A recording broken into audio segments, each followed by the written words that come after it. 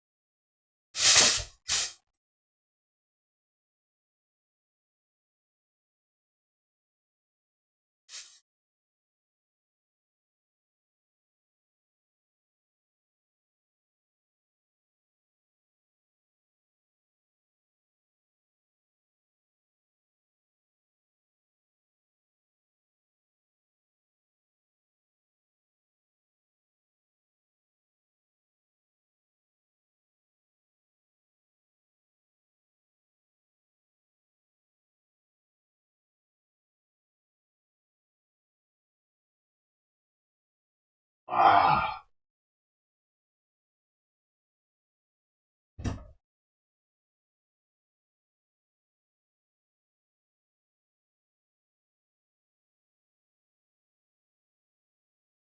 Blood flowing a little bit. Ah.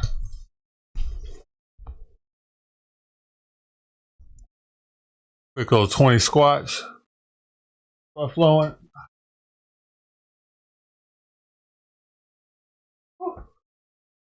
Is it going?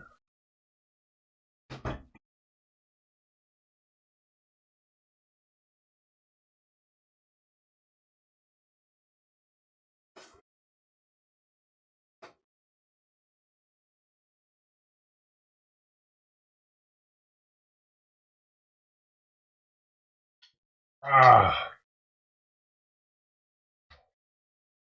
I don't know why you're not going up on the other one.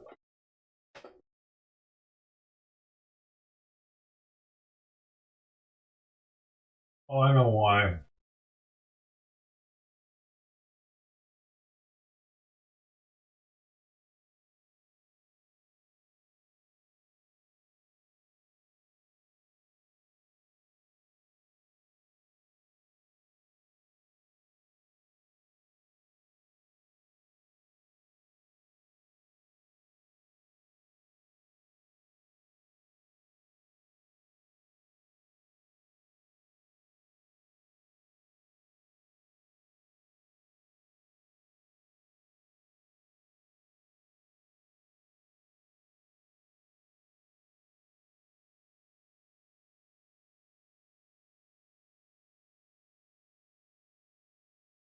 Dude, it's the same food in both bowls.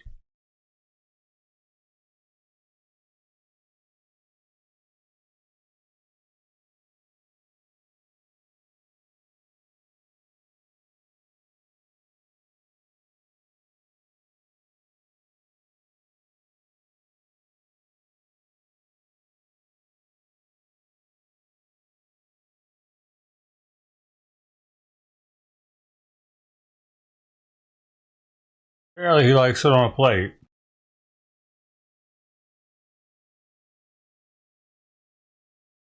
Oh, hey, bro, man, motherfucker. Last time he did that, Mama ate a leaf, dude. As if that fucking does anything. What is their obsession with that shit? Put a couple of leaves on it, that fixes everything. That's kind of stupid, dude.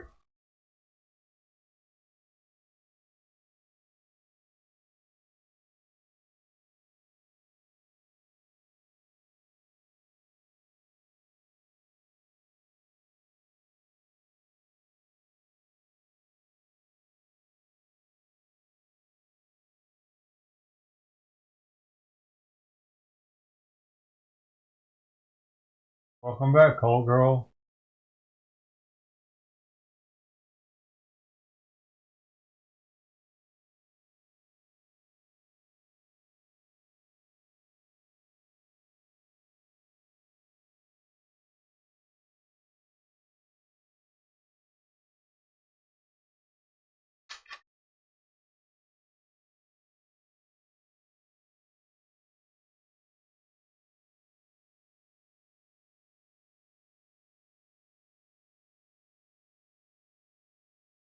So Malibu's on fire, if y'all haven't seen.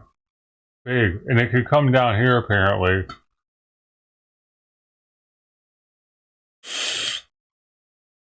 Look at this shit. Here's what you're gonna do. Use this app. It's called Case Connect Compensation Calculator. Now, what's dope about it is they're saying it could come, it could swoop down here. In the area, with schools like Pepperdine University currently closed and they are in a shelter in place. So there are active evacuations in place as well. The latest update was just from a few minutes ago at 7:15 local time. The fire department says that the fire is now stretched up to 2,200 acres, up from just over 1,800 this morning, still at 0% containment. Let's step away for a 2-minute break, but on the other side, our coverage here on Live Now continues.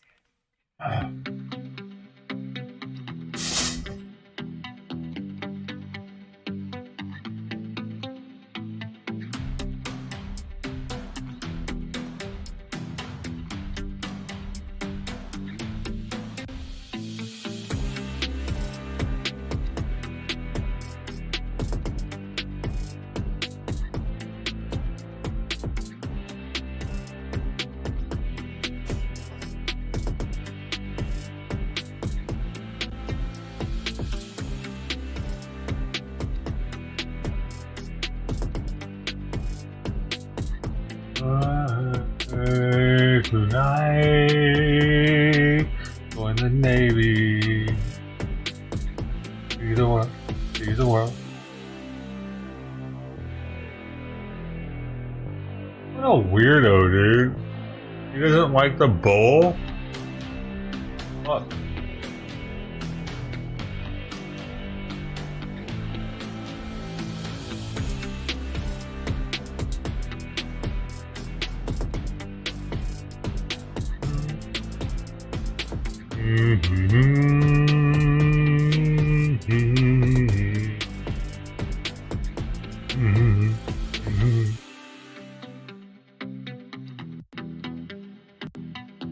I think what makes that song so good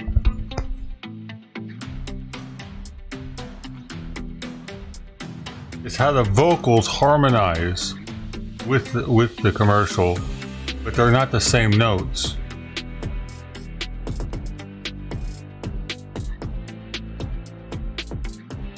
I could be a professional singer. Deep down inside, you know? I just need to write lyrics. Something. I don't know. I feel like I haven't quite reached Welcome my back calling. to Live Now from Fox. I'm your host, Christina Evans. We are continuing our coverage here on Live Now of multiple live events. Of course, still tracking that breaking news as well out of Malibu, California. I want to show you this live look that we have there over the smoke. You can see it right here on your screen. Things are looking pretty bad there in Malibu at this point. Dude, I woke up this morning and this shit was crazy looking. We're having there as well, but just want to show you this video before we do jump away back into the Senate here. When I got up, it looked like Malibu was going to be done. At Fox LA in Los Angeles, showing the Pepperdine University students as they're sheltering in place, watching the fire and the flames right out some of those outside of some of those buildings there on campus. So we do know that with the Franklin fire, it is 22. Why did my comment only show up on stream and not YouTube chat? There in Malibu. That's from an update that we got earlier today. They're showing up everywhere now. All right, did want to get that in here for you on Live Now from Fox. Let's go ahead and get back into that Senate hearing as well, where they are discussing Trump's deportation plan. Legal immigrants, the public service they use impose burdens on our taxpayers. That's why our administration has moved aggressively to secure our borders more by hiring a record number of new border guards, by deporting twice as many criminal aliens as ever before. I had to fix it. It was a setting. I was signed into the wrong account. It's still invisible on the Doe show. Change the tenses, and that's pretty much what President Trump promised to do. Did I ban you there? Trump on the campaign trail. Thank you. Truly appreciate the honor, and I look forward to your questions. Thanks, Mr. Arthur. General Manner. Chairman Durbin, Ranking Member Graham, members of the committee, I thank you for your invitation to speak today. For over 35 years, I served our nation in both the regular Army and in the National Guard. Prior to retiring from the Army as a Major General, I served as a deputy. Get out of here. I was watching the goddamn fire. Bro. Some of that construction trailer, and then we did see a little bit of fire. Turns out it's a dumpster, thank goodness. But it really shows you that even if there is no vegetation, those embers still very, very dangerous. But this person, whoever owns this home, clearly knows the drill, understood the assignment for sure. Take a look at that, and this is vegetation that burned. But where you can see his property line, they have that brush clearance. That home is safe. Incredible, and of course we're thinking about all the homes that were not so safe. All right, thank you, Stu. So Governor Newsom issued a statement on X that California has secured federal assistance for the Franklin fire. So Newsom's statement reads in part, quote, "Fire officials and first responders are working relentlessly Yeah, but the thing to protect is, lives and you property." keep up with this fucking bullshit sanctuary state shit, you're not going to get that fucking once Trump is in office. He's going to be like, oh, you need help? Sorry. I can't wait. Fuck you, And Newsom. urges those in affected areas to stay alert and Idiot. follow those evacuation orders. I can't wait, because that's when he'll finally get voted out of office. At the site of a press conference that's going to be happening in about 20 minutes. Fire officials are going to be on hand to give us an update on the Franklin fire. Of course, information about the fire crews on the ground, their strategy, containment. In the meantime, though, before we get to that, let's get over to Maria for a check of our forecast and these winds, these wind gusts not helping, but dying down, right? It's just starting to, yeah, the peak of the really strong gusty winds that we saw last night, even earlier this morning. I think it's peaking, or it has peaked. Although the winds have died down quite a bit, they're still expected to be quite gusty, especially in that area through the rest of the morning and into the afternoon. So we still have the strong Santa Ana winds that's going to continue. I heard some people who say they just moved here right a year ago, so not too familiar with the situation with brush fires in Malibu and evacuation. So I urge you, if you've just moved in the area, to get yourself ready. Make sure you have that ready, set, go plan in place. Let your family know and have that go bag ready. At times like this, you really want to be ready to go if you are advised to evacuate. You want to park your car, right, and reverse so that you can just exit out quickly when these times occur. High winds, red flag warnings are still in effect. Wind gusts still in some areas below those canyons and passes nearing 50, 60 miles per hour, even getting to some isolated areas nearing 70, 80 miles an hour. So the danger's still with us, especially the fire danger, and then some relief. Hopefully by late tomorrow into Thursday, we'll get some clouds and even a small chance for some moisture. Temperatures currently, and you can tell high pressure is in control. Look at how clear it is across the southwest. I do think the weather gauge in Simi Valley is impacted a little bit by the fire. I don't believe it is 90 degrees. However, it is chilly outside. It's 53 in Santa Monica, 46 at Dodger Stadium, 47 in Pasadena, 19 in Lancaster. Out towards Santa Ana, 62 degrees. Long Beach, 43. Torrance, just 39 degrees there. Same for San Bernardino, and it's in the teens in Big Bear. The fire danger, by the way, and those red flag warnings encompass out towards Orange County, the Inland Empire. It includes San Diego. So you need to be on alert, not just if you are in the Malibu area or Ventura, but across the rest of SoCal. 58 in Las Vegas this afternoon at 2 p.m., 72 in Burbank, 64 in Santa Barbara. Here's one of our computer models. This is our future cast for the sustained winds, which, by the way, right now it's nearing 10 miles an hour. Malibu, 27 mile per hour winds in Camarillo, near 25 in Oxnard. You can see how the winds are strong here as well. Near Riverside, the usual wind-prone areas below the Santa Ana Mountains. Laguna Beach, 21 mile per hour winds. Huntington Beach, 28. As we fast forward a little bit to this afternoon and evening, notice the numbers go down, the values go down. So that's good news. More noticeable improvement as we get to tonight. And then by Wednesday, the winds will shift and they will come out of the west, southwest, more of an onshore flow, which will add a little bit more moisture into the atmosphere, which will be great news for firefighters. We need the rain desperately. Here's our future cast in our computer model. High pressure is in control. You can see how clear it is across the southwest. You can tell that because of that high pressure ridge. As we put this into motion, notice those systems up in the north. That's going to move down a little bit, impact us with some clouds on Wednesday, and then see that green stuff. There's a slight chance for some light sprinkles or precipitation Thursday into Friday. We'll wait and see if that materializes, but we could definitely use the rain. We are below average right now. The month of December, we have gotten 0 rain. It's a goose egg. We would typically see almost 2.5 inches of rain for the month of December. And the season beginning October 1st, we've had very little rain, just 14/100th total. We had a little bit last month, if you remember. So our deficit is growing to 1.73 inches below seasonal norms. So we have a building drought again for parts of California. Our temperature timeline here as we get to 2 p.m., we'll get into those low 70s. The offshore flow warming up the air and the atmosphere. 75 in Buena Park, 74 in Riverside, 70 in Torrance, to that 46 in Big Bear Lake. we'll hope and pray for some real relief by Thursday with that moisture and precipitation. All right, I'll show you the 7-day forecast in just a bit. In the meantime, let's check back with Samada and see what's going on with the road closures out there and the rest of traffic. Good morning, very good morning, everyone. Yes, as a reminder, we have those really strong winds with us all the way through at least early tomorrow. So this is going to be a long duration wind event.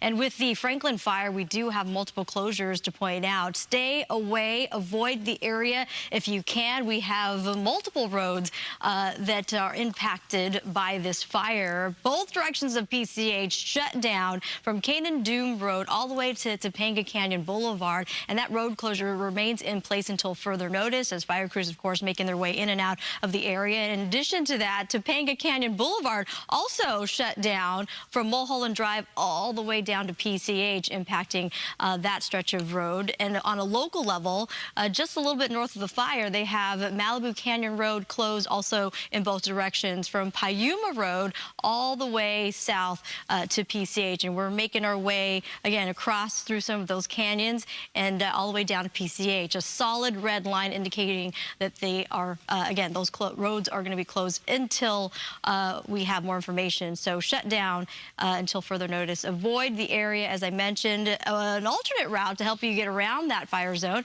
The 23 is open. The 101, you can see here, wide open. And things start to slow down along that 101 as you make your approach to the 405.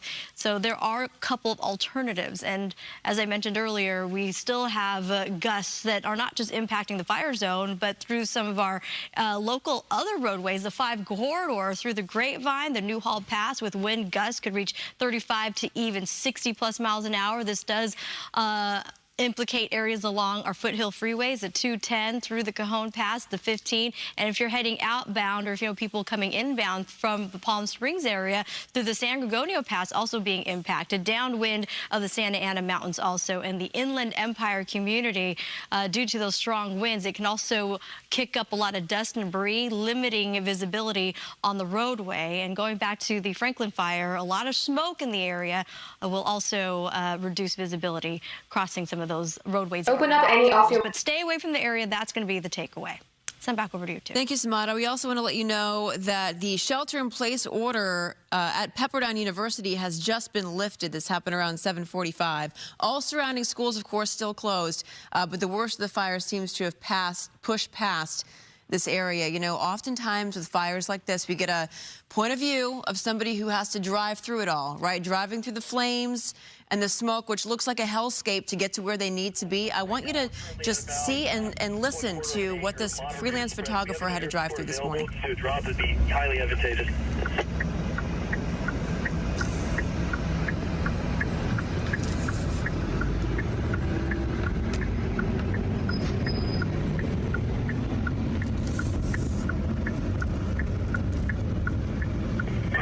Good, copy that. I'll keep you advised.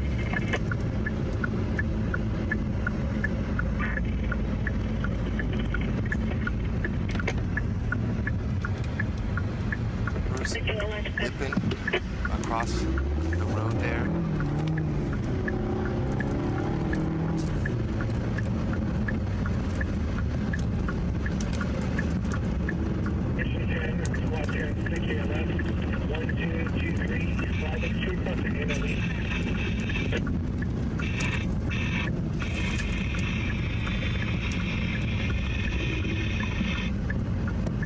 See those embers just being whipped by those Santa Ana winds, those gusts reaching over 60 miles per hour. So that's a look from the ground of what this scene was like hours ago.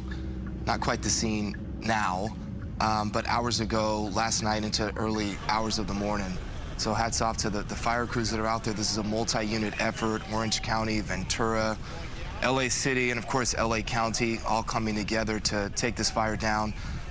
Let's get up to Stu and Scott Fox, who's been overhead for us with perspective from that vantage point. That's good news right there. See that fixed-wing aircraft right there? Yeah, the I Super scooper, love yeah? seeing these guys, especially when they're out here dropping water and, you know, hearing them on the radio with their French accents. It is amazing. They just diverted him. He actually is going to make another big old circle before he makes the drop out here, so I'm going to have to readjust. But that's what that fire looks like. Now, Sky Fox, when we moved our way, we were on the west side of the fire, kind of closer to Santa Monica, looking out towards the Malibu and towards the pier. But we changed it up because we heard about a fire, possibly a home burning out here in this area. We made our way. We did take a look through a lot of this smoke, and I can tell you that it was out here on Harbor Vista Drive. Now, we do see a lot of firefighting activity out here, and we do see some smoke. It did get very close to some of these homes, but I can tell you there's no active fire on any of these houses right now, which is really, really great news. But look at all that firefighting activity that's down there, all those trucks, and they are trying to keep these homes safe. There's still a lot of structure protection going on. Again, I've got to apologize for the quality of the picture.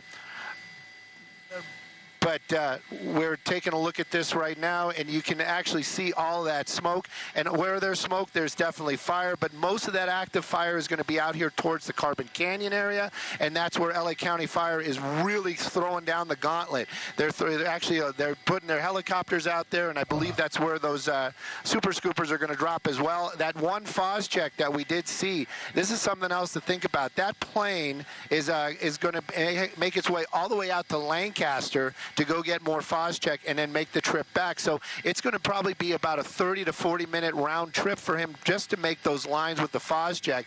That's part of the deal out here because of where Malibu is. They just don't have a tanker base nearby. But this is showing you some of those flames. But while he's gone, the super scoopers are going to take in some of that slack. They're going to drop some water. And those helicopters doing an amazing job out here as well, giving you a little idea. When you're talking about Trump, before I send it back to y'all, that's some of that 1800. Help everyone who's an American citizen. Or 2200, sorry. Not necessarily, because the new border czar has said that, oh, I guess the kids can stay here if they want by themselves in foster care, or they can go with their parents. But them anchor babies ain't gonna work, motherfuckers. Acres that have burned out here in the Malibu area, that is the scorched earth that is left behind. You said acres right after I said anchors. A little bit to the west, but again, they're really going to throw down a lot right here, and they're going to try to bring that fire to a stop. That's the FOS check line that we saw dropped a little bit earlier, but that's just the beginning. Apparently, they're going to make that line all the way down to PCH. At least that's the plan. Sending it back to you all in the studio. It's interesting, Stu, what you had said earlier about how this is sort of the opposite of what we usually see with fire behavior when it comes to overnight into daytime. Usually the fire, he doesn't have his IFB, so he can't hear us. But usually, but that was a good point that he raised, yes. Right, the fire calms down overnight, and then into when the sun comes up, the fire starts to ramp up. But it's actually the opposite of what we're seeing right now. I think by all accounts, part of that has been helped by the Santa Ana winds dying down a bit and pushing against those flames that typically try to climb the hills. Yeah, I mean, the aerial response with these fires is really crucial. Stu was outlining just moments ago the usage of a super scooper. Those super scoopers are really incredible because they can hold between 1,400 and 1,600 gallons of water. And then they can scoop up the water within just 10 to 12 seconds as they kind of cross over any major large body of water. And they're going out to Lancaster to do that. I think that was the fire retardant ones. Oh, okay. Oh, we actually have a student from Pepperdine University on the phone right now, Emma Martinez. Emma, can you hear us? Yes, I can. Emma, this has been a sleepless night for you. What has the last 24 hours been like for you? Yeah, well, it's kind of crazy because it's finals week here. I took 2 finals yesterday, and I was just exhausted. I went to bed, and my roommate woke me up and said there was a fire, and I looked outside, and I was kind of like, whatever, like, this happens sometimes. I'll just go back to sleep. Then it just kept getting bigger and bigger and more concerning until we had to evacuate to our library, where we spent the whole night. Oh boy. Goodness. Because the university has a shelter in place ruling there where you guys don't evacuate the campus, you just move to certain locations on campus, right? Alright, well, that's interesting. I don't think it's going to be a big deal. Transportation plan. It is. I've made a living out of politics, as have my colleagues at the table here. During the course of the campaign, you can make promises. Sometimes they come true and sometimes they don't. The notion of Mexico building a wall on our southern border was repeated over and over again. It didn't happen. There was an extension of the wall on our border, but Mexico didn't pay for it. Things change when you go from high-flying campaign rhetoric to ground. Think about for a moment using our military for a mass deportation plan. I'm sure it would have a damaging impact on the morale of the troops, rounding up people in their own communities at a time when we're already facing the most serious recruitment challenge in years. Listen to the words of Stephen Miller, who now has been promoted to a higher level position, Deputy Chief of Staff for Policy for incoming President Trump. Here's what Stephen Miller said. In terms of personnel, you go to the red state governors and you say, give us your National Guard. We will deputize them as immigration enforcement officers. And if you're going to go into an unfriendly state like Maryland, Stephen Miller said. Still a kitten, though. Well, there would just be Virginia doing the arrests in Maryland, right? Very close, very nearby. Almost a nonchalant attitude toward the notion of sending National Guard from one state to the other to end up sending people out of this country. In addition to weakening our military, it would cost hundreds of billions of dollars to deport every undocumented immigrant in our country. It would damage our economy and separate American families. Instead, we should focus on deporting those who are truly a danger to America, and we should give the rest a chance to earn legal status.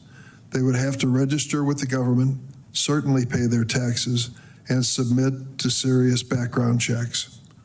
Most Americans, nearly 2 out of 3, agree we should give lawful status to undocumented immigrants who don't pose a threat to our country. That's what we did in 2013. Okay. A bipartisan group of 8 senators, including myself and Ranking Member Graham, drafted a bill to reform our immigration laws and secure our border. 2013 it was. That bill passed the Senate 68-32. Unfortunately, it wasn't taken. Dude, you know why it's so important that we get their kids out of here? Besides the fact that they're flooding our border with their kids and Americans aren't having enough kids, China is killing off our kids, our American-born kids. China is killing off our American-born kids at the highest rate ever that they've died from anything besides car wrecks. And at the same time, they're flooding our country with their people that love to have kids. And they don't do fentanyl. That's a fucking problem, man. Up by the House of Representatives and the Republican majority. Even the people that are having kids, their kids are dying because China and Mexico are killing them. It's crazy. And they're coming here and having 3 times as many kids as we are after killing the few that we have. The notion behind that was that everyone would be under requirement to come forward and identify themselves to the government. All the undocumented people in this country. And if they identified themselves, went through a background check, paid their taxes, they could continue to live and work here without fear of deportation. In fact, in our bill, over a long period of time, and a really long... They don't need to be citizens to work here. We had migrant workers for decades, for centuries. We've had workers that would migrate and not stay. They would migrate to one spot and migrate to the next and migrate to the next as the crops came in America, because all the crops don't happen at the same time. Oranges are early in the year. We got corn that's later in the year. You know what I mean? We don't need... What are those migrant workers doing now? Are they out of work? Do they still get to do that? Because now we got migrants that are setting up shop in these cities saying, I'm going to live here permanently. I'm not going to migrate around anymore. I'm in Ohio now, doing Ohio crops all the time. And when it's not crop time, I'll do DoorDash. Those are our jobs, man. Fuck you doing our DoorDash. Long period of time, they could be on a path to legality and citizenship. That's a starting point that I think makes sense. Americans Not love mass doing DoorDash. deportation, but That's not a mass job that we accountability, need them for. so we know who's here. And how would it make a difference? We would go to E-Verify to make sure that if you didn't go through that process, Fuck Democrats, man. you couldn't legally work in Fuck the United States. all Democrats. I don't give a there fuck was if we an go to civil war at enforcement this point, because fuck I'm Democrats. glad I was part of that effort, and I hope we can return Who to the else is with me? discussion. Over the weekend, President-elect Trump, I watched his interview on Meet the Press. He said some positive things from my Cold point girl, of view. fuck you. And he really Fucking, you know what, challenged matter us of on the fact, Democratic bye. side to work with him when it came to Fuck, the that didn't dreamers. last long. I accept the challenge. Name the time and place, Mr. President. Bitch. I'll be there. Fuck The off. reality is that Congress, for almost 40 years, has failed to fix our broken immigration system. Lasted one We've had day. opportunities to I do it. just I hope we abandoned can it find yesterday. More in the future. We should use our 2013 immigration bill as a starting point instead of mass deportations. As I said, mass accountability. Let's fix our broken immigration I found the system Democrat, in a by way the that way. protects our country and honors our heritage as a nation of immigrants. Now I recognize Senator Graham. Thank you very much, Mr. Chairman. Like what the from our fuck point kind of of view show over did you think you just joined in on? Did you just meet me today? No, you're just trying to piss me off by letting me know you're leaving. Don't let the fucking door hit you on the way out. Here, It should be cunt one girl of the primary resurrected. issues facing the American people in 2024 for president and other elections, who is best able to control a broken border? Most Americans are sympathetic, kind-hearted people who feel like the Biden administration was criminally negligent in protecting Hell us yeah, they were. by having a broken border People are and pissed. I'm allowing not the only drugs to one. pour into our country to kill tens of thousands of young people, allow people to come in our country who Tens are of convicted fucking felons. thousands of young people that are now not going to have kids. They're now not going to have grandkids. We needed those kids, and China is laughing their asses off about it. Ding, ding, ding, ding, ding, ding, ding, ding, ding, ding, ding. Ding, ding, ding, ding. So they laugh in it. To do damage to families we'll hear from today. That nightmare is coming to a close.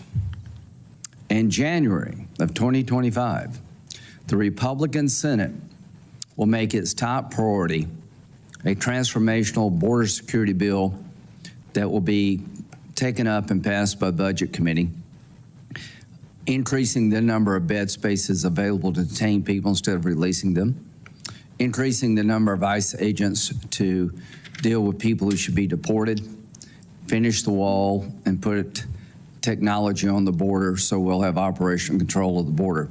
That's going to be our top priority. I want to cut taxes, we will cut taxes. But as to the Senate, transformational border security goes first through reconciliation. Over 8 million people were encountered during the Biden years, 4 million released into the country. The non-detained docket that we have as a nation is over 7 million people. There are 600 and something thousand people on that non-detained document that have criminal records. We're going to start sending people out of the country that present a threat to us and should never have been here to begin with. The politics of immigration and broken borders. Why weren't they just turned right the fuck back around, man, where they saw that they had criminal records? According to a couple of Democratic senators, was outcome determinative. I think they're right. So as much as I respect and admire the chairman, I think your focus is misplaced here. You should be working with us to clean up this mess. You should want mass deportations of people. Hold up, I don't know if he's going to read this. Democratic senators say to bungle border security toward the border. A second Democratic senator said a lot of Democrats think Biden and other party leaders mismanaged the situation at the border. The Democratic lawmaker said he was dismayed by Biden's blanket approach by reversing Trump's immigration policies immediately taking office. Biden ended Trump's remaining Mexico policy, halted construction of the border wall, implemented a 100-day moratorium on deportations, and paused other interior immigration enforcement initiatives. Why would you do that? Why? Who are you trying to play to? What's the benefit to that? Said the lawmaker, who called border policy Biden's Achilles heel. That represent threats to our country. How did we get to where we're at? The average annual deportation for Obama and Trump was about the same. Along comes Biden, it drops like a rock. So when you have people show up and by the millions, and the number of people being deported goes down by 40-something%, you're incentivizing more people to come. It is our belief that the only way you'll get control of the border is for deportations to start early so people will not pay the money to the coyotes and others to come to our border in the first place because they see people leaving, not staying. If we do not have outflow, the inflow will continue. An example of a broken immigration system was the abuse of parole by the Biden administration. That's really cool that they showed Obama was just as bad as Trump. You little shits that are all fucking sucking on Obama's cock thinking he was the best president ever. Well, guess what? He was deporting in high numbers too. Mass parole of people who did not meet the two criteria under the parole statute.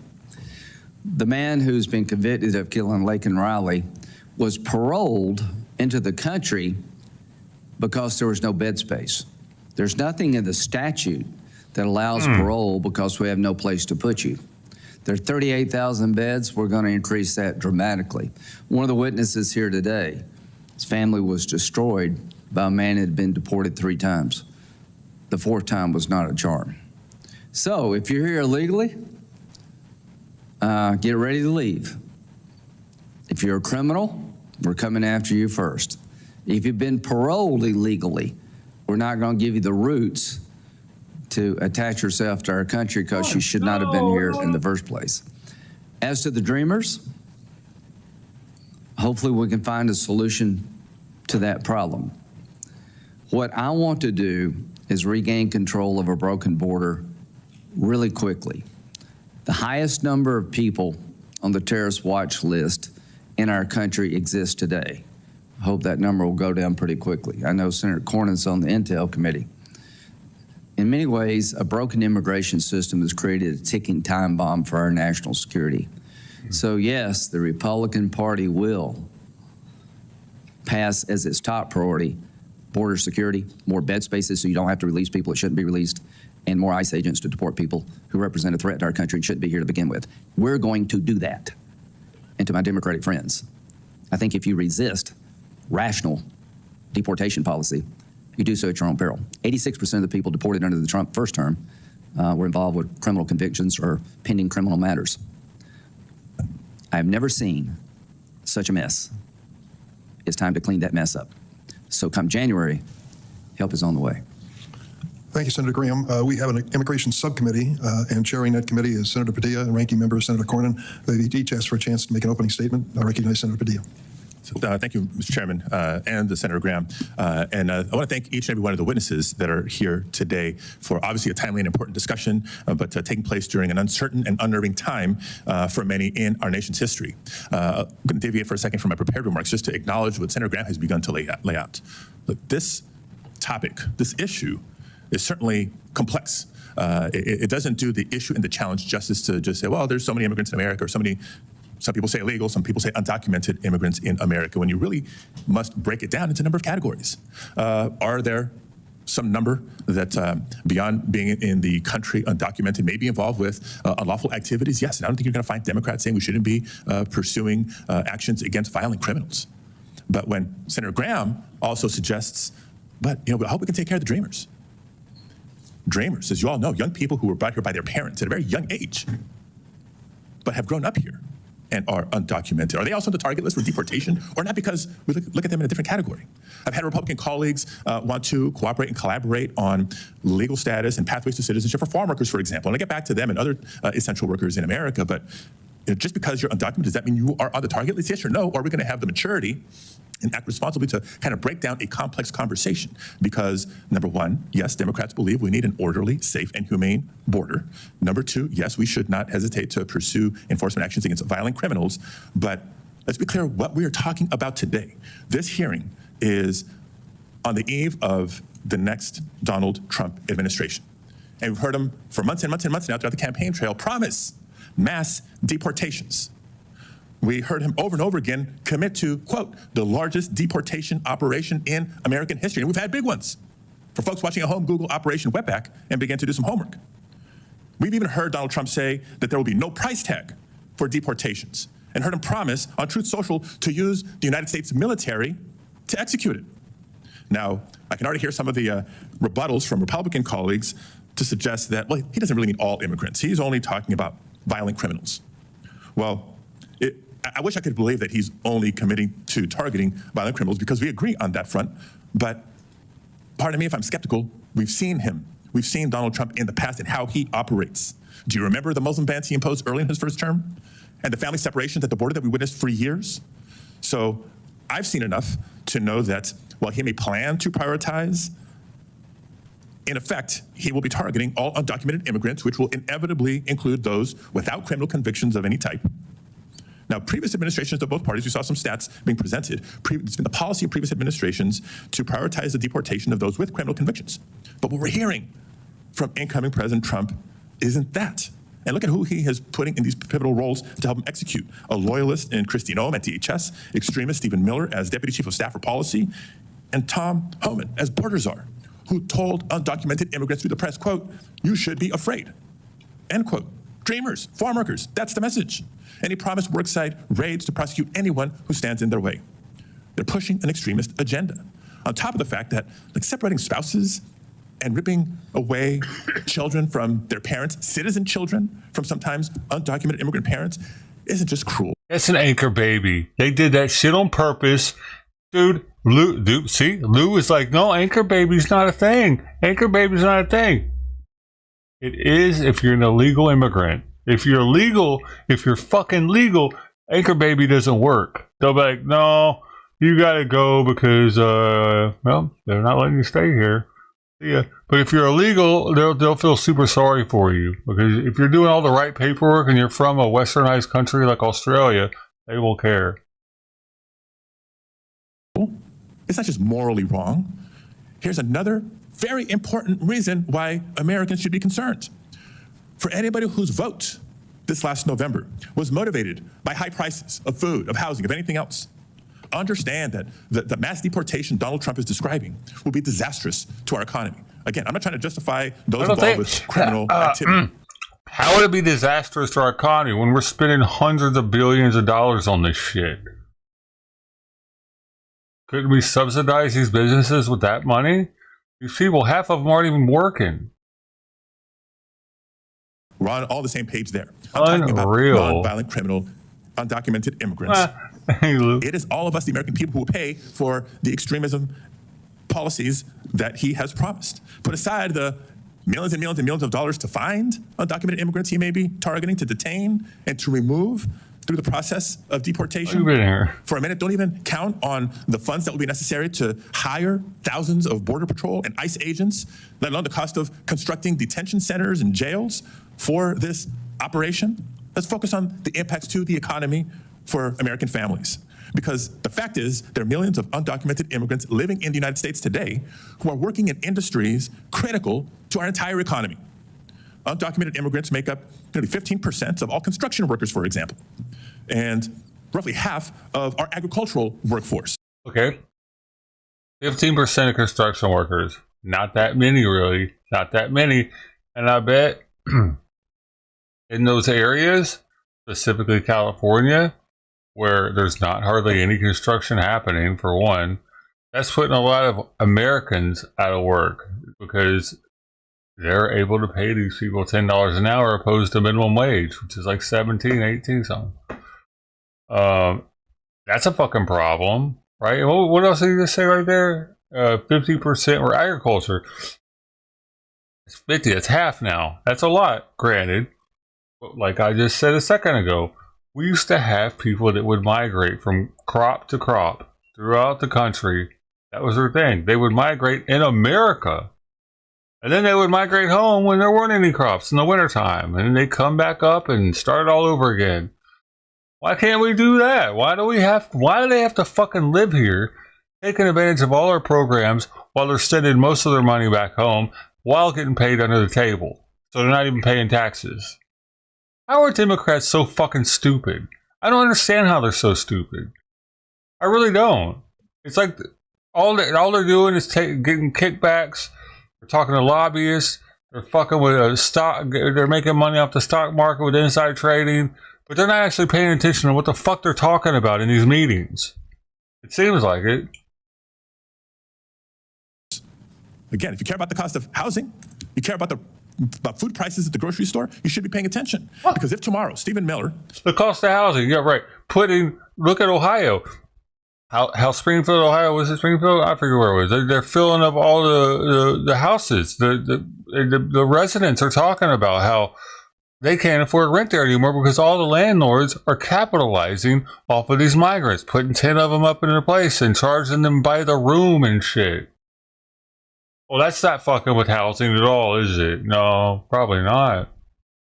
And as far as the food prices, I don't see food prices going up. If we kick them out, we're still going to have migrant employees. It'll go back to the old system. Could snap his fingers and have his way, our annual GDP would drop. And those people, 6.8%. migrant workers, were vetted. You know what I mean? They weren't here illegally. They were here on work visas. They were allowed to be here. From my understanding, sure, there were illegal ones doing that shit too, I'm sure. But I bet there were much more here doing it legally. And they're out of work now. You know, there have been documentaries on that shit where they're putting the migrant workers out of work. The ones that used to do that. Imagine all the losses of the Great Recession and then still shrinking the economy another 2.5 points. So what does that mean for folks at home? It's simple. Any industry with a significant percentage of undocumented immigrants will have a harder time finding workers. And we've all been hearing from employers and business leaders for years now about their struggle already to find sufficient workforce. Stores will have a harder time keeping the shelf stocked. And yes, prices will rise and rise and rise. I don't believe it. So hello, America. Get ready for a more expensive food bill when you're preparing next year's Thanksgiving dinner or next year's Christmas dinner. And if you've been saving up for years and years to try to buy your first home, get ready to wait even longer because construction will slow and prices will go up. So the next time we hear Republicans say that they support Trump's plan to deport waves of undocumented immigrants, let's be clear about what comes with that. Higher prices for American families. Fuck is this idiot from? We're supporting the forced removal of millions of California, members, of course. 80% of whom have lived here 10 years or more. These are not recent arrivals. People who have lived here for years, if not decades. They're supporting fear and uncertainty in immigrant communities that will cause untold numbers of immigrants, no matter their status. This guy was actually Secretary of State at one point, preceded by Kamala Harris, the senator in California, and I can't tell 20th district. Where's that at?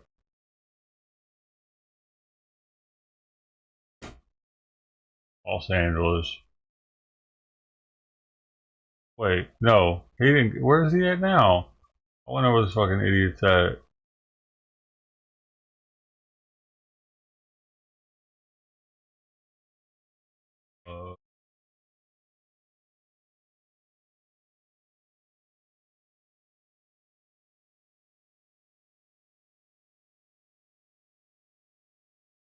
Okay. Senior United States. He's the senior United States Senator from California, a seat he has held since 2021. So what does that mean? The senior United States.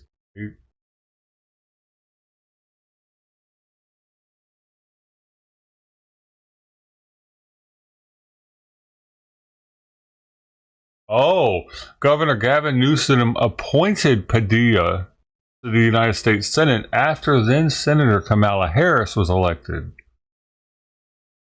Ah, he was appointed. Well, then he won in 2022.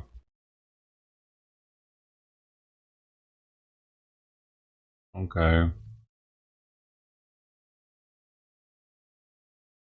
Padilla became California's senior senator on September 29, 23, upon the death of Dianne Feinstein. Oh, he's one of 3 children of Santos and Lupe Padilla, both of whom immigrated from Mexico. Motherfucker. Were married and meeting married in Los Angeles, where he was born.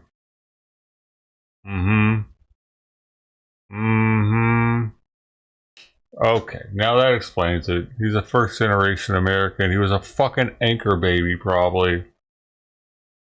To stay home from work, from school, from shopping.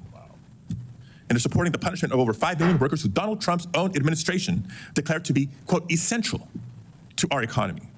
Essential workers who fed us and kept us safe during the COVID-19 pandemic.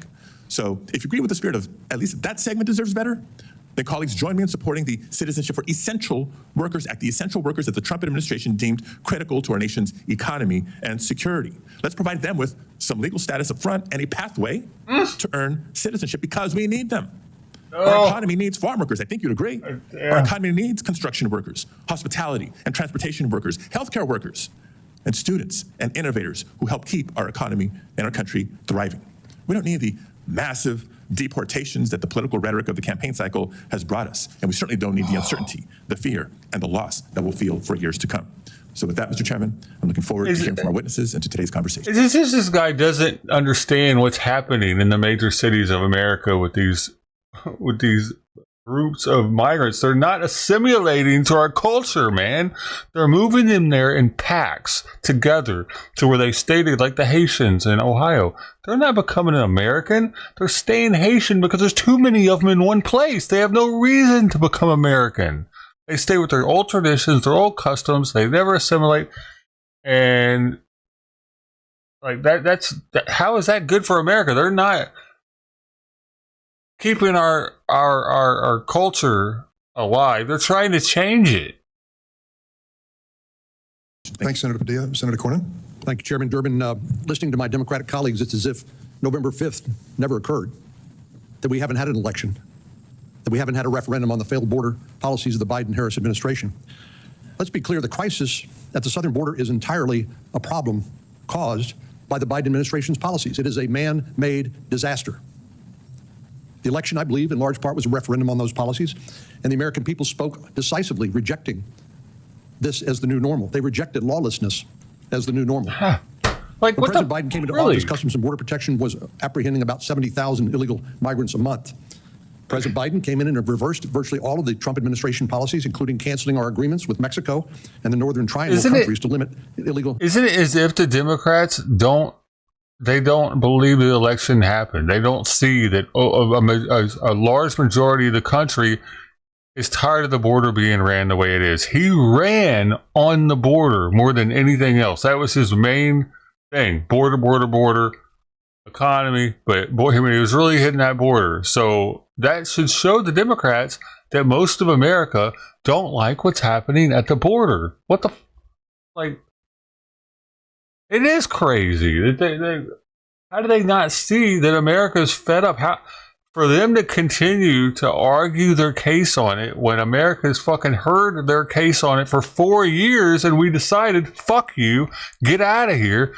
But he's still there. But somehow, I think these people are cheating, dude, on the coastline.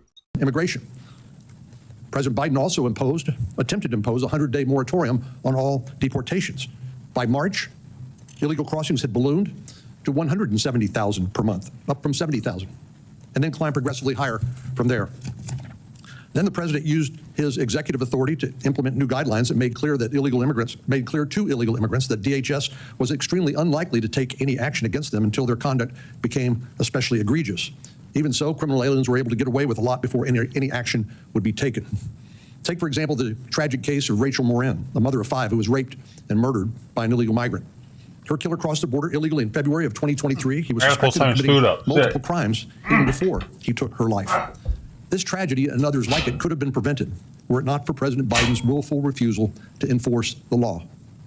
The truth of the matter is President Biden's willful neglect of border security and public safety has created immense suffering for American families. And his administration is fully responsible for the fact that we have to hold this hearing today.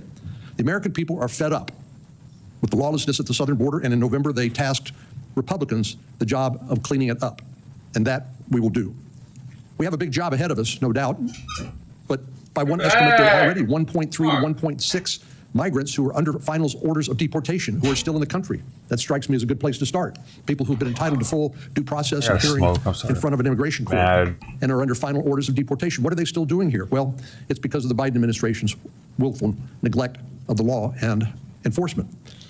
By my calculations, the Biden administration has released at least 3.6 million illegal migrants over the southern border. And during the same 4 years, Border Patrol recorded an additional 1.7 million gotaways. Those are people willfully evading law enforcement. As of 2022, more than 1 million illegal immigrants have received final orders of removal, but were still present in the United States, and that has now ballooned to about 1.3 million plus. As of July 21st, 2024, ICE, Immigration and Customs Enforcement, had more than 660,000 criminal aliens on its national docket. I look forward to doing what the American people voted for on November 5th, which is to restore the law and enforcement of the law as the new normal in America, unlike the last 4 years. And it's going to require us to do a lot of work to clean up the mess left by the previous administration's policies. We have to make it absolutely clear to prospective illegal immigrants that we will enforce our immigration laws. We will not accept illegal border crossings as the new normal. What we will accept is lawful, orderly, humane immigration policies. We are the most generous country in the world when it comes to naturalizing people coming to our country, roughly 1 million people a year. That's the right way to do it, not the way the Biden administration had it done. We will follow through on the orders of removal by the immigration courts, and again, we will not accept lawlessness and criminality in the United States as the new normal.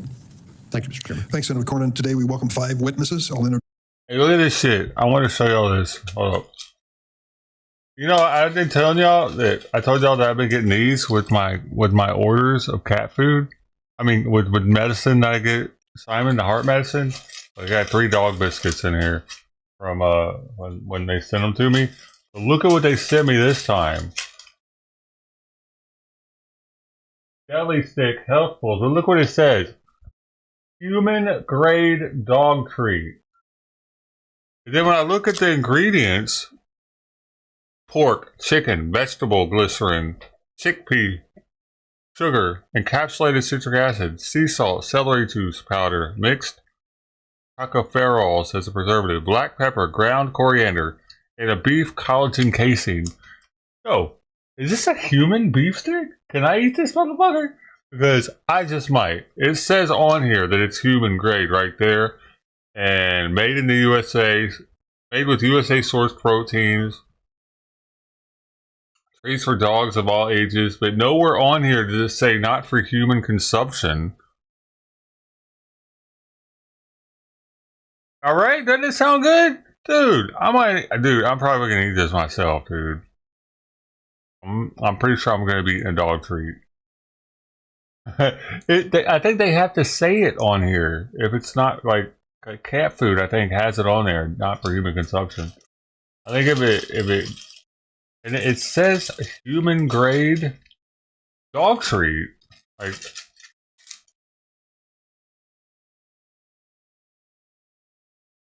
In big letters. I'm pretty sure this is the human. They probably charge twice as much for it, but it's just who makes it? Does it say?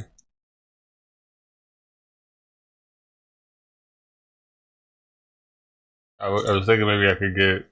I mean, yeah, I was hoping I could get like the manufacturer and track it down to who. It's like a Slim Jim stick or something. Anyway, sorry, I thought that was kind of interesting. Sitting there in front of me, I gotta take it out of here soon before she gets a hold of it. Introduce the 3 majority witnesses and then turn to Ranking Member Graham to introduce the 2 minority witnesses. Our first witness is Fode Toure. I hope I was close to pronouncing it correctly. Thank you. He is protected from deportation under the Deferred Action for Childhood Arrivals Program, also known as DACA, created under President Obama. Mr. Toure now serves as an Assistant District Attorney in the city of Philadelphia. Our second witness is retired Major General Randy Manner, who served our nation in a variety of positions. in the Pentagon and around the world for 30 years, including acting vice chief of the National Guard Bureau, in which he oversaw that important part of our military defense. Finally, we are joined by Aaron Reichlin Melnick, a senior fellow at the American Immigration Council, where he works to inform the American public about immigration policy and advance fact-based research into enforcement. Ranking Member Graham, would you like to introduce your witnesses? Thank you, Mr. Chairman. Our first witness is Mr. Arthur. He is a resident fellow in law and policy at the Center for Immigration Studies. Prior to joining the Center in 2017, he served as an immigration judge, was Associate General Counsel of Immigration Naturalization Service. He served as Staff Director for the National Security Subcommittee on the House, Committee on Oversight and Government Reform, and Counsel on the House Judiciary Committee. He is an expert on immigration policy. He has decided thousands of cases, has testified before Congress on more than 10 occasions. He received his JD from George Washington University and his bachelor's from the University of Virginia. Ms. Morin is here with us again. She is from Aberdeen, Maryland. She's retired, but currently works part-time as an office administrator for a church. She has six children, stay-at-home mom for 25 years, and homeschooled her children. She is mother of Rachel Morin, and she joins us today to share Rachel's story. Real quickly, Senator Cornyn mentioned this, but the man who stands accused of murdering Rachel was deported 3 times, is suspected of murdering a woman in El Salvador, where he came from, broke into a home in California and assaulted a young girl who's pending trial like everybody else. He's innocent until proven guilty. But this case not only has destroyed your family and broken your heart, Ms. Morin, it should be a wake-up call to the country. And I got the call, and we're going to do something about this. Thank you. Thanks, Senator Graham. We're going to proceed as follows. I'm going to swear in the witnesses. They each have 5 minutes to make presentations, and then we open it to the senators who have each 5 minutes to ask questions. So my first request is for the 5 witnesses to please stand and take the oath. Steve, come on back now here. Hey, has the doctor told you what's going on yet? Did he go over the truth, so help you God? The clipboard? Record reflect that the 5 witnesses answered in the affirmative. Mr. Toure, you're first. Chairman Durbin, Ranking Member Graham, a member of this committee, good morning, and thank you all for inviting me to speak with you today. Before I begin, I'd like to express my deep sympathy to Patty Morin for the horror she and her family have endured. My prayers are with you and those dedicated fighting for justice. My name is Forte Toure. I am a DACA recipient, a prosecutor, a husband, and a dad, and without question, a patriot. My love for this country stems from my elementary school days, when I recited the Pledge of Allegiance with all my classmates each morning. My family came to the United States in search of freedom and safety. I was born in Sierra Leone at a time of great civil unrest. When I was 4 years old, my father was killed, and my mother and grandmother and I fled to Guinea, a neighboring country. My mother was able to migrate to the United States, but I stayed with my grandmother, who died shortly after my mother left. I came to the United States on my 7th birthday in 2003. I have been here ever since. I learned that I was undocumented when I tried to get a driver's license. It was one of the worst days of my life. In 2012, I was thrown a lifeline when DACA was announced. Thanks to DACA, I was able to graduate from college and attend law school on a full merit scholarship. I now work full-time for the District Attorney's Office in Philadelphia. During this time, I met and married my beautiful wife, he's still undocumented? who's here with me today. And we bought a house, and we had our son. Wait a second. The opportunity to address all of you on behalf of DACA recipient and mixed status families like mine is not one I take for granted. Is this motherfucker still undocumented? My wife and I have spent years building community, and we're extremely anxious about what the future might bring. I feel the consequences of mass deportation on a personal level, on a community level, and on a societal level. On a personal level, my wife is here, and I have no family in Sierra Leone to help sustain me. I'm currently the breadwinner in my family. If I were to be deported, my wife and our son would be left without to pay the mortgage. He's still undocumented. He just said if deported. This guy's done gotten a full education here. He's working for the district. He's working for the How is that a fucking thing, man? Dude. I can't get a beer without. How does he have an ID? What do you mean? Like, mortgage. My son would also be without a father. My deportation would hurt my own U.S. citizen mother and my wife's extended family, all of whom are United States citizens. Right, so they're your anchor family. They're your fucking anchor family now. Look, I got a family. I had a kid here. You can't get rid of me now. That's his reasoning right now with that, right? It would hurt them. You don't want to hurt them. It's not their fault I came here undocumented. I was a little baby. But here's the thing, dude. You've had how fucking long to fix it? But it seems to me that he was concentrated on other things, like making money. I don't know. Is it that hard to get documented? The primary caregiver of her mother, who is legally disabled and has a tumor in her brain. My wife's mother requires chemotherapy injection each month in order to control the size of the tumor on her brain. If I were to be deported, my wife would no longer be able to play such a critical role in her mother's life. My wife should not have to choose between caring for her mother, who's legally disabled. This is what they do. They want you to feel sorry for them. They come here with stories to make you fucking feel sorry for them. Remember that dude that was in the fucking camouflage gear? You could definitely tell he was trying to make his way into America because he had like the gear on to be hidden out there in the desert, but he got lost on his way. The Border Patrol found him, and he just starts bawling his eyes out, saying he wants to go home, and the cartels did this to him and shit. What are you doing in the clothing then? Why are you looking like you're trying to get in here? You know what I mean? And everybody, it worked on, dude, that dude even made Republicans feel sorry for him. They're like, oh, poor guy, this is the kind of people we're trying to help here. Like, but they're coached on it. They're coached on pulling at America's heartstrings because America cares. Look at how much money we spend for humanitarian aid throughout the world. We're number one by far. And has a brain tumor, and me. My brother-in-law should not have to choose between re-enlisting the Marines next year and risking his mother's health. Yeah. Throw that in there too. My family member is in the military, right? I mean, he's trying to throw everything in to make it look like we need people like him coming here because look at what he created. He's got a kid that's in the military right now. He's got a wife that's taking care of someone who has cancer, apparently. I don't know. Like, if she's an American citizen already, he didn't really create that, did he? Care for her. My brother-in-law has been serving in the United States Marines since he graduated high school. Brother-in-law? Right. That has nothing to do with you. Fuck off. Brother-in-law? You're taking credit for your brother-in-law? Has been serving in the United States if my wife is not here to care for her. My brother-in-law has been serving in the United States Marines since he graduated high school. Why does that matter? Can anybody explain to me why the fuck that matters? That he has a brother-in-law that's in the Marines? Please. Can anybody explain to me why that matters to this situation? That's the second time he brought up the military. As if if it weren't for illegal immigrants, our military is just going to fall apart. We need him to support that guy. We need him here to support his brother-in-law who's in the military. And mind you, this fucker works for the DA. So he's trying to prosecute people. He's not exactly the good guy. He came here and turned into a prosecutor? What the fuck? Hey, man, can you imagine if everybody that moved here wanted to be a fucking prosecutor? He's coming here to put Americans in jail. He facilitates or helps put Americans in jail.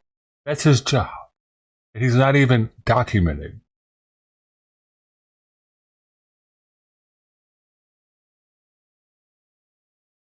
I'm just trying to process that right now. He has the capability to help an American citizen go to jail, and he's not even documented. Get him the fuck out of here. Holy shit. Trump needs to put this guy on the top of the list.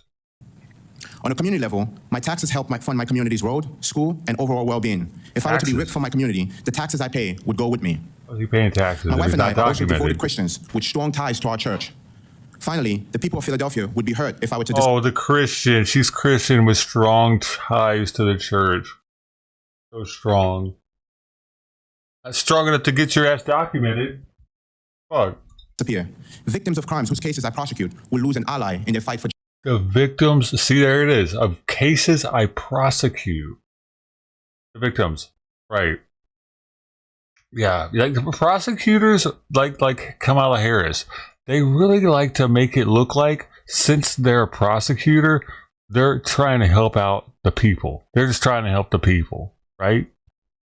We're trying to help people, man. That's all we do.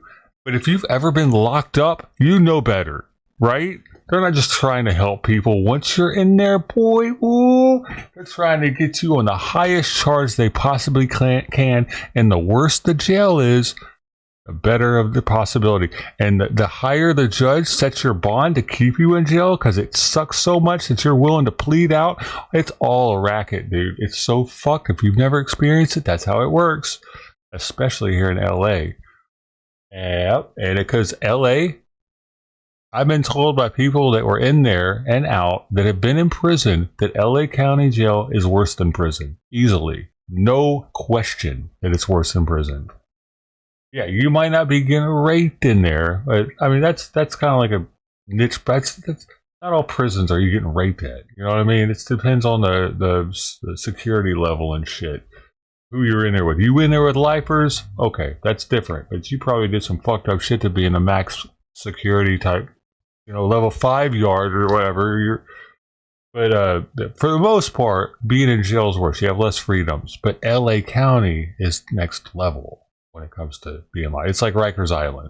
They're probably both up there with the worst places to be locked up, even if you're considering prisons as those places in America. Sure, you go to prison in South America, much worse. And that's why these migrants that come here and commit crimes, they aren't very worried about it because, hey, I'm not going to have to go to a Venezuelan prison or a Colombian prison where, I am going to be getting in fights every day probably. And like there's that one that Nick went to that they didn't even have beds. They had to sleep on concrete slabs. All those men were in one room constantly. They never got to leave the room, and they were all going to die there. Everybody there had killed somebody. I think it was a Venezuelan. Nick Shirley, look up his prison visit in South America, I believe it is, and you'll see what I'm talking about.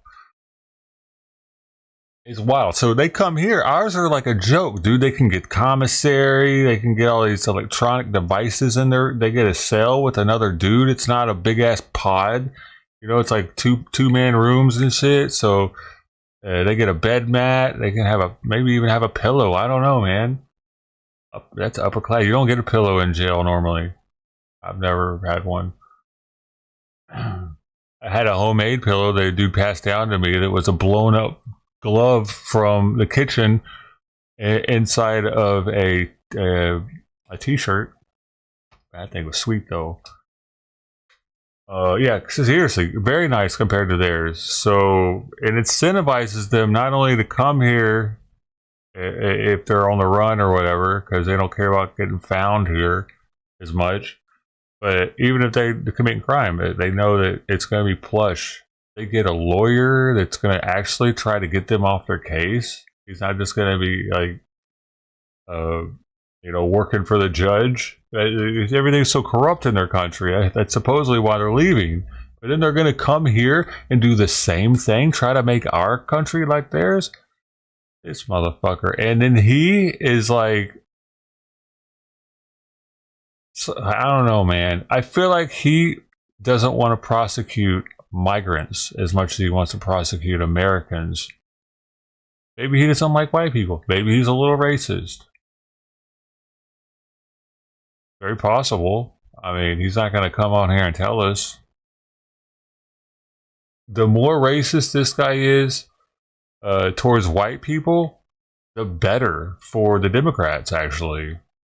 Just like when you see BLM yesterday, at the Daniel Penny outside talking all kinds of craziness. We might have some fucking spicy nights coming up soon. Like they're inciting violence or inciting riots, and they're not holding back on it. They're not saying straight up, let's go riot, but they're saying, we got to do something about this, y'all. And like, about how like peaceful a protest doesn't work, and justice. On a society level, and we all know they don't hardly get prosecuted at all when that shit goes down. Mass deportation would be devastating. As a prosecutor, I know how delicate the ties between law enforcement and immigrants can be. If immigrants are afraid to cooperate with the police or prosecutors like myself because they're afraid of deportation, we all suffer. When you have ICE agents patrolling courthouses and police stations... Hold up. I need to stop him right there, too. To think that South Americans and Mexicans are calling the police at a high rate is ignorant. These people live by a different code, dude. They're used to having cartel around them and shit. They're not calling the cops at any whim. I live in a Mexican neighborhood, and I see how often the cops show up around here for shit, and I see shit go down. I see fights. I see people breaking windows sometimes. I see drug deals and shit. The cops were never coming out here for anything. People from South America and Central America, they're not snitches, dude. They're not calling the cops. They're figuring it out on their own. The fucking men are beating their wives oftentimes, or they're just arguing loud as shit, and then they'll get solved. Blow over. They're not calling the fucking cops, though. If anything, if a Mexican family hears some shit going on, they're going to be like, man, or Venezuelans or whatever, they're not going to rat their own people out. That's their people. Imagine being in another country, in an apartment complex that's all Americans, and you have to call the Venezuelan police if you hear your American neighbors getting in a fight. Are you really going to do that to them? Risk them getting deported? Y'all are a team. Come on, man. These people are stupid, man. A category they're of people not who are street less smart. willing to report crimes and less willing to cooperate with law enforcement in solving crimes. Mass deportation hurts all of us, our family, our community, and our society. We owe it to ourselves and to our country to reject mass deportation and look for a solution for dreamers whose lives have become deeply rooted in the country and strengthen our borders. DACA recipient and long-term undocumented individuals in mixed-status families have become pillars in their homes. Removing them would place hardship on U.S. citizens like my mother-in-law, U.S. citizens like my wife, who depends on our contribution in the house. This will cause an incentive for those U.S. citizens to turn to social welfare programs due to one less income in the home. After more than 2 decades here, I can absolutely state that this is my home. What did he say? This will cause an incentive for those U.S. citizens to turn to social welfare programs due to one less income in the home. After more than 2 decades here, I can absolutely state that this is my home. Oh, wait a second. He's saying that the person left behind is as if they're not already on social welfare programs, all right? But they're trying to act like because you're deporting somebody, it's actually going to be more. There are going to be more people using the social welfare systems if you deport, not less. You're not. It's like we would only be getting rid of breadwinners. It's only the dudes that are coming here marrying American women. Right? Because they're paying them $10,000 to get organized marriage going on. Because that does happen. I had an ex that did that for $10,000. This was back in 2003 or something when she did it. I got with her and she told me like months after we were together she was actually married to this Muslim dude. I met him, went and visited him. Because they would have to hang out during holidays and get pictures taken and shit just in case they got checked on by the government. They'd have to have like he put picture frames up at his house and shit, and she would have some at her house just in case at all times, and of recent pictures together. It was really weird, man.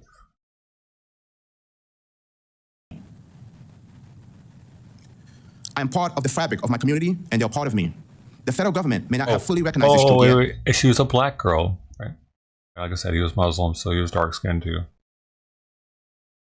Not that matters, it's part of the stats. But I long for the day when they do. Until that day comes, I'll continue to contribute everything to my house, to my mother-in-law, to my son, to my wife, and to my entire family. Thank you all so much for your time and attention to this critical issue. Thank you, Mr. Toure. Mr. Arthur. It was really awkward hanging with him. Chairman Durbin, Ranking Member Graham, and members of the committee, thank you for inviting me today. My name is Andrew Arthur, and I'm the resident fellow in law and policy at the Center for Immigration Studies, a nonpartisan think tank here in Washington.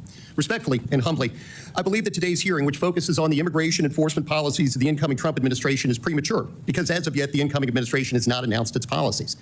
Given that, however, the committee should assume two things. First, that the policies the new administration will implement will comport with law. And second, that those policies will implement enforcement mandates Congress has set forth in the Immigration and Nationality Act.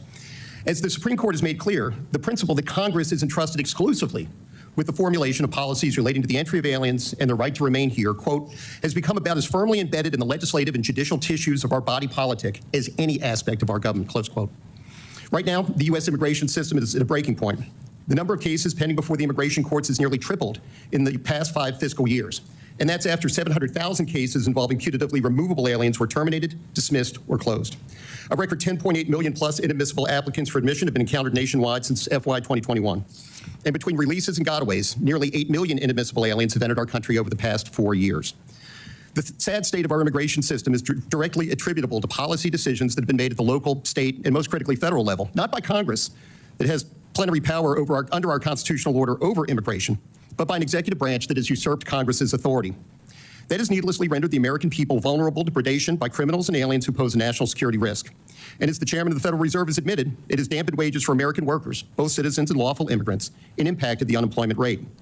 Most critically, however, it has ruined the faith of the American people and the credibility of our immigration system. As Barbara Jordan, civil rights icon, former member of Congress, and at the time chairman of the U.S. Commission on Immigration Reform, told Congress in 1995, quote, credibility in immigration policy can be summed up in one sentence. Those who should get in, those who should be kept out are kept out, and those who should not be here will be required to leave, close quote. With deportations, including deportations of criminal aliens, plunging over the past 4 years, Senator Graham's chart showed, it's little wonder that, as Gallup reported in July, a majority of Americans want an immigration reduction, reversing a 19-year trend. The law mandates that illegal migrants be detained, but that law has been ignored. The law mandates that alien criminals be removed, but that law has been ignored. And most crucially, the law mandates that foreign nationals who want to come here do so legally, but that law has only been honored in the breach. This massive migrant surge has allowed our elected officials to ignore the fact that 22.5% of working-age American men are out of the workforce, a 7.6% increase compared to just 2000, and 11.2% more than in 1960. Those non-working Americans... They try to act like it's just because people are lazy now, but people are less lazy when the fucking money's there, and when these people were hiring illegal immigrants for way less, the money's like I did construction while I was younger, man. I got paid a non-migrant person's wage in Memphis, under the table, actually. It was good money. That's why I did it. But nowadays, that dude's just going to get a migrant if he can. Luckily, he didn't work like that. He didn't have any migrants on his crew, the contractor. Are more vulnerable to addiction, disease, and, quote, deaths of despair, close quote. 2 weeks ago in the United Kingdom, Prime Minister Keir Starmer resolved to address the immigration source of such issues in Great Britain, and it's well past time that our government did the same. In his 1995 State of the Union address, President Bill Clinton explained, quote, all Americans, not only in the states most heavily affected, but in every place in this country, are rightly disturbed by the large numbers of illegal aliens entering our country. The jobs they hold might otherwise be held by citizens or legal immigrants. The public service they use impose burdens on our taxpayers. That's why our administration has moved aggressively to secure our borders more by hiring a record number of new border guards, by deporting twice as many criminal aliens as ever before, by cracking down on illegal hiring, by barring welfare benefits to illegal aliens, close quote. Change the tenses, and that's pretty much what President Trump promised to do when he was candidate Trump on the campaign trail. Thank you. Truly appreciate the honor, and I look forward to your questions. He's going to have to do it. General Manner. He's going to do it. Ranking Member Graham, members of the committee, I thank you for your invitation to speak today. For over 35 years, I served our nation in both the regular Army and in the National Guard.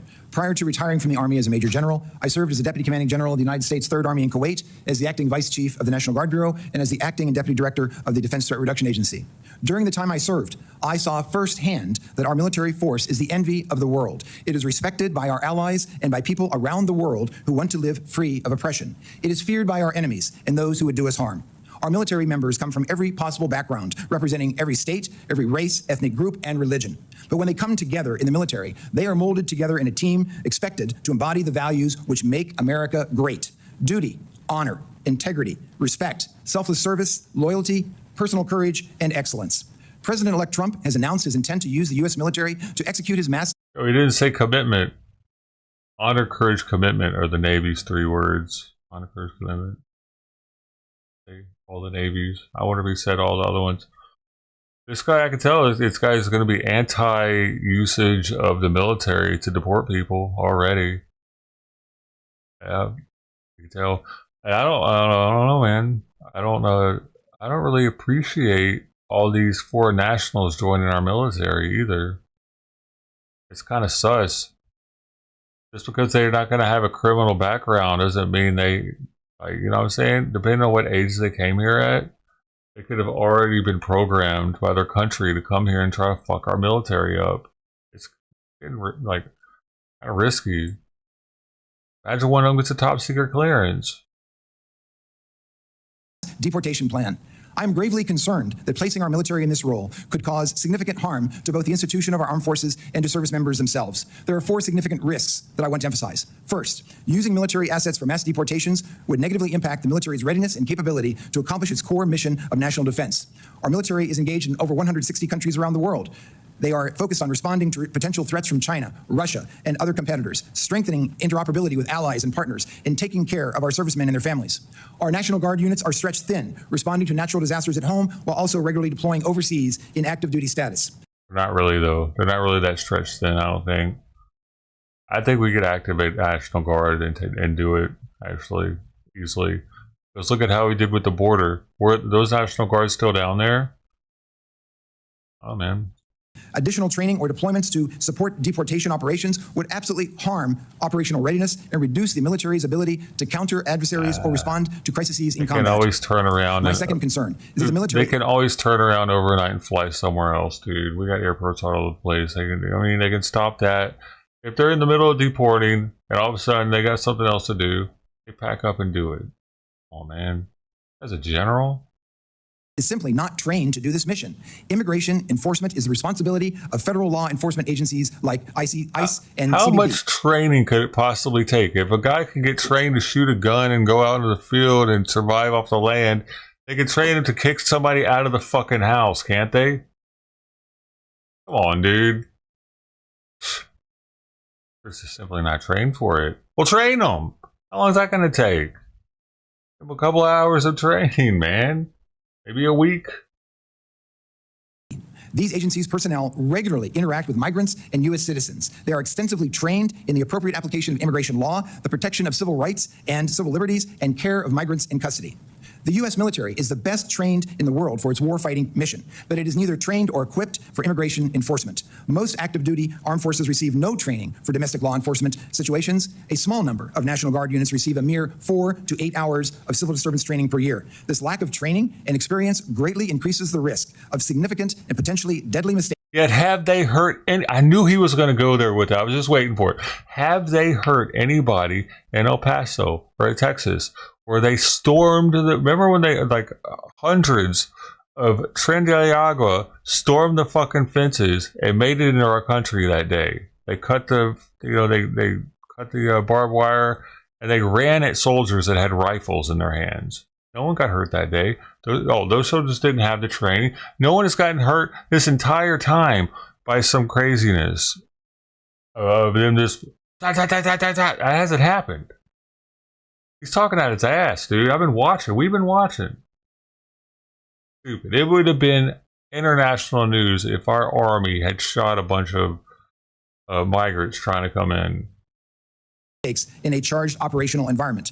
My third concern is the effect on recruiting, retention, and morale. The military is already facing its most challenging recruitment environment in 50 years. Involvement of the military in a politically charged domestic deportation efforts would only add to those challenges. It would separate service members from their families, their jobs, and their communities for extended periods of time in order to engage in a highly controversial mission for which service members would feel ill-equipped and trained. The service members have voted for this, you dumbass. Dude, I really wish we could see the numbers for military votes and how the military voted. Can we see that? Probably not. Man, that would be epic, though, to know exactly how the military voted on this.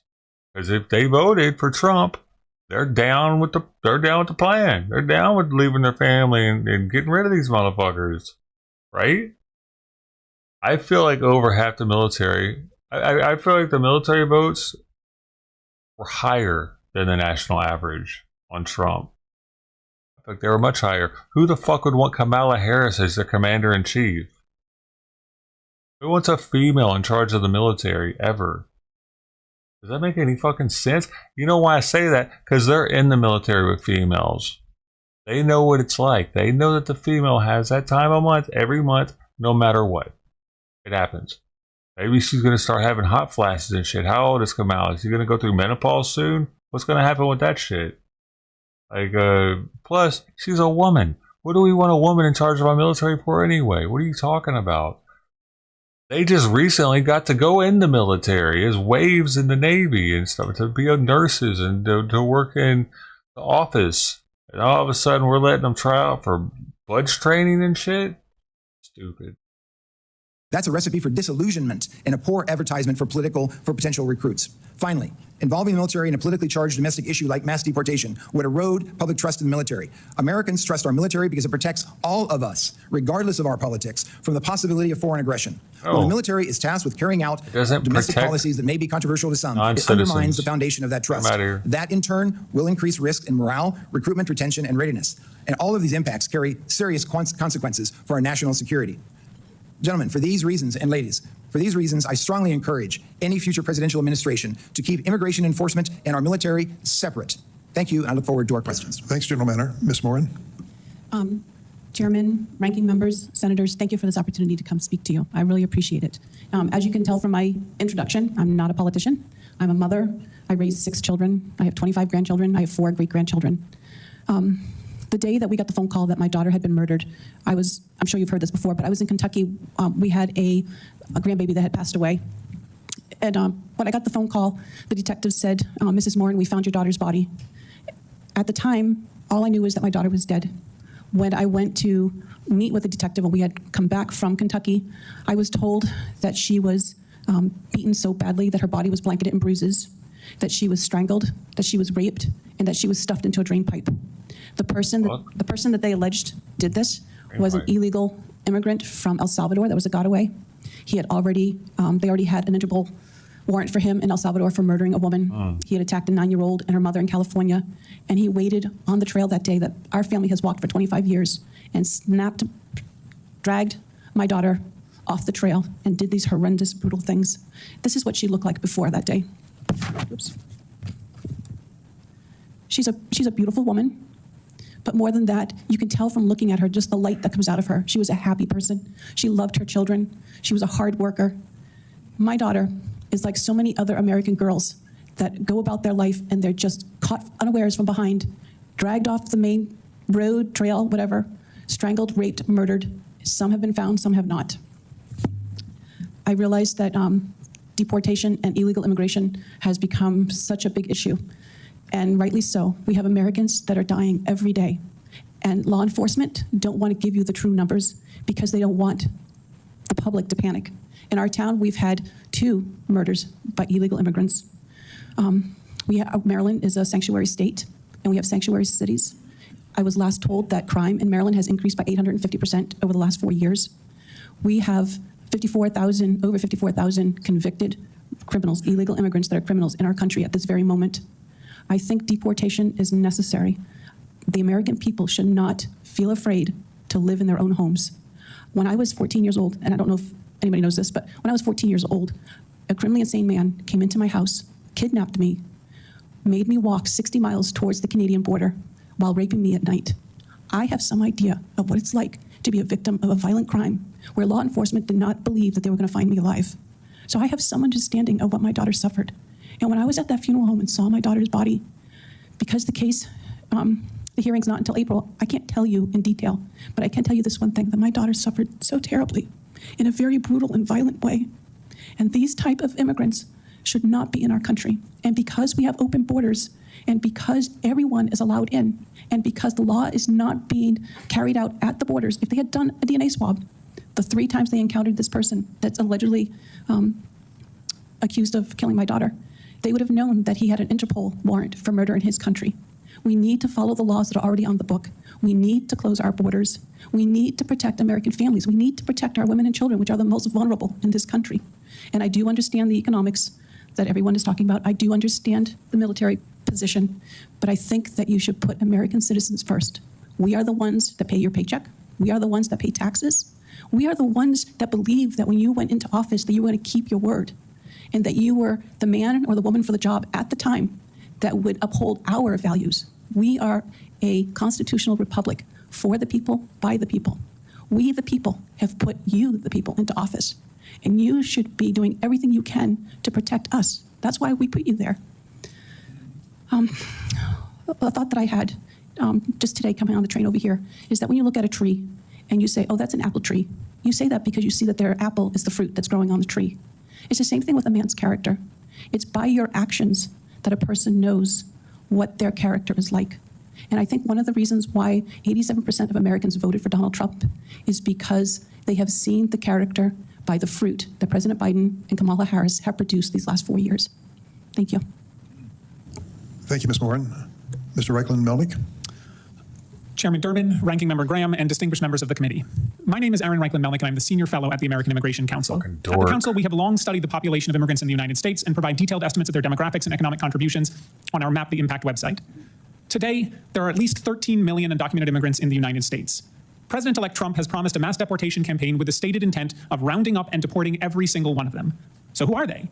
Well, most have been here for at least 15 years, having entered before the Obama administration. Over 4.8 million people have been here for 25 years or more. With no path to permanent legal status, no line for them to stand in, most undocumented immigrants have spent decades living, working, and putting down roots, all at constant risk of deportation. Nearly all are either employed or attending school. Some have permission to work legally. Most do not, putting them at increased risk of exploitation. They are farm workers, meat packers, cooks, waiters, construction workers, factory workers, delivery people, home health aides, nurses, teachers, artists, writers, musicians, entrepreneurs, and yes, even lawyers. Undocumented immigrants are also more than their jobs. They are parents, spouses, partners, brothers and sisters, grandparents and grandchildren, loved ones and friends to millions of U.S. citizens and permanent residents. 5 million U.S. citizen children have at least one undocumented parent. In an average public school classroom of 25 children, at least 2 have an undocumented immigrant parent at risk of deportation. While President-elect Trump talks about targeting criminals, over 90% have no prior criminal record whatsoever. Of the small minority that do, the most common prior convictions are traffic offenses or immigration offenses. Efforts to ramp up deportations would sweep in tens of thousands of people each year who have no or minimal criminal legal system contact. We know this because this is what happened during the first Trump administration. When there were no enforcement priorities, everyone was an enforcement priority. And the single largest group of the increased arrests under the Trump administration was people with no criminal record. Beyond splitting families apart, a mass deportation campaign would be a costly mistake for American taxpayers. When we account for the enormous capital investment, infrastructure, and hiring necessary to arrest, detain, process, and remove 1 million people per year, we estimate that mass deportations would cost $968 billion in total, enough to instead construct 2.9 million new homes or fund Head Start for 79 years.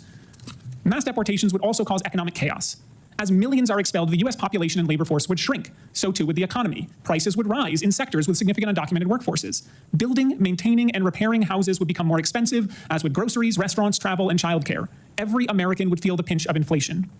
Overall, we estimate that a mass deportation campaign would lead to a loss in total GDP of 4.2 to 6.8%, at minimum as much as the Great Recession. And just like then, many Americans would lose their jobs. Even an attempt to deport millions of people will have repercussions. After all, undocumented immigrants are not just producers, they're also consumers. Collectively, they hold over $250 billion in annual purchasing power. If millions are deported or otherwise forced to leave, American businesses will close not just from a lack of workers, but also from a lack of customers. A large-scale mass deportation campaign will also increase exploitation while it is carried out. Unscrupulous employers will dangle deportation over any of their workers who dare to push back and will have the full force of the U.S. government to support their threats. But mass deportation is not the only option. Congress could instead create a new path to permanent legal status, allowing many people already living here to file an application, go through a background check, pay a fee, and get their papers in order.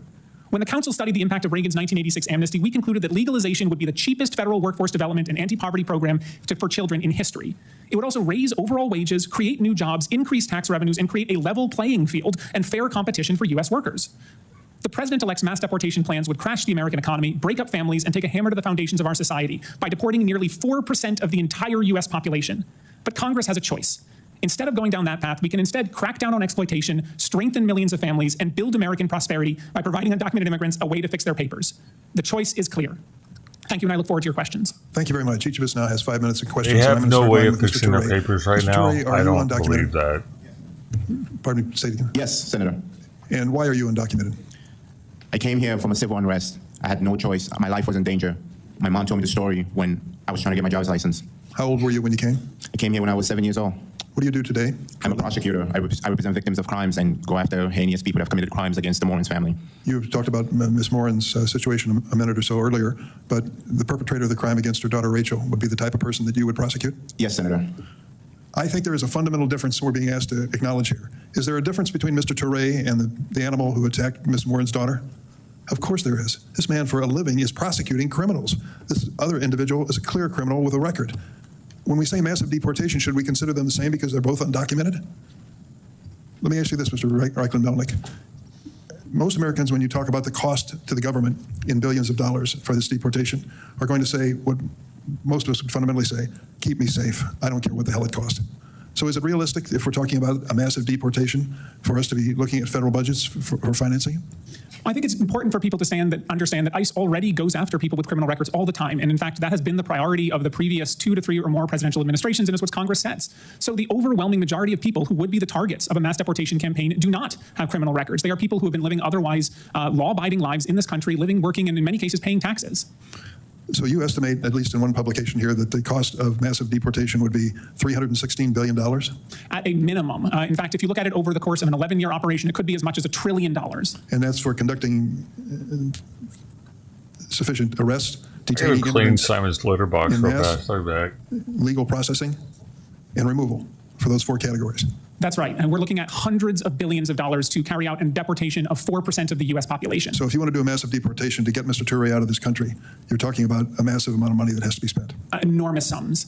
And we hear from General Manner the impact it could have on our National Guard and military if they are given this responsibility. Have you taken that into consideration? We weren't even able to account for the costs of the military, so you should consider our estimates to be conservative. The actual costs would likely be significantly higher because there are so many factors that we couldn't even attempt to estimate.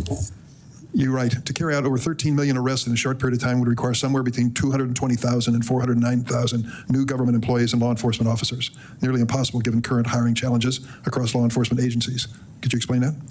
Well, right now, ICE only has about 8,500 officers in the entire agency, and less than 1,000 are assigned to fugitive operations, whose job it is to go out into the community and arrest people. But because the overwhelming majority of undocumented immigrants have no interaction with the criminal justice system, they have no criminal offenses, that means that to arrest them would require going out into the community, finding them, and rounding them up. And in order to do that would require an enormous investment in personnel, far beyond any law enforcement operation ever conducted in the United States history. So if we were determined to remove Mr. Toure, the prosecutor from Philadelphia, from America, and send him back to Sierra Leone or someplace like that, you're talking about massive amounts of money. If we are to focus on the truly dangerous people in this country to make sure that they are removed, and should be, that is a lesser amount, for sure. That's right. In fact, if you look at data on ICE's own data, non-detained docket, which has already been cited by several members here, that is looking at about 1.2% or less of people who have any sort of serious violent offense. And of course, the resources involved there would be much smaller than trying to deport 13 million people. Making a priority the dangerous people who are in this country or those who are here illegally and could be dangerous certainly is a much different assignment than saying massive deportations. Thank you, Mr. Melnick. Senator Graham. Does anybody disagree with the following statement? America has a right to limit how many people can come into our country. No. Nobody disagrees with that. Good. Mr. Toure, very successful life. You have much to be proud of. During the 4 years of the Trump administration, were you ever, anybody suggest you should be deported? Thank you, Senator, for the question. No. Okay. Do you support deporting the 1.2 million people who have been through the system, have a final order of removal? Do you support them leaving? Senator, I'm a prosecutor. No, I didn't ask you if you're a prosecutor. Do you support them leaving? I support people that have committed serious crimes. Do you support the people who have gone through the system, been denied, had their day in court, final order removal? Do you support them leaving? If you have as a prosecutor, as a rule of law person? If you have committed a serious crime in this country, that's not the question. So is it your belief that every non-criminal in the world can come to America? No. How many people want to come to America that are non-criminals? Probably hundreds of millions, and I understand why. It's a great country. So my point is, if you're not willing to say that we're going to deport you after you've had your full day in court, you're facing a final order of deportation, we're going to incentivize people to come forever. Mr.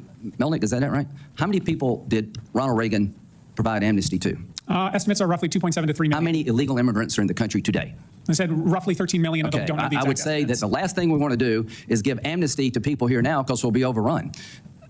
Mr. Arthur, would you describe the last 4 years as mass illegal immigration coming to our borders? I believe that that's fair characterization, Senator. Does anybody disagree that the last 4 years has resulted in mass illegal immigration directed toward America? Because if this is not mass, what the hell would be? Now, how do you answer mass illegal immigration? You start enforcing the laws, Ms. Moran said, and you start sending people back who've had their day in court. You can't answer the question, and I respect you. You've been able to take the opportunity to make something of yourself, but we're passing on just constant disorder. If you can't say you should be deported after you've had a full hearing, everything been available to, and you lose, and it's hard to say you need to go, we don't have an immigration system. General, how many people have been deployed to the border by governors to assist in border security from the National Guard? Sir, I don't have that information. Okay, there's thousands. Is that illegal use of the National Guard? It is not the illegal use of the National Guard. It's legal, right? That is correct. Yeah, I agree with you there.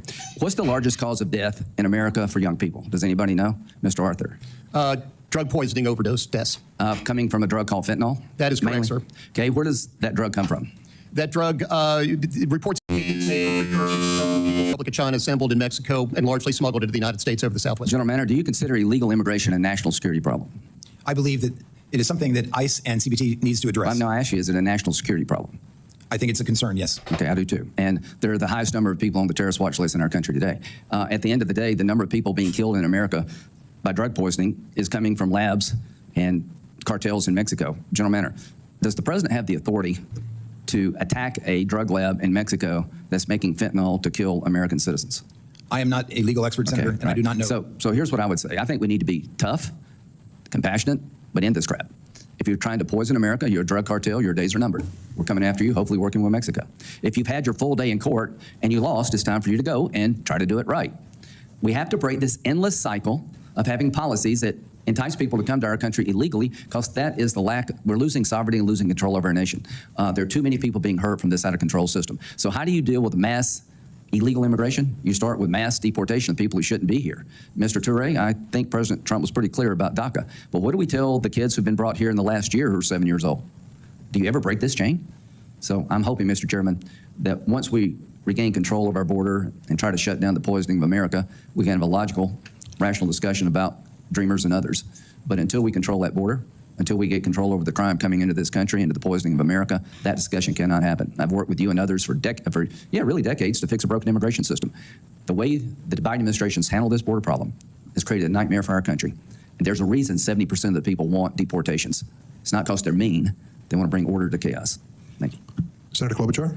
Thank you very much, Mr. Chairman. Thank you for having this hearing. And I know that you've worked with Senator Graham in the past on the Dreamers issue, and I hope that work continues. And I would start with what you said, Mr. Arthur, just about how we don't know yet how this is going to come down. And I do actually appreciate that Senator Durbin did this hearing, because I think we've got to start anticipating it and start having these discussions now. I personally don't want to have what happened last time when over a weekend I got calls from a family in Lebanon who was ready to bring their little baby that they had adopted to the U.S. and were stopped practically at the airport with a little kid with a flag sweatshirt on.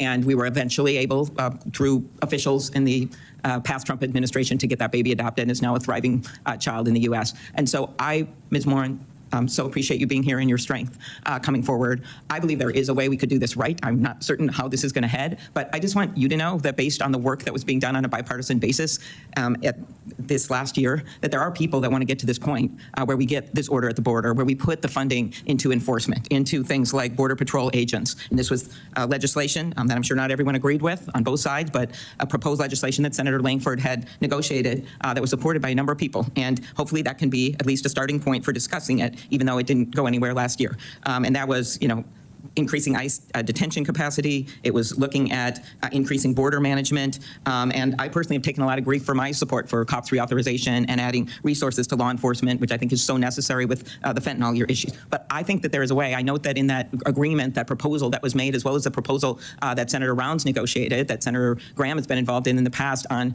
path to citizenship for Dreamers, on doing something about the temporary status people, on looking at people who have not committed crimes and what we can do to make sure our workforce is strong. I think there is a path here, and I'm just continuing to focus on where we can go. And I would ask you, Mr. Toure, and your story was moving in its own way.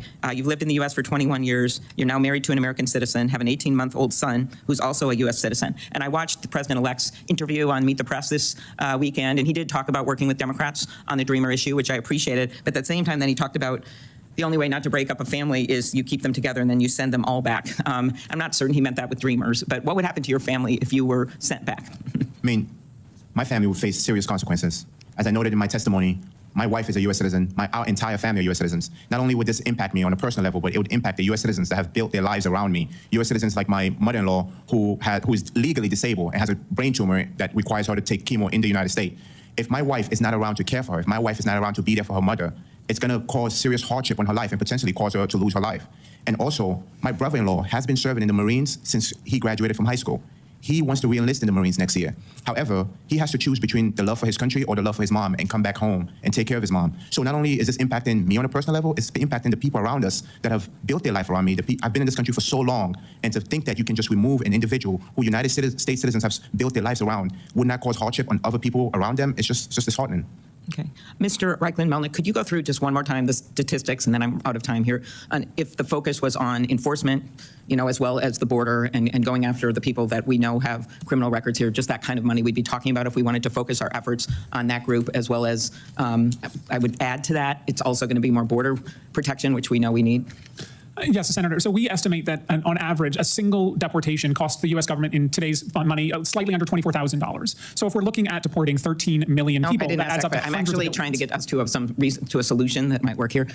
Just I remember when you were talking to Senator Durbin, and you talked about if you focused on the group that we know have criminal records that are still out there, how that kind of cost and what that would be. I have to run the exact numbers for you. I'm happy to get those for you, but it is substantially less expensive than what President Trump has repeatedly said he would do, which is aim to deport every single person here, regardless of whether they have a conviction or not. Okay, but so if we could get that and follow up later, because I think that there'd be some widespread agreement that if we're going to start somewhere, for one thing, we must begin with these most serious offenders that are out there and get the money set aside for that, do more at the border, try to do something positive here with Dreamers and people that are contributing so greatly to our economy, and trying to figure this out. We have tried this several times and had agreements with Democrats and Republicans in the Senate. Not everyone on the left, right, not everyone, but I'm just hoping we can get to a place like that. So thank you very much. Thanks, Senator Klobuchar. Senator Kennedy.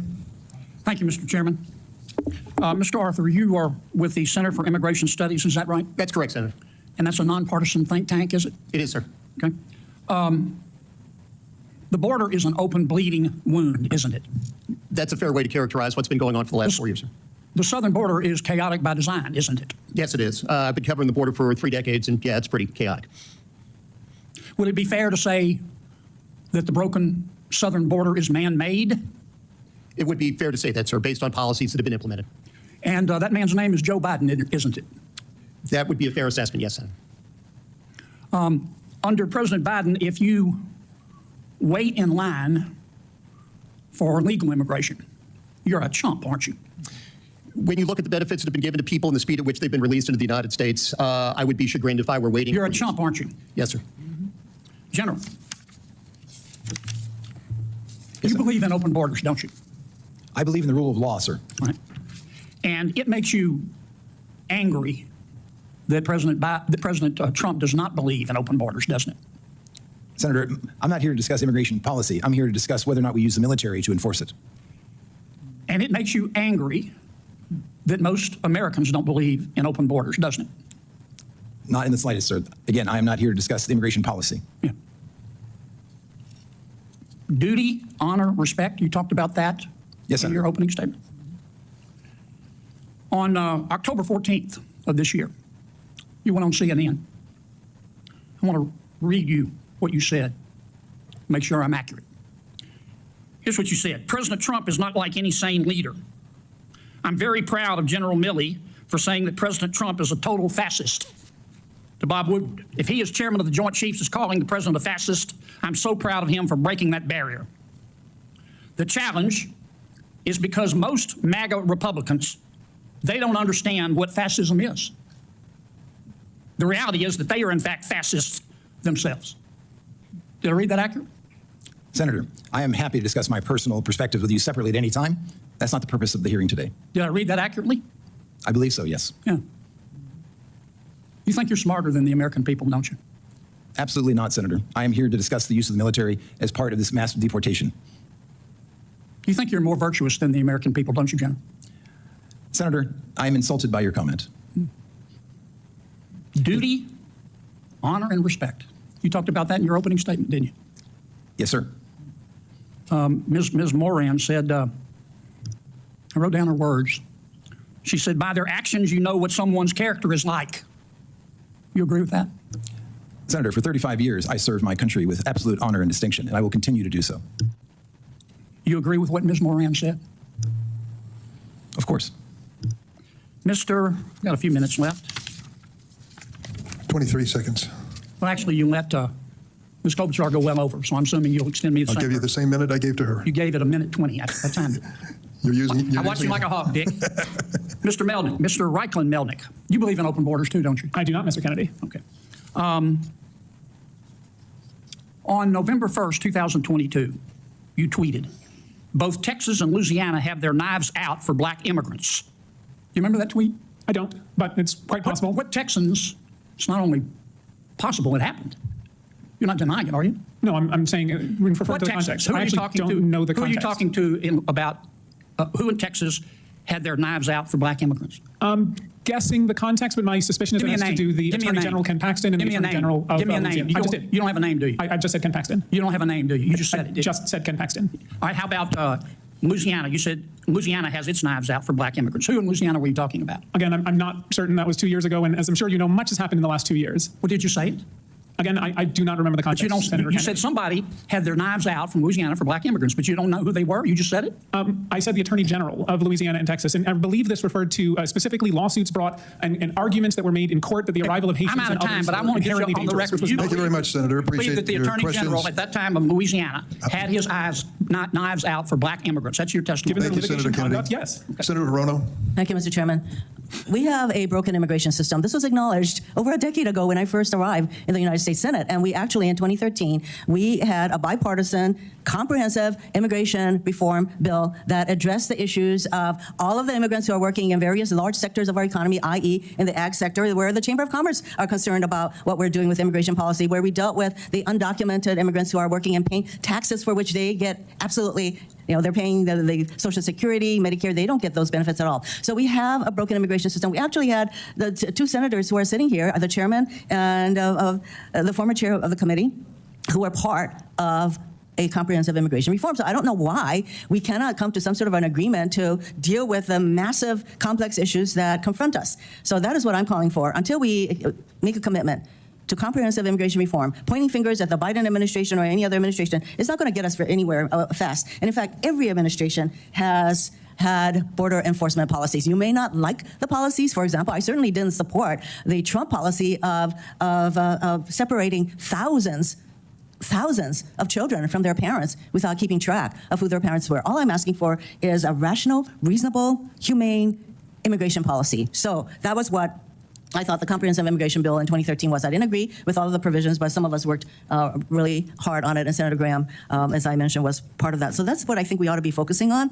Now, General Manner, I'm glad you're here because we have a president who has said many times that he intends to use the military to do immigration policies, to effect his immigration policies, and General Manner, you said that that is going to have a very negative impact on readiness, for example, because our military, including the National Guard, they are not trained for immigration enforcement. So as the chair currently of the Armed Services Committee's Readiness Subcommittee, I share your concerns. By the way, maybe you can go over again a little bit more. What kind of infrastructure would be needed to enforce immigration deportation on up to 4% of our population? What kind of infrastructure would we need in order to effect that? I have to defer to the other experts on the panel. Okay, well, then that would be Mr. Reichlin-Melnick. Am I pronouncing your name? Would you like to go into some of that? Senator, in order to carry out that form of operation would require hiring tens of thousands of new law enforcement agents. It would require building dozens, if not hundreds, of new detention centers, hiring thousands of new judges, all at a cost of hundreds of billions of dollars, potentially up to or more than $1 trillion over the course of more than a decade. Do you support comprehensive immigration reform? I do. Does anybody on this panel not support comprehensive immigration reform that really gets to some of the problem, well, that really addresses the issues that we're facing? Anybody on the panel? Senator, I have to say, comprehensive immigration reform is not a defined term, and as with all legislation, you can the look devil's in the at, detail. excuse me, you can look at the 2013 bill, and that had some of the kinds of, that would be what I would describe as comprehensive. It was not the answer, it was not the be-all and end-all, but it was pretty comprehensive, wouldn't you say? I was actually on the bench at the time that bill was introduced. I was an immigration judge and not involved in legislation. Well, it was, trust me when I say that, it was about as comprehensive immigration reform as we have managed to do in over a decade at this point. And that's more, I think, what we need to do. And I don't think there's anybody here who supports something called the open borders, because as I said, every single administration has had border enforcement policy. You may not agree with all that. I don't think there's anybody sitting here who supports open borders, whatever the heck that means. But we all know that we need to have border control. We need that. But what are we going to do about the 11 million to 13 million undocumented people here who are very much a part of our community and the fabric of many, many communities, not to mention that there are U.S. citizens that are part of their families, and are we going to start busting them up? What's that going to do? So, before we start throwing out all kinds of so-called solutions, I think we need to think about what are we going to do to have a rational, reasonable immigration policy, and that's what I'm calling for. Thank you, Mr. Chairman. Thank you, Senator Rono. Senator Blackburn. Thank you, Mr. Chairman. Thank you to each of you for being here today. Ms. Morin, I am so sorry for your loss. I know that's been a very difficult time for you and your family, and this truly is a season of sorrow for you all, and I recognize that. I find it so interesting. This open border policy that we've seen is not a compassionate policy. I've talked to people that work with human trafficking and sex trafficking, and what is happening to women and children is abhorrent, and we all are fully aware of that. Mr. Chairman, I appreciated your remark that we should deport those that are truly a danger to Americans. I think that's accurate. I don't think there's anyone would disagree with that. We've all seen the uptick in violent crimes, such as Ms. Morin and her family have experienced. And this is the reason I reintroduced my CLEAR Act this year, which would enable local law enforcement, when they apprehend someone who's in the country illegally, to detain them and then call on ICE to deport them. And then the federal government have to repay that local law enforcement agency for what they've spent in that apprehension, that detention. And we should pass this bill today. And that would be a good thing for this committee to be doing this last week. Pull it up, put it on the hotline, and run it. Is there anybody on this panel that disagrees with deporting criminal illegal aliens? Raise your hand if you disagree with that.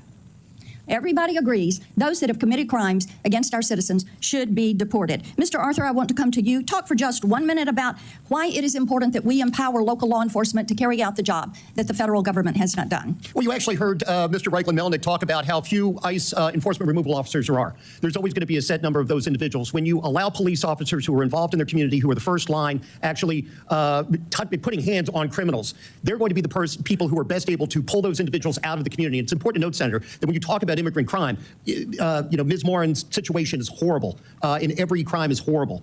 So much of that immigrant crime takes place in immigrant communities. Sanctuary jurisdictions do nothing but punish the immigrants that those individuals that live in those communities that those criminals are sent back to. So that's why it's absolutely crucial. I appreciate that. So I think we should move forward with my legislation, Mr. Chairman. Mr. Reichlin-Melnick, I'd like to come to you. I want to talk about some of your tweets. You've been active on X. Here's one. This is bad analysis that bears little resemblance to the facts. The Remain in Mexico program was not very successful. It was a human rights disaster that fed people to the cartels with not much impact on border crossings. Plus, Biden ended it when it was barely in use at all. So that's correct. Let's talk about that. So do you still believe that Remain in Mexico was not very successful? It wasn't. In fact, it was one of a suite of programs that went into effect in 2019, about 4 or 5 different ones over the course of about 8 months. Do you believe it was a human rights disaster? Yes, and I can tell you the stories of the women sent back by the United States to Mexico who were raped in Mexico because of that. People that were raped along the way, people that have been trafficked. And we sent them back to those traffickers. Dealers Remain in Mexico gave people to the cartels, and we turned our eyes away from them. Remain in Mexico was successful, and we all know it. Now, let me talk to you about another tweet that you put up. There are not 320,000 missing children. That's correct. Number is a false interpretation of a DHS OIG report that said that 32,000 people who entered as unaccompanied children from 2019 to 2023 were ordered deported for missing court, and ICE failed to file charging documents for 291,000 more. That's right. That's an accurate description of the OIG report. This is a human rights disaster because what we have heard is the DHS Inspector General, and what they have testified is that they found 32,000 migrant children did not show up for their court date, and an additional 291,000 migrant children never received notices to appear. So is it your testimony that DHS does in fact know the whereabouts of every single one of these 320,000 children, and they're just not telling people where these children are? No, because that's not DHS's function here. It's also Office of Refugee Resettlement. It is DHS and ORR. It is DHS and ORR. I guess the broader point is somebody isn't missing if no one's looking for them. What we know is that through reports that have been made, reporting even the New York Times, many of these children are in abusive situations. They are working in plants. And indeed, DHS says that you've got this 320,000 migrant children that cannot be located. That is a human rights disaster.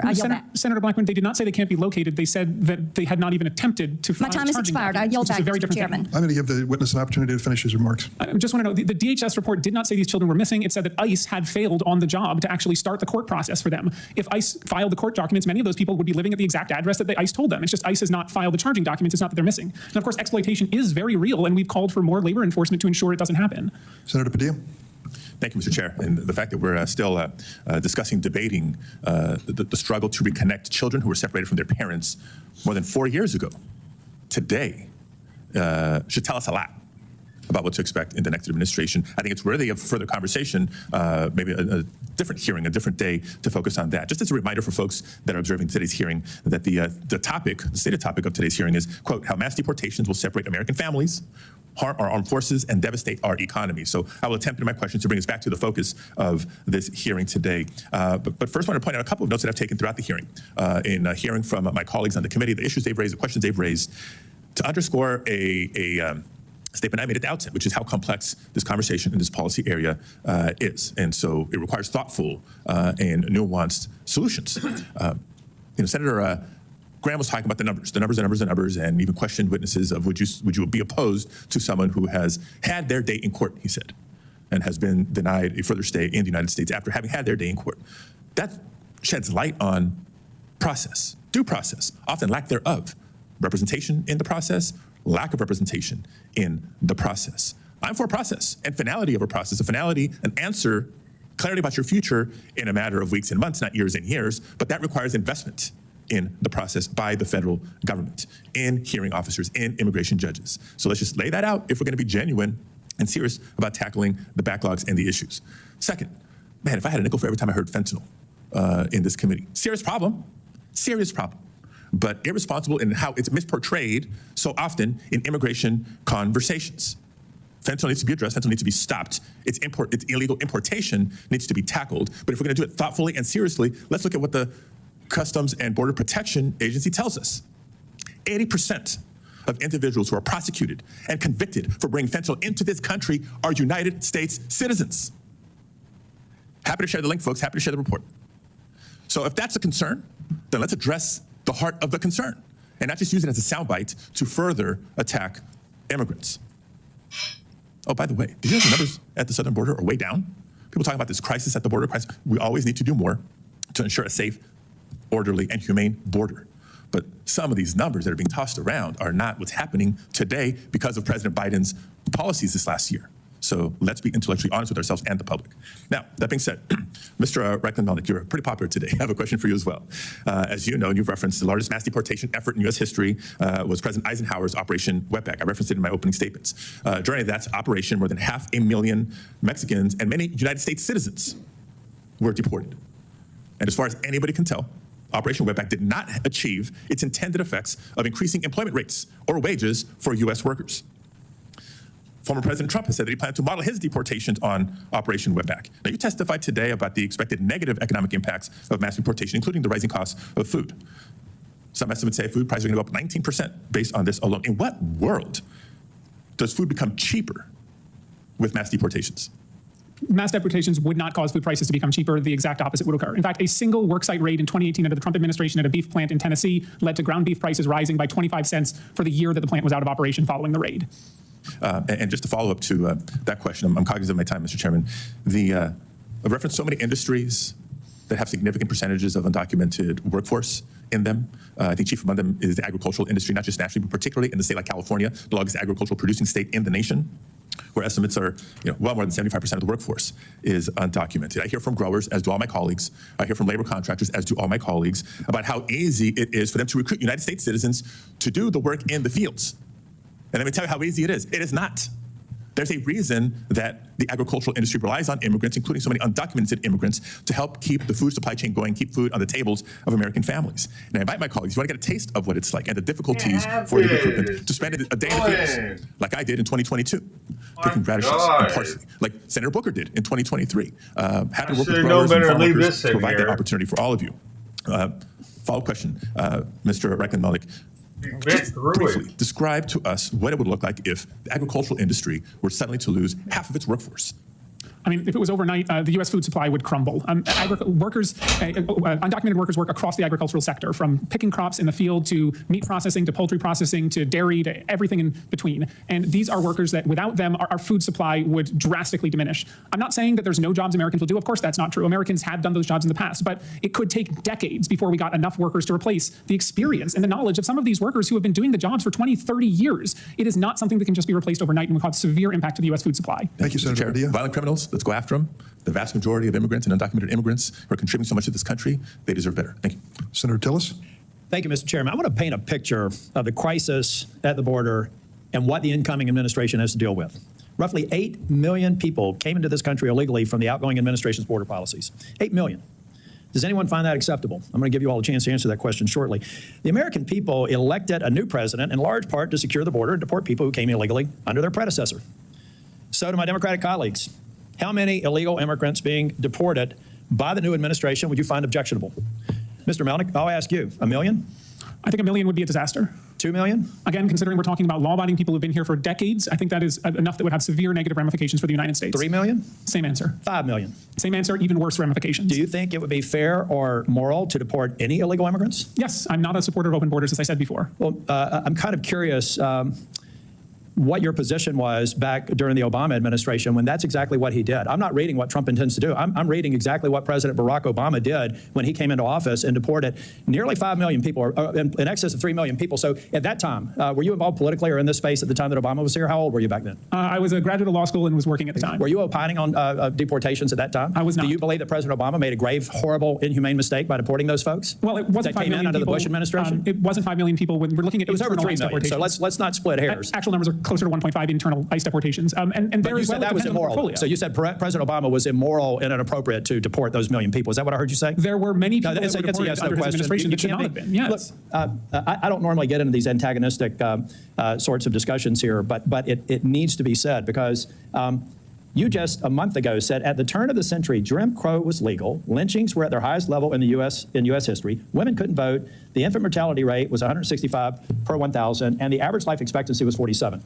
And we also had quasi-open borders. That part wasn't bad. So let me tell you what I tell everyone who comes in this room and has the polarizing testimony, sir, that you have had. You're a part of the problem. I'm a part of a group of people here who have said, as the president did, incidentally, on Sunday, he believes there should be a path for dreamers. We're demonizing President Trump for something he may or may not do, but he has said to his Republican base he believes that there should be certainty for dreamers. He's also said that we have to have a secure border. And as long as the border is not secure, people like me who try to treat people who are in the state that they are here with respect and understanding some of the issues that Mr. Padilla brought up, you cause people to go into their corners and get nothing done. That is why Chair Durbin has not been able to fulfill the promise on Dreamers every single year he's tried for the last 20 because people like you make it impossible to have let me finish and then I'll let you speak as long as the chair wants to, have a rational discussion about it. Because if we don't secure the border, I can't get a path to citizenship for the DACA population. If we don't secure the border, I can't get Democrats and Republicans to come together and give certainty to the Dreamer population. Are there any Dreamers in the room? Raise your hand if you are. All right. Well, this is a part of the problem, ladies and gentlemen. You have an incoming Republican president who just said as late as Sunday that he's prepared to give you certainty. But we have people here demonizing him for asking the reasonable question of can't we all agree that we need to secure the border? So if you are sincerely, I don't know how you make your money. I don't care what your political motives are. But number one, I would really appreciate it to say, if you would go out on social media and say that the President Obama did a horrible disservice to those people he deported, and he's as wrong-minded as every other Republican who said we've got to secure the border, deport people. Because you can't have one being okay and the other one not being okay. And if you don't come to the table and recognize in a world where, yeah, 100 years ago, it was probably safe to have a quasi-open border because the world order was changing and we emerged as a world leader. But today, we have terrorists that can fly from the Middle East, land in Mexico, and come across the border in less than 24 hours. We're not living in Ellis Island anymore. We've got a problem that can't be solved, and people like you are creating more obstacles to people like me who are willing to take hits from my own party to satisfy what people like Donald Trump want to get done. Thank you. May I respond? No. Thank you, Senator. It's my time, so I'm going to speak.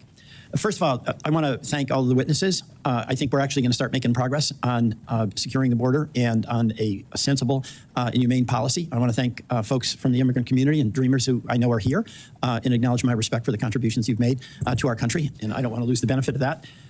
As I've listened to my colleagues, I think it's not that complex. Number one, I think there is agreement we have to have a secure border. You can't have a country that doesn't have a control over its border. Second, I think there's broad consensus that criminals who are here should be deported. Ms. Moore, and I just want to acknowledge, as we all have, the incredible life you've had, the loss of your daughter, and your own experience. People who do that, they shouldn't have gotten in, and they shouldn't be here. And if they are here, they should be in jail. Third, we have the question of people whose status has been determined, but it took so long for that status to be determined in many cases years and years, that they become an integral part of their community and they put roots down here and they haven't committed a crime. This is where we don't have consensus. There's a view among some, and I think President-elect Trump has this view, that if you are here illegally, no matter how long it took for that adjudication to occur and no matter what your roots are, then you should go back. Senator Graham was indicating a view that if you've been adjudicated, fair is fair and you should go back. There's another point of view, and that is that if you have been here, and we had a system that didn't adjudicate in any kind of timely way, and you have been working, I'll put it in very specific terms, on a farm in Vermont for 7 or for 8 or for 9 years, and you become a contributing member to the community and the economy, there's another approach one could take where you might pay a fine, you might have to make amends for the fact that you came here illegally, but there'd be an acknowledgement of the contributions you've made, the roots you've established, and what the harm to the community would be, and that certainly would be the case in Vermont. Just speaking about agriculture, I just can't imagine, actually I can't imagine, I've talked to some farmers who, if they lost their labor, would lose their farm because cows don't milk themselves and they are not able to get local labor to do that. So there is a real potential here for us to find common ground and get something done that is securing the border, that is deporting criminals, that is making judgments about allowing people the option of paying a fine, where there would be a deterrent as long as we have a secure border. You know, Ms. Morin, I just want to ask you, you've suffered so much, and I want to express to you my gratitude for your advocacy on behalf of others. But if we had a secure border, you're advocating for that, if we have, and that keeps criminals out, right? Would it be in conflict with what you think would be a reasonable outcome for like dreamers, for instance, kids who came here with their parents, who've not committed any crime, who've become parts of the community? Would that be something that you would see as a reasonable outcome to find a way for them to have a legal status? A couple of things from listening to everyone speak. One, as an American citizen and not a politician, so I don't know all the ins and outs, but just what I'm hearing is the bottom line is profit. To an American citizen, they're hearing you're putting profit above American lives. So that's the message you're communicating. For me personally, our country is made of immigrants. We have 250 years or more of immigrants that have come to this country and have built the country to what it is today. And we are descendants of those immigrants. The issue is having an open border that allows an invasion of people that compromises our national security because our borders, we don't have enough border agents to stem this flow of immigrants, but then also they bypass the law to speed up them coming in, and in doing so, they miss all the criminals that are coming into our country. So I think we need to put those laws back into place and to practice so we can catch them at the border. And then I think that we should work towards those that have come to the country. If it's illegal, the very word itself means unlawful. Mm-hmm. So are we saying it's okay to come to America in an unlawful way? There has to be some kind of a line, a precedence of what is lawful and what isn't lawful. Well, I thank you for that. I mean, the heart of, at least as I hear what you're saying, is that we have to have a secure border in the first place. Yes. Yeah, well, thank you again. My time is up, and I'm going to, are you next? Holly? Senator from Missouri. Thank you, Mr. Chairman. Thanks to the witnesses for being here. I have to say, I'm kind of amazed that we're holding this hearing. To me, it's remarkable that the idea of actually, as you were just saying, Ms. Morin, the idea of enforcing our laws, protecting our border, securing our streets from criminals, it's amazing that that's controversial at all. And it says something a lot about the other side of the dais that we're having this hearing today. Let me just ask you, Mr. Reichlin-Melnick, I mean, is it really such a bad idea to deport people like the criminal who killed this young man? This is Travis Wolf. He was 12 years old when he was killed. He was mowed down, and I do mean mowed down, in a car by an illegal immigrant, 12 years of age, walking along a sidewalk in my state of Missouri, mowed down by an illegal immigrant who I think also had a prior criminal record. Is this such a bad idea to deport the person who killed him? Any person who commits a heinous crime should suffer the consequences under the law. Good. What about Officer David Lee? Officer David Lee was killed in Missouri just a few months ago by another illegal immigrant, once again in a car, who used it as a lethal weapon to ram him and kill him. Is it so wrong, such a bad idea to deport the illegal immigrant who killed this good man? Again, any person who commits an awful act should face the full force of the law. We've had multiple stabbings in the state of Missouri at laundromats in O'Fallon, Missouri, where innocent civilians were going to do their laundry of an evening and were attacked with knives, slashed, bled, stomped upon. Should the illegals who did that, should they not be deported? As I said,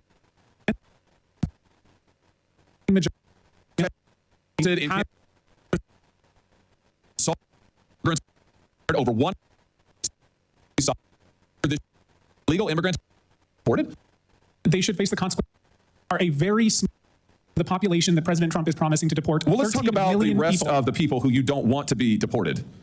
You said in an article that you wrote recently, new report shows devastating costs of mass deportation. You wrote this in October. Do you remember this piece? Yes, that is a summary of our report. Yeah, so in this piece, and it's also in your written testimony, you talk about how much the economy will lose if the United States actually enforces our immigration laws and deports folks who are here illegally. And I want to quote you now. You say some industries would be particularly hard hit, including construction, agriculture, and hospitality, which can 500,000 workers. What's the argument here? That there aren't American workers?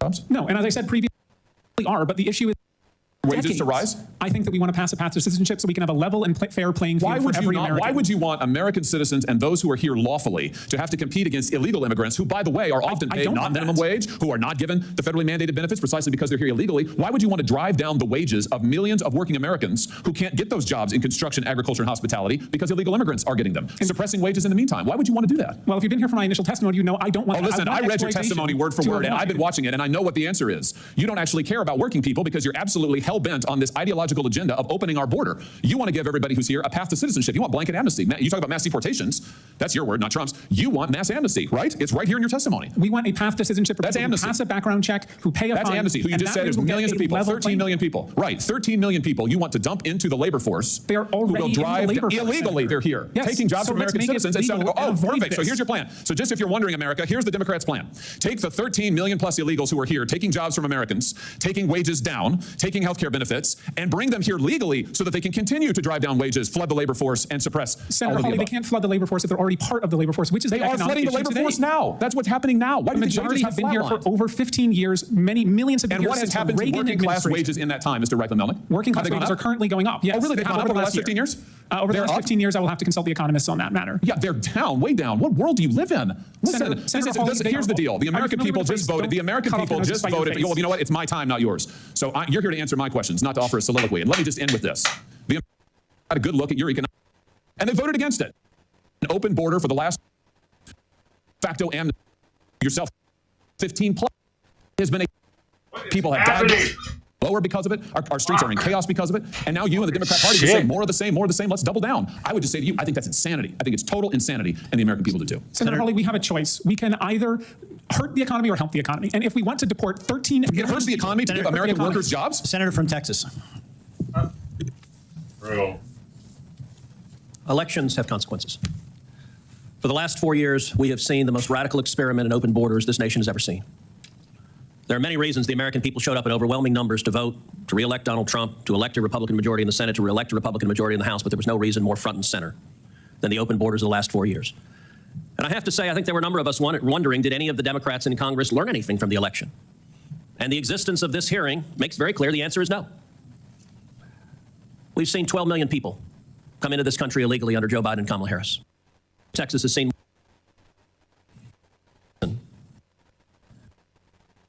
Democrat for over read this election. When your home is invaded by 1 million people, it changes your voting patterns. Every single day, we have seen Americans murdered. We have seen women raped. We have seen children brutalized by criminal illegal aliens released deliberately by Joe Biden and Kamala Harris. The numbers are staggering. According to ICE, as of July 21st, 2024, nearly 650,000 criminal illegal aliens were currently on ICE's non-detention have been released. Of those 16,000, 4 have been convicted of homicide. You want to know what mass deportation? Those 14,000 better pack their bags right now. Because with a new administration, we're going to arrest you and we are going to deport you. 20,061 have been convicted of sexual assault. Now, I want you to ask of my Democrat colleagues, and it is striking that virtually none of them are here. That is reflected in their conduct because they are silent and putting their head in the sand as to the human tragedies. But what resident of what blue state says, you know what, America's better off with 20,000 rapists being released into this country? 105,146 have been convicted of assault. I would ask my Democrat colleagues if they were here, why the hell today does the Biden administration not go and arrest every one of these criminals and deport them? What rational world says America's better off with more criminals? And these are not just statistics. Ms. Moran, thank you for being here. The country grieves the loss of your daughter. Your daughter was beautiful. She was a mom who I know loved her kids. And she's not with us today. She was raped and murdered because this administration chose to release a violent criminal into America. Your daughter should still be alive. And every one of these victims should still be alive. Laken Riley, a name that the Democrats on this committee can't bring themselves to utter, should still be alive. And in my hometown of Houston, Jocelyn Nungry, I've gotten to know Jocelyn's mother, Alexis, very well. Ms. Moran, like you, Alexis is incredibly brave. I cannot imagine the pain. I'm a father. To lose your child, no parent should have to bury their child. Children should bury their parents, not the other way around. It is wrong what happened to you. But I want to say to you, thank you for having the courage to tell Rachel's story. I would understand if you just curled up in a ball and cried. But, and I'm sure you have wept a lot of tears. But thank you for having the courage to tell Rachel's story. And I want to say, if there is anything that is a mandate from this election, it is to end this insanity, stop these murders, stop these rapes, stop these assaults, protect our citizens. And Ms. Moran, I just want to give you the opportunity at the end of my questioning to share from your perspective why this matters, why we should stop releasing criminals into America. In order to prepare for this hearing, I was actually looking at statistics over the last couple of days, and most of the rape and murder statistics by illegal immigrants are actually against children. Yeah.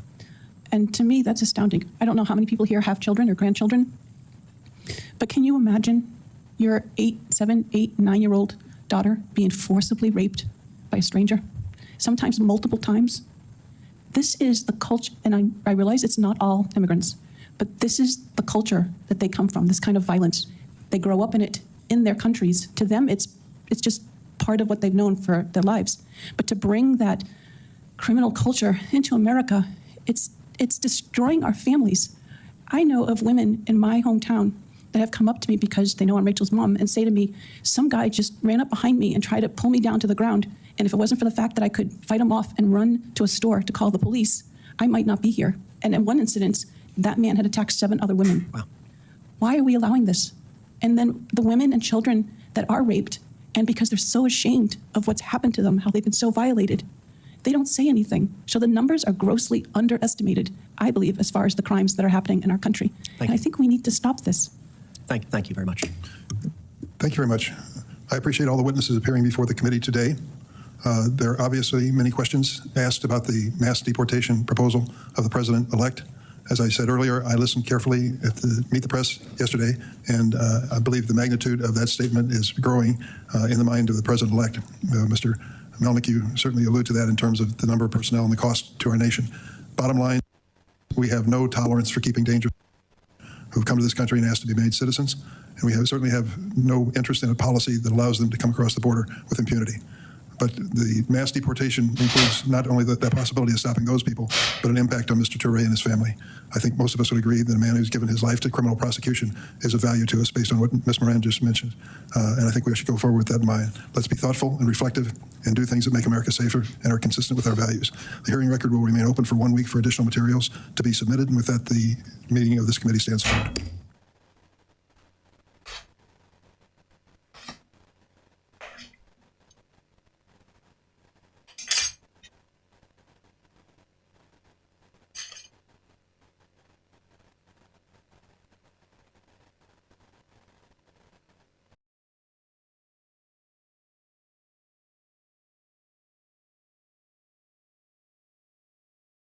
And guess what? The average salary.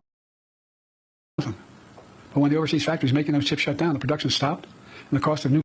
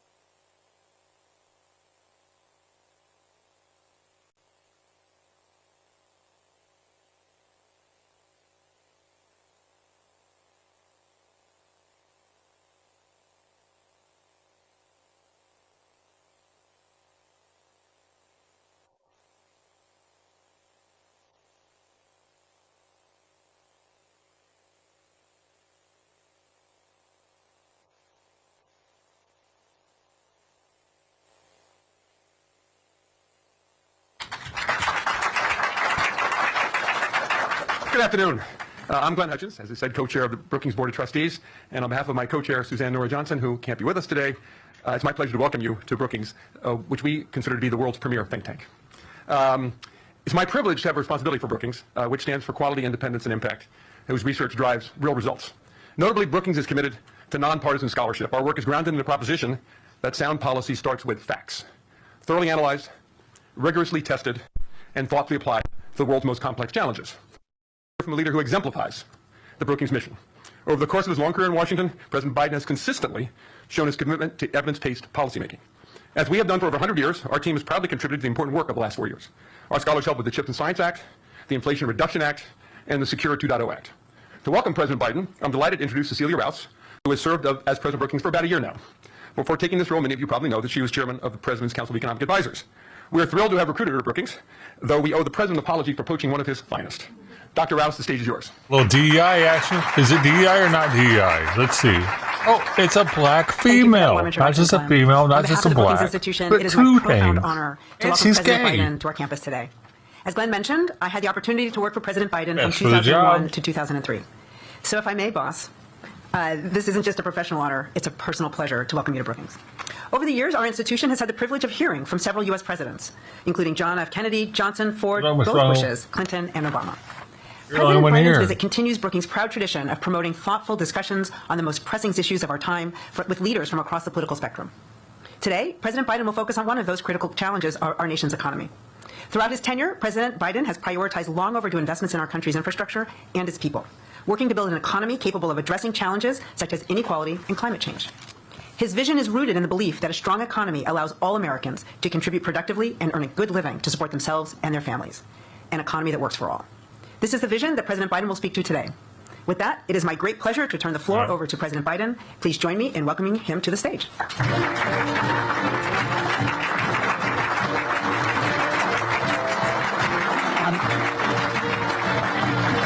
I'm here to steal her back. You're the best, Cece. Thank you. You really are. Thank you. Well, this is only a 400-page speech. We wanted to talk about how we're the economy, and it is a daunting task to talk about the transition we're trying to initiate here. I want to thank you, Glenn. Thank you, Cece, for the introduction and for the leadership you served as chair of my Council of Economic Advisors. It's great to be back in Brookings Institution. I started here 400 years ago as a senator. God, it's hard to believe that's long ago. Oh, I know, anyway. But and then as vice president, and when I was thinking about running for president, I came here, and now as president. Last month, I spoke to the Economic Club of Washington, D.C. about the pivotal actions we took to rescue the economy from the devastating harm caused by the way, in my view, the pandemic was handled, and how we delivered immediate economic relief to those most in need. We got back to full employment, got inflation back down, managed a soft landing that most people thought was not very much likely to happen. Today, here at Brookings Institution, I'd like to talk about the pivotal actions we've taken to rebuild the economy for the long haul. And how we're at a critical, in my view, moment in the direction of the economy is going to take. Next month, my administration will end and a new administration will begin. Most economists agree the new administration is going to inherit a fairly strong economy, at least at the moment. An economy going through fundamental transformation that's laid out a stronger foundation and a sustainable, broad-based, highly productive growth. And it is my profound hope that the new administration will preserve and build on this progress. Like most great economic developments, this one is neither red nor blue. And America's progress is everyone's progress. After decades of trickle-down economics that primarily benefited those at the very top, we've written a new book that's growing the economy, the middle out and the bottom up, that benefits thus far everyone. And this is going to be the test going forward. Over 16 million new jobs, the most in any single presidential term in American history. The lowest average unemployment rate of any administration in the last 50 years. 20 million applications for new business records. I mean, it's for new business, that is a record, I should say. Stock market hits record highs. I wish I owned a lot of stock. The worst part of all this, I acknowledge at Brookings, for 36 years, I was listed as the poorest man in Congress. What a foolish man. Anyway. Was he really? 401ks are up. More than $1 trillion in private sector investment in clean energy and advanced manufacturing in just 2 years alone.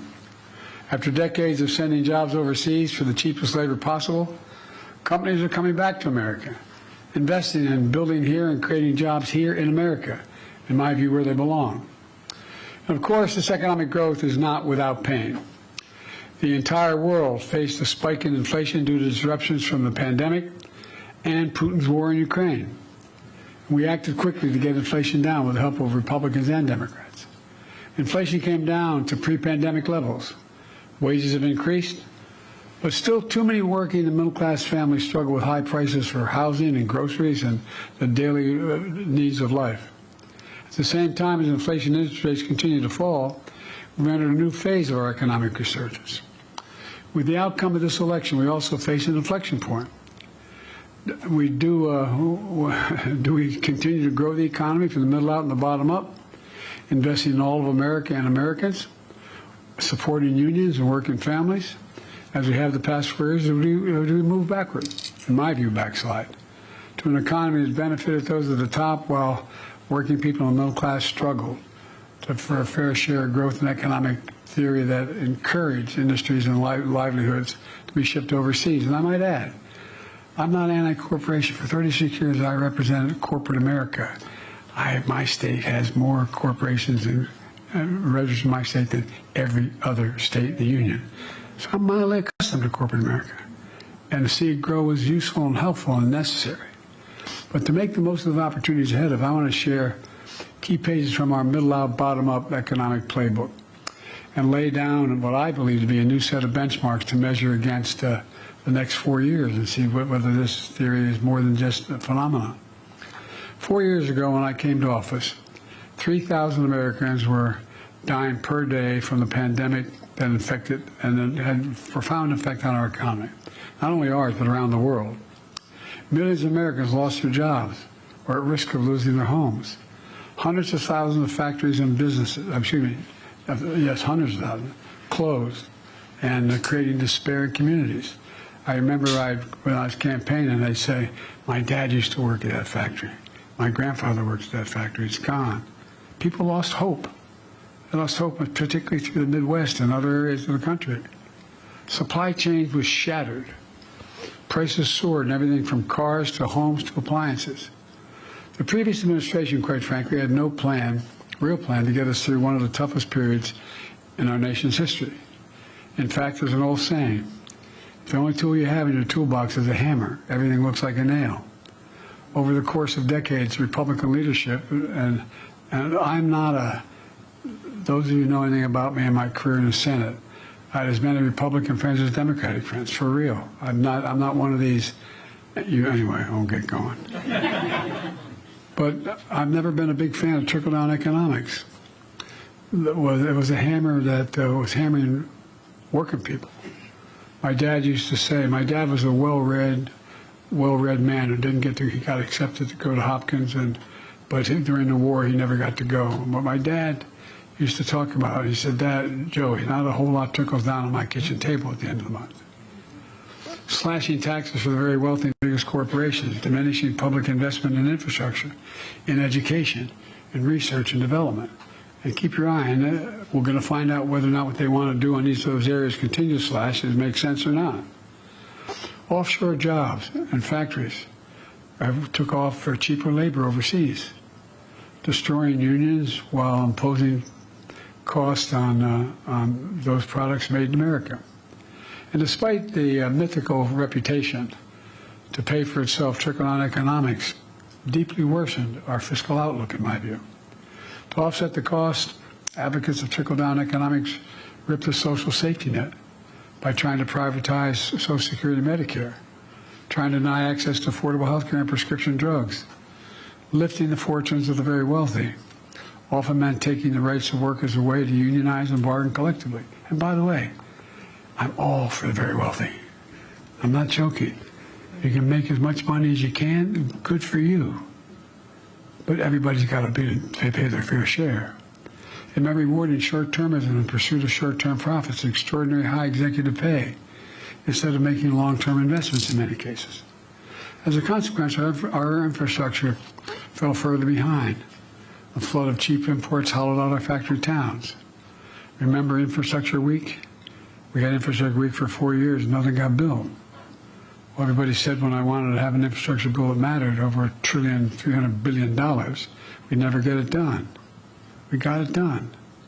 Next president has a game plan I laid out, and by the way, he's going to find, since I made a promise I'd invest as much in red states as blue, he's going to have trouble not doing it. He's going to have a lot of red state senators who are opposed to all of it, didn't vote for it, deciding it's very much in their interest to build the facilities that are on this block. Economic opportunity and innovation became more concentrated in few major cities, while the heartland and communities were left behind. Scientific discoveries and inventions developed in America were commercialized in countries like China, bolstering the manufacturing investment and jobs instead of the economy. Even before the pandemic, this economic agenda was clearly failing. Working and middle-class families were being hurt. The pandemic and the economic crisis revealed a failure for everyone to see and to feel. And you know, one of the things that's going on here, they just turned off my, I'm going to go on. I lost the electricity here. But anyway, one of the things we found is that, you know, we invented the computer chip, size of the tip of your little finger, to power everyday lives, from vehicles to advanced weapons, cell phones, everything in between. The United States invented these computer chips. He's clearly reading it again. But over time, we stopped making them. In the very beginning, we produced 40% of them in the world. Well, they all went overseas almost, virtually all. So when the pandemic hit, we found out how vulnerable America was. Supply chains abroad got shut down in the Far East because people got sick. The factories making the chips closed. And all of a sudden, everybody started learning about supply chains, a phrase that was probably used more in the last 4 years than the last 40 years. No, I'm serious. Couldn't get these chips. Prices soared. For example, it takes over 3,000 chips to build an American automobile, 3,000. But when the overseas factories making those chips shut down, the production stopped, and the cost of new cars soared. You know, it didn't have to be that way. And I was determined to change that. I remember looking at my staff and saying, I'm going to South Korea. And they said, you're what? Oh, you think I'm kidding? See, the guy next to you is a brilliant economist. He didn't think I was so brilliant going overseas. But all kidding aside, I came to office with a different vision for America. That's been consistent with my record, good, bad, or indifferent, since I've been a senator. Grow the economy from the middle out and the bottom up. Invest in America and American products. And when that happens, everybody is. The wealthy still do very well. And all of America, no matter where they lived, whether they went to college or not, I was determined to restore U.S. leadership in industries of the future. You know, 4 years later, we have proof that the playbook is at least now working. You know, within the first 2 months of office, I signed the American Rescue Plan, the most significant economic recovery package in our history. And I also learned something from Donald Trump. He signed checks for people for $7,400 because we passed the plan. And I didn't, stupid. Anyway. But all kidding aside, I realize we're talking about the impact of politics, but the economic basic principles are what we're after. You know, we helped pass that act, we helped vaccinate the nation. And as we return to full employment, this was just the beginning. We understood we needed long-term investments for the future. Investing in America agenda, which includes my bipartisan infrastructure law, CHIPS and Science Act, the Inflation Reduction Act. Together, they mark the most significant investment in America since the New Deal. And that's a fact. I mean, whether it's good or bad, that's a fact. The Inflation Reduction Act alone is the most significant investment in climate and energy ever anywhere in the entire world. We were told we couldn't get it done. We got $368 billion. We make these investments. When we make them, we buy America. Buy American has been the law of the land since the 30s. I won't go back, it takes too much time. But you go back to the laws Lincoln, my lord. You go back to the laws that Roosevelt passed about allowing unions to resist being stepped on and organized. Well, there's a provision, a Buy America provision. I was a senator a long time. I thought I was pretty informed. I didn't know it existed. And by the way, former presidents didn't know. If they knew, they didn't say anything about it. It says the money that the president authorizes the Congress to spend should be used by the president to hire American workers and buy American products. There's an exemption. You couldn't find the American product, American worker, you could go overseas. But you had to show it. Well, guess what? Past administration, including my president, failed to buy America. But not on my watch. We're modernizing our roads, our bridges, our ports, our airports, our clean water system, affordable high-speed internet systems, and so much more. And by the way, if you think about the high-speed internet systems, they're as consequential to farmers as electricity was during the administration of Roosevelt. I'm serious. You can't function without it. And we've incentivized building all these large federal projects with American products and American union, mostly union labor. New pathways into these jobs, including a record number of registered apprenticeships that we've made sure occurred. As I noted earlier, when I came to office, semiconductor manufacturing had moved overseas. I was determined to bring it back, so we wouldn't be at the end of the supply chain, but at the beginning of the supply chain. And that's what we've done with my CHIPS and Science Act, which has attracted $350 billion in private sector investment in America, including from Korea and from Taiwan. I remember when we went to digress, I shouldn't because of a long speech, but to digress just a moment, went to South Korea. And I met with Yoon and I met with Samsung. I said, why are you making this billions-dollar investments in what we call the Field of Dreams outside of Columbus, Ohio? He said, because you have the most capable workers in the world, and it's the safest place in the world for me to make my investment. These investors are building what they call new fab. You all know this, but a fab is new factories, but they're these giant things, big as football fields. And guess what? When they're built, they employ thousands of people. And guess what? The average salary, $102,000. And you don't need a college degree to do the job. These investments, massive chips factories. Somebody like 50,000. We're going to get the migrants in there. The size of several football fields. As I said, in the Field of Dreams from all across America, from New York to Ohio to Arizona. I mean, you know, and when I ask these companies why they're investing, again, not a joke. I give my word, and you all know that. You're businesswomen, man. You all know it. They say we have the most qualified workers in the world. Because they're shipping their workers here. Union friends. They're not very good salesmen for themselves. Everybody thinks, the average person out there thinks, to say, I'm going to be an electrician. 5 years later, as an apprentice, you can become an electrician. Look, the CHIPS investment are creating over 125,000 jobs so far. Many of those jobs are paying over 100 grand a year, and we don't need a college degree, as I said. It's not just fabs. These investments are creating opportunities for entire communities. Small businesses creating even more jobs when they move. When you build, for example, you build one of these fabs, whether it's in Syracuse or wherever, they're all over the place. Guess what? You know what happens? They end up building drugstores, coffee shops, automobile dealerships. He led with drugstore communities. He led with drugstore. Thousands of people move in.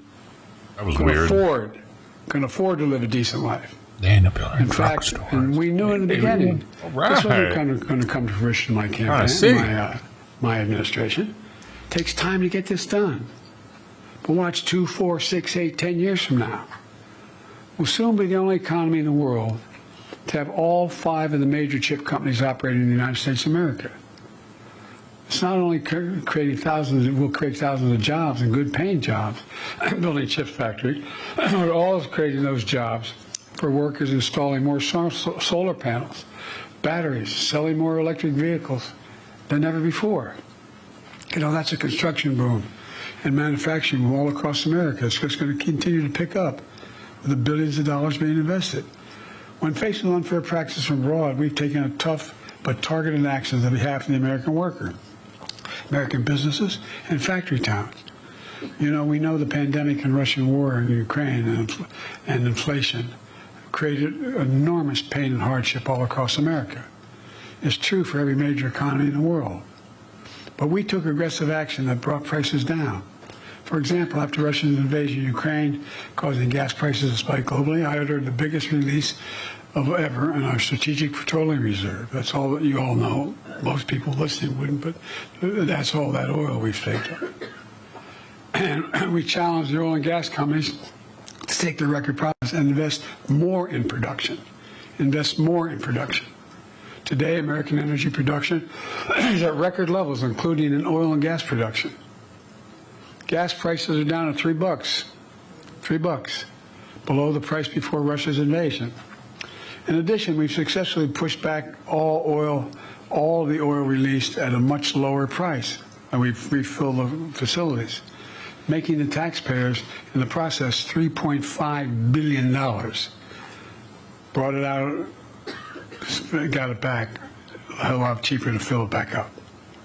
Now inflation is coming down faster than almost anywhere in the world in advanced economies. As inflation eased and the strong labor market persisted, inflation-adjusted wages and incomes began to rise. Average after-tax income is up almost $4,000 than prices on average for average Americans. Yeah, but inflation fucked that all up. Of working-age Americans have jobs near a multi-decade high. We're creating a record jobs. 60% of all Americans who chose to pursue a four-year degree, who chose not to pursue a four-year degree. With our historic backing of union, public support for unions is the highest it's been in more than half a century. And the labor movement is expanding and changing. And new companies are bad ways. Here's why it's important firing Americans and hiring migrants. I asked the Treasury Department when I was pushing for union expansion Tyson. and to do a study. They found that when union wages go up, everybody's wages go up across the board. It matters. The middle out, bottom up playbook is also.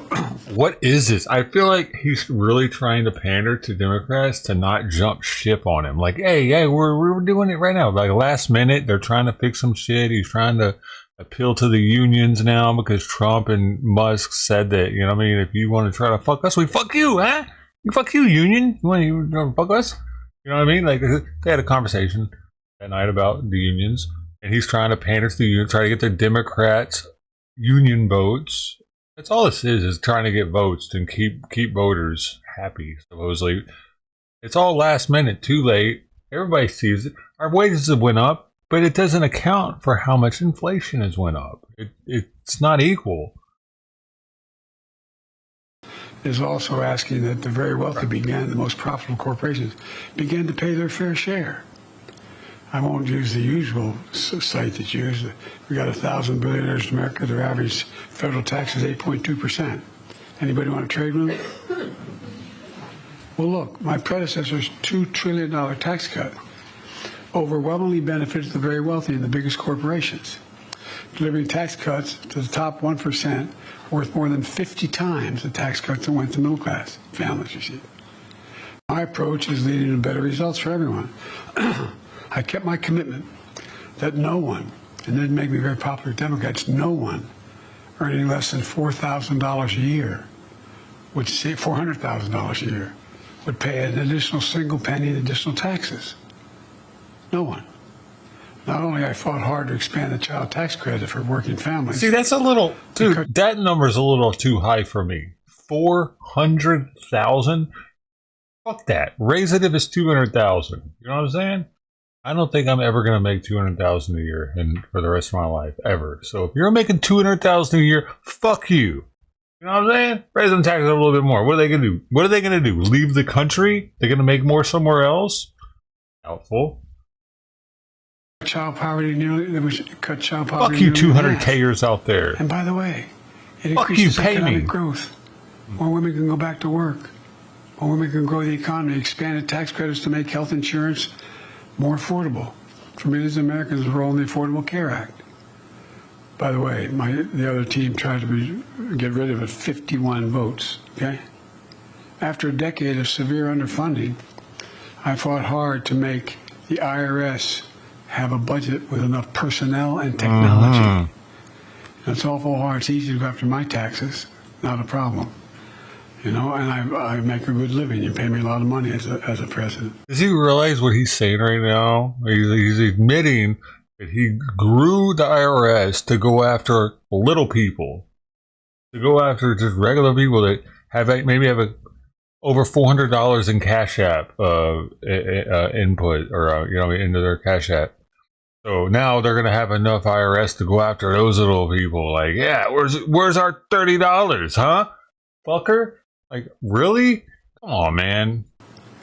But they're gonna wait. Like, are they gonna get as much from doing that as they're paying to do it?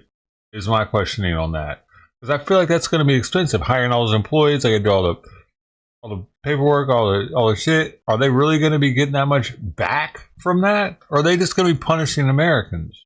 For the very wealthy, it's awful hard. You need more personnel. And guess what? We finally, after the fight, got more. I feel like it's easier to do it to the ultra wealthy because it's more apparent when they fucking have all this shit, all this property. You know what I mean? Dude, we all know they're not going after rich people with those IRS agents, dude. They're going after regular fucking people with that shit. Bullshit. Motherfucker. Why else did they just pass the law with the Cash App and the Venmo and shit? That was his administration. That's him. Did that. His Congress. I mean, his Senate. Personal, never did I think I'd be fighting to get more tax collectors. We got more folks in the department. Result, the IRS has already collected over $1 billion in unpaid taxes. Did you just say, if you just said 1 million, that's laughable. Hold on, I need to hear that. If that was $1 billion, okay, that's a decent amount of money. But he collected over $1 billion. $1 billion, it is $1 billion. In unpaid taxes on the super wealthy that had not been paid in the past. Mm. Look, folks. Is it really because he had that crazy? So increasing fair competition. I'm a capitalist. But capitalism without competition is not capitalism, it's exploitation. But not on my watch.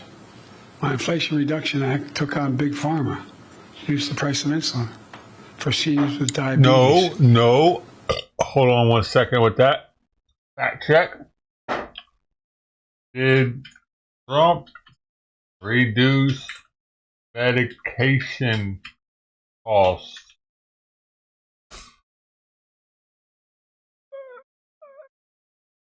There we go. Congress didn't act on. Let's take a second here because you already know I knew the answer to it. Yeah, motherfucker. It's fact check time. Congress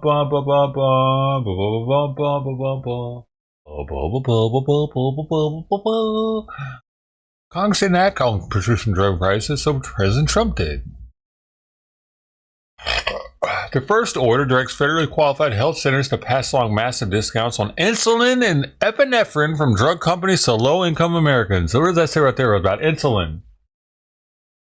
That's interesting. He just... Wait a second. What did he just say?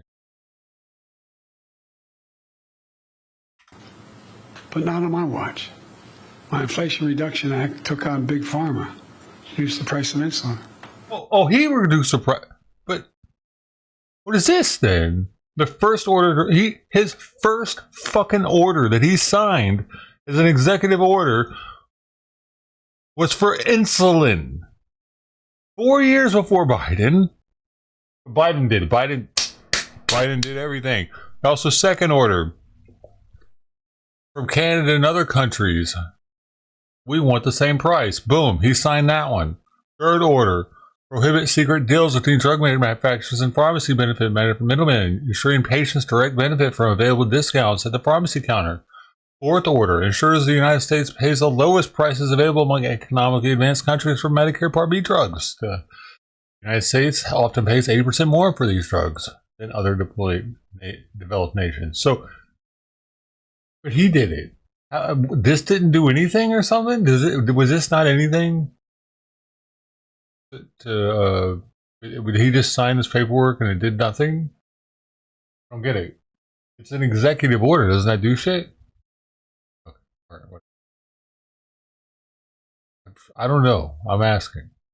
For seniors with diabetes to pay only $35 a month until close to the average of $400 a month. You know, when I was trying to sell this to the American public. I'd go around the country doing town meetings and say, anybody has a prescription from a major drug company in America? Come with me, get an Air Force One. I will take you to Toronto, to Berlin, to Rome, to... And you saw what I just read. Well, Trump's third order was to make sure that we had the same prices that Canada was getting in other countries, especially with Medicare. Like, how can he do this? Just take credit for the previous administration's work like this. How is this possible? And he's not all over the internet being blasted for doing that. Is it? Not the only one fucking here. Anywhere in the world, I'll get you that same exact prescription from the same exact company for somewhere between 40 and 60% less. Well, the Inflation Reduction Act also finally gives Medicare the power to negotiate lower drug prices for seniors across the board. It's already passed. Starting next month, out-of-pocket prescription drug costs for seniors, total prescription drug costs, we capped at $2,000 a year, no matter how much they spend. No matter how expensive their drugs, and you all know it, because some of you, like me and others, have lost families to cancer and cancer treatment. Democrats eat this shit up, and they think that the Republicans aren't trying to do the same stuff for them. That's the problem. Those drugs, cancer drugs, cost $10, $12, $14 million a year. These other reforms not only save seniors money, not only saves the patient money, but guess what? It saves every one of you taxpayers money. Because the federal government is not paying out $160 billion over the next 10 years that had to pay it now. Because they're not paying that, they're paying $35, not $400 for the prescription. Exorbitant prices of pharmaceutical companies have been charging. We're also lowering costs by eliminating That's junk definitely fees. good for the VA. Junk fees are those hidden costs that can add up to hundreds of dollars for the average American family. You know, hidden costs like excessive banking overdraft fees. So I didn't realize I had the power to do this, but we brought them down from average of $35 a month for an overdraft to $5 a month. Cost the banks a lot of money, but it was fair. No, it's not. No, it's not. Dude, why should the banks have to suffer for their dumbass people overdrafting and shit? Fuck that, dude. If you're so stupid that you overdraft your account, I've done it. I've been the idiot too, man, and I was kicking myself in the ass for it. It wasn't the bank's fault, though, because I wasn't paying attention to how much money I had. Maybe I was like paying attention to my account, but I wasn't paying attention to actually what I'd done. So it takes time sometimes for it to come out, you know, and then I would overdraft on accident. Yeah, that's easy to be like, no, it's the bank's fault. They didn't do it in time. It wasn't listed. I didn't know. No, it's your fault for not keeping track. Back in the day, we didn't have electronic records. We actually had to write everything down and do our books. I even got my merit badge in the Boy Scouts for that shit. Or financial something. I forget. It's one of the only merit badges I got. That in swimming. And woodworking. Or leatherworking. And woodworking, I think. $35. Summer camp. Overdraft. Summer camp was cool, And man. in addition to that, there's late fees for credit cards. Apartment application fees. I know most of us don't even look at that. Yeah, but late just fee. to apply. Why the fuck is the government involved with how much a company is going to charge for a late fee? Dude, if you're late, you knew it was going to happen. You usually get one free to get out of jail free card. Like, I'm sorry, or we'll take it off. But if you're doing it more than once, you're an idiot. Stop that. Why did the government have to get involved? And now, guess what happens? Guess what happens with that? We end up paying with higher interest rates. Everyone has to pay for the idiots now because the federal government made that stupid fucking law. Thanks, Biden. So hotel proud of fees himself. or family seating arrangements on flights. A lot of you got that one down. I don't know about all of you, but maybe it's the Irish in me, but I hate being played for a sucker. No, I'm serious. People get angry when they find this out. Fair competition is especially important for small businesses that have been crushed by decades of concentrated corporate power. That's important because small businesses I'm somewhat of an expert on all this, by the way. So,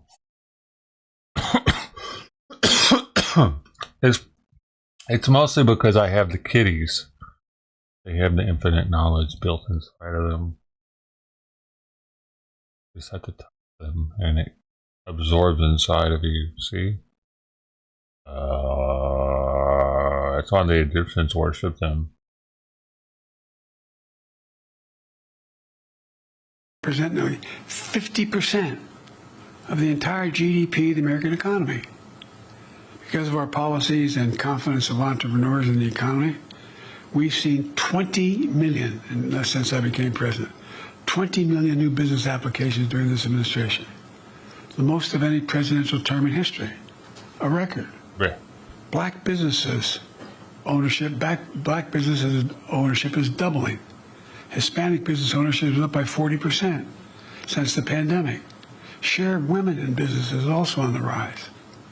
It all has benefited not just those groups, but all of the economy. Every single application for a new business license is like an act of hope, a confidence. There's so much more from our playbook. Bottom line is, in 4 short years, we've come a long way. From a excuse me, my cold, if I apologize. Dude, from the crisis we I don't understand why Tux waited. That's Tux, right? Yeah. I don't understand why he waited to eat out of the bowl. Like, they had a full bowl in there, and he was like, he acted hungry. He ran up fast right now, too. Like he was ready to grub down. I think that's Tux. It's hard to tell because, I don't know, he's acting really skittish, though, so.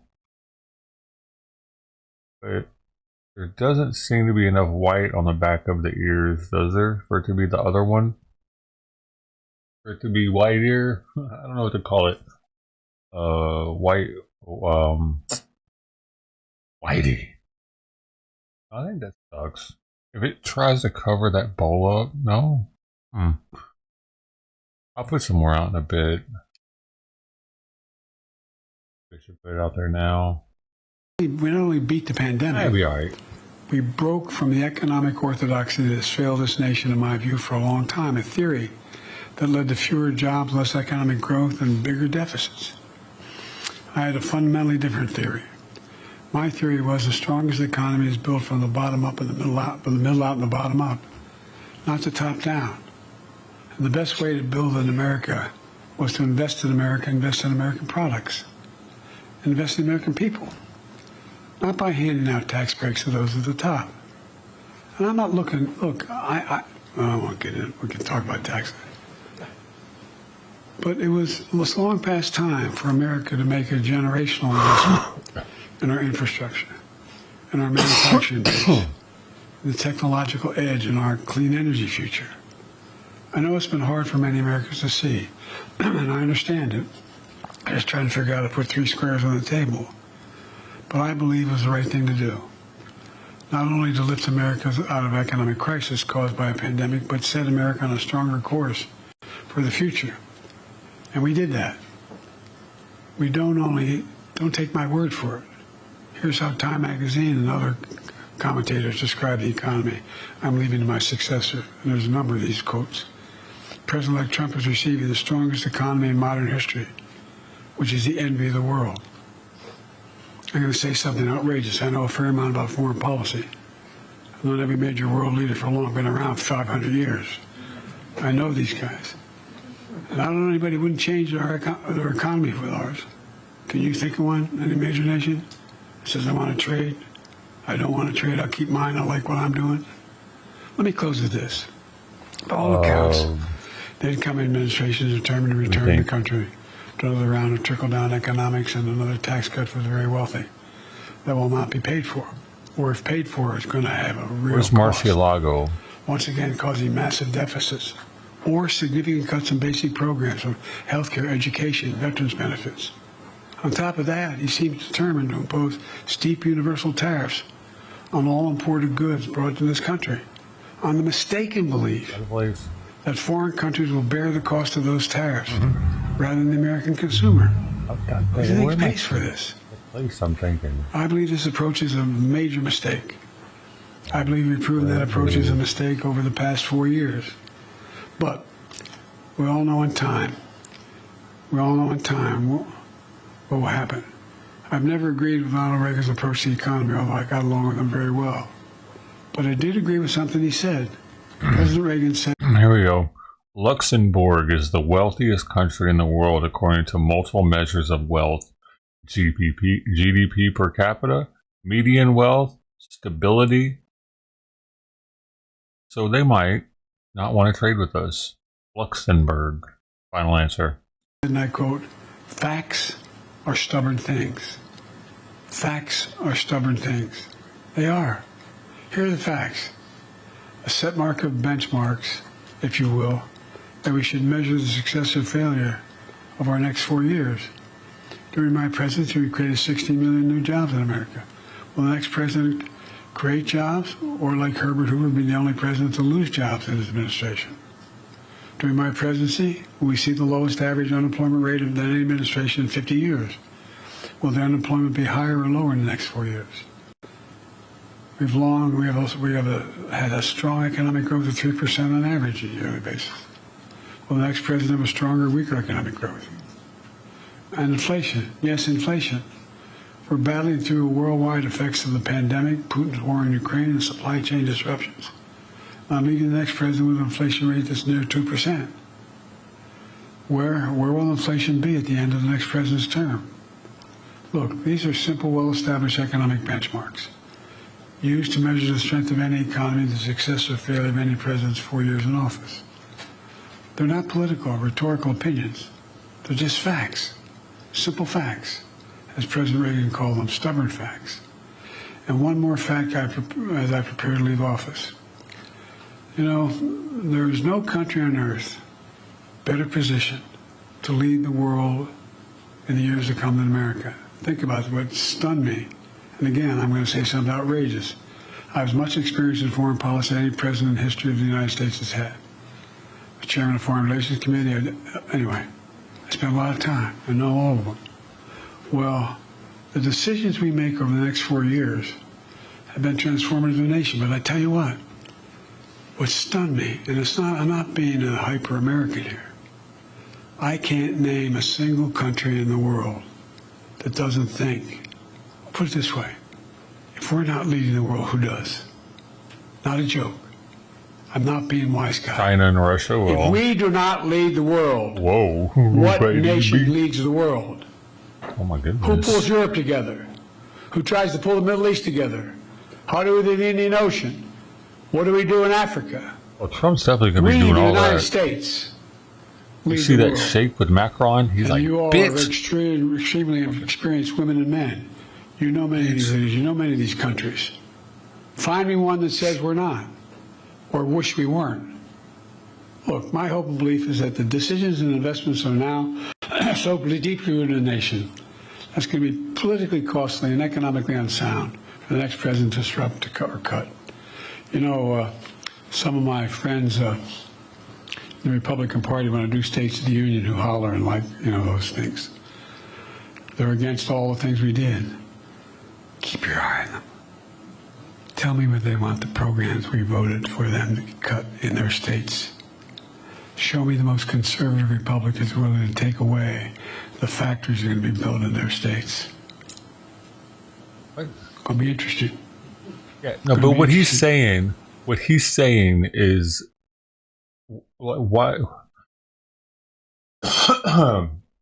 he's thinking that the factory is going to close because Trump is going to impose tariffs.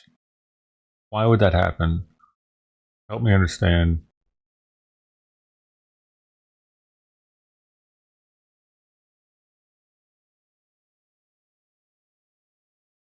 I don't think it's going to happen.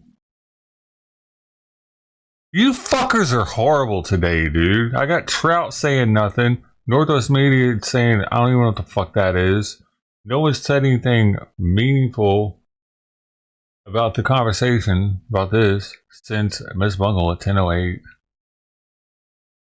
That's a long ass time, dude. Almost 40 minutes of me talking to myself with mouth sores.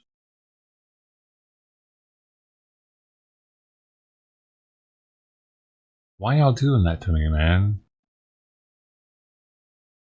Am I fucking muted everywhere? Everybody just has me muted? Is that it? Look, None of this is important, I guess. I pray to God because I think everybody has That's an why I don't expect opportunity you to have to, like, there's supposedly there's 6 other people here, and there have been up to like 9 or 10 on D Live. No one said anything all morning there. So it's not just, I think personal, Miss Bungle. You're the last one you've been saying something all morning. It's not on you for sure. And everybody else that stopped in and hasn't said shit. It's like, what the fuck is it? Because I'm not showing enough leg? Like, do you want to see some of the side profile? Oh, you better talk more. Hey, there's somebody. Hey, there's a more Al. Are you also known as Awesome Al? Welcome to D Live. Thanks for hanging. At least I know it's not all bots. I was starting to wonder, dude. Anyway, thanks. Reconsidering the growth. I pray to God the President-elect throws away Project 2025. I think it would be an economic disaster for us in the region. In fact, consider one additional fact. The historic investments we made went to more red states than blue states. Not a politically smart thing to do, and I knew what I was doing. I knew people would be angry. But the reason they're red states and they need it more is because the decisions they made. And geography. Will the next president stop a new electric battery factory in Liberty, North Carolina? Will create thousands of jobs? Will he shut down a new solar factory being built in Carterville, Georgia? Are they going to do that? I got lucky, Immortal. Will we deny seniors living in red states $35 a month insulin? I believe the only way for a president to lead America was to lead all of America. And I believe the economy I'm leaving at the moment, and others could do better than I did. I'm not saying it was perfect. But ends up at this moment the best economy, strongest economy in the world. And for all of us, doing better. So we got a lot to do. And I'm leaving the presidency, but I'm not going away. Awesome. Bad news for y'all. Because I think we got to bring this country back together. When I announced my candidacy for president, I said I was running for 3 reasons. One was to restore the soul of America. Just decency in the way we treat one another. Politically, the way we treat one another. I know you know that when Pat was around and others, we had vicious fights. We'd go and sit down lunch together in the Senate dining room. I'm taking more of your time than I should, but one of the things that I realized when I was vice president, Barack wanted me because of my background in foreign policy and my ability to work in the Congress very well. And so about 6 years in, I decided to go up to the Senate dining room. I'm president of the Senate, to sit at the table where Democrats and Republicans sit together. And began to listen again, just talk to people. Well, guess what? No place to go. I don't know why he does that. Bungle? You've been to the senator's dining room where they take you into the room where you can eat with other senators and other people. But right, the doors on the left of that elevator are private dining. Used to be a long buffet table. You walk in, a long table sitting, I guess, 16, 18 people on the right, parallel with the table, and you walk through an archway, and there's a table going the other way. I don't know what he's talking about anymore. One was the Democratic table, one was the Republican table. Okay. And when there weren't enough to sit at any one table, then they all sit together. It's hard to really dislike an individual that you strongly disagree with when you find out his wife is dying of breast cancer, or he just lost a child, or he's having serious physical problems himself. We knew each other. I really mean it. Barack used to drive Barack crazy when we met every morning at 9 o'clock, and with his last peaceful talk to one another when the day ended. Do you see what the title of this is? Deliver speech on the economy. What is he doing right now? and always give me, he said, I know. All politics is personal. But it is. It is. I watched Teddy Kennedy and Jim Eastland rip each other apart on the floor and then go down and have lunch together. So one is to restore the soul of the country. The second thing to do, I was trying to do when I ran, was to begin to restore the middle class, to focus on people most in need. And thirdly, was to bring the politics together again. Again, we don't have to agree with one another, but we sure and how have to stick with the system that's allowed us to strongly disagree and yet keep within the confines. Oh, I see now. He's trying to get the American people to think that if the Republicans... What's going on? Is that Momma? Where'd she come from? Was she under the house? Didn't see the camera was. I think she came from underneath the house and went to the right.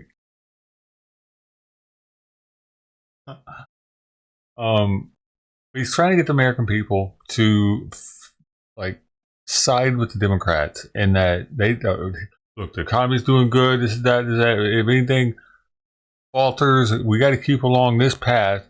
If we don't, it could falter. So we need the Republicans to continue along this path. And back when I was in, man, when we were in the hardship, we understood. We worked together more. We had more empathy and shit. You know, so we should have more empathy now because the American people are struggling.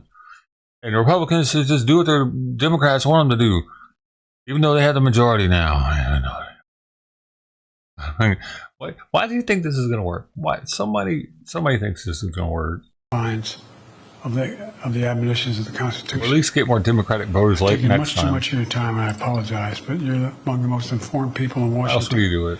And I would really appreciate it has to be economy related. A little bit, any constructive criticism you have, and I'm sure you have some. All right, thank you so very much for having me. Because his lead up to that was talking about how much they had done, how much it's improved. They're talking about messing all that up. And then him acting like I used to work together with the Republicans, even though we were in the majority. I still had their back when they were going through some things.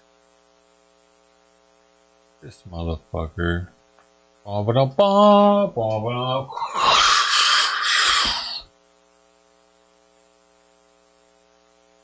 look, I got some more news. I got news. I got news. I got news. Oh, fuck.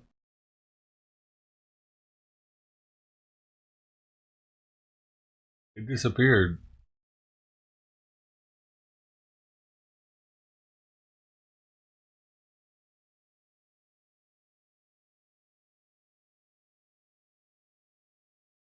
Gotta be around somewhere. There you go. Oh, there it is. Oh, wait, no. Okay, let's go first. I found it.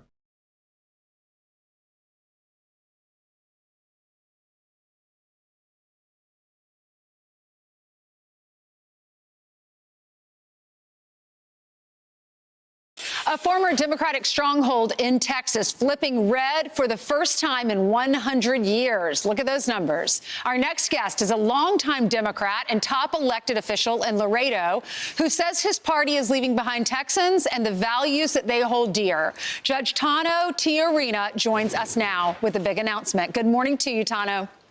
Good morning. Good morning to my Fox. Well, we are glad you are here. Merry Christmas, Judge. All right, so Judge, why are you a Democrat? Well, Why? That's not really the question. The question should be, I've made a decision after careful thought and prayer and discussions with my family and community. And over the years, I've watched the Democratic Party shift further and further to the left and leaving the values that I hold dear to my heart. I've always been a conservative, and the radicalization of the National Democrats pushed me away a long time ago. And for that reason, I'm proud to announce that today I will be leaving the Democratic Party and joining the Republican Party, and I'm proud of that. Okay, very good, Judge. So a lot of people in your area might say, well, it's only because Donald Trump won in your area. You're doing this so you can win the next time around. What would you say to them? Well, people think of others the way one thinks, and I get it. It's just the way it is. But unfortunately, I have a moral compass, and I cannot, answer for anybody or let anybody know what they want to do. But for me, I've been seeing this go so further left. You have we need to have border security. I think it's a little bit more. Oil and gas industry has been, threatened here in South Texas, and then to be able to see everything that's going on from our, the woke movements, from the boys playing in girls sports and whatnot. Hey, listen, it's something that I had to do. Yeah. It's something that's dear to my heart, and I have a moral compass that I need to continue moving forward. Yeah, that does not fly in South Texas. I used to live in San Antonio. Yeah, no. What's the reason, do you think, that Donald Trump won in your area? Why is it changing in that area? Is it the border? Absolutely. I think a lot of the people here, first of all, when we look at down here in South Texas, our Democrats really are not the same as national Democrats. We're very conservative for the most part. Okay. So I think everybody started to understand and realize what was going on these last 3 to 4 years, to be able to see what's going on through the border and everything like that. Hey, it was as a county judge, it was a huge effect on us, not only financially, but a burden wise, to be able to security wise, to secure our borders too. So I think with Donald Trump and what he's going to do and some of his initiatives, I think it's going to be good. Well, Judge Tijerina, thank you so much for coming on. Congratulations. I hope you get a good response from your constituents. Thank you so much. God bless you. God bless you. Merry Christmas. Thank you. Merry Christmas to you, too. I'm Steve Ducey. All right, happening now, we have exclusive reporting from CNN's team on the ground in Syria just days after the fall of the Assad regime. Loud explosions rocked Damascus overnight, plumes of smoke hanging over the city. CNN's Clarissa Ward, one of the few Western journalists on the ground in the region. Clarissa is with me now. Communications have been tough. We have you. Please just tell me where you are, what's behind you.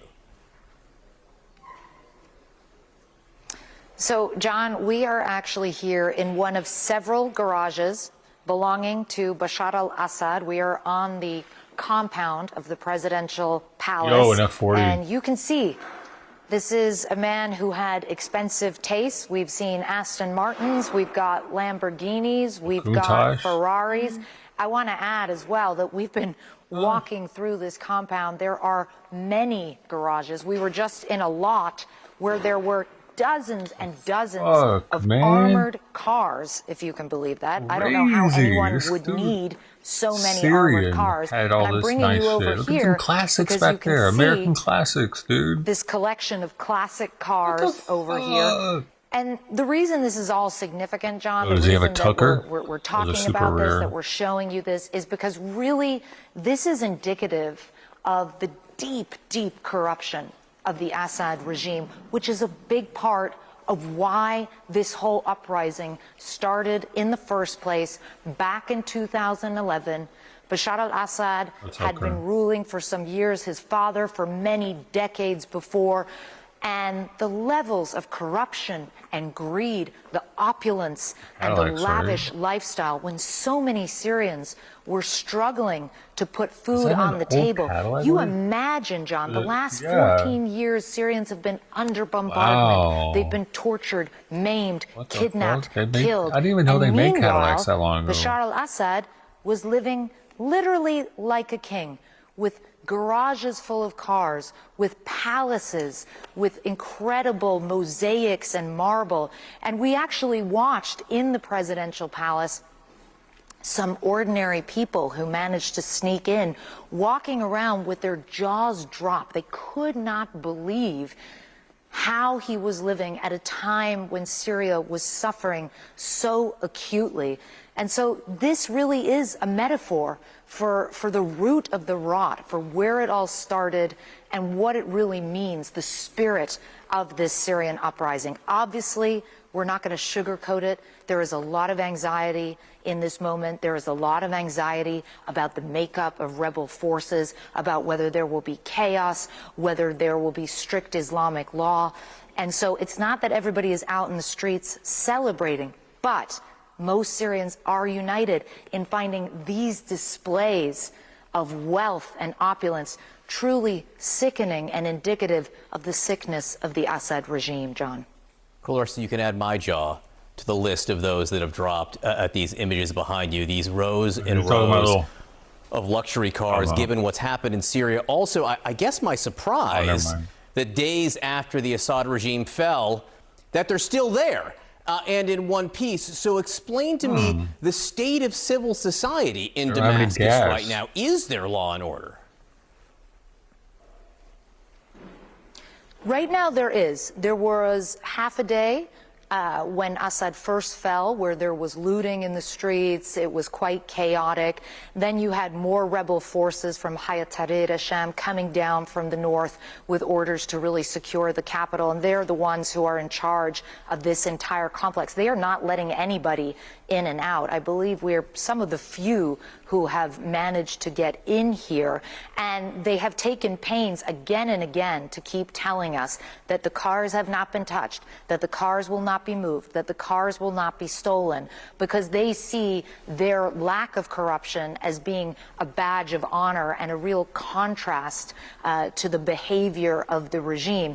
There was in the presidential palace in parts evidence that in those initial hours or that first day after Assad fell, that people had come in and ransacked the palace. But again, the rebels were really stressing to us, this wasn't our group, we don't do this. Now, I will say one small detail that I found interesting, John. When we went into the palace, the rebels who were guarding it would not talk to me or look at me until I put my scarf on.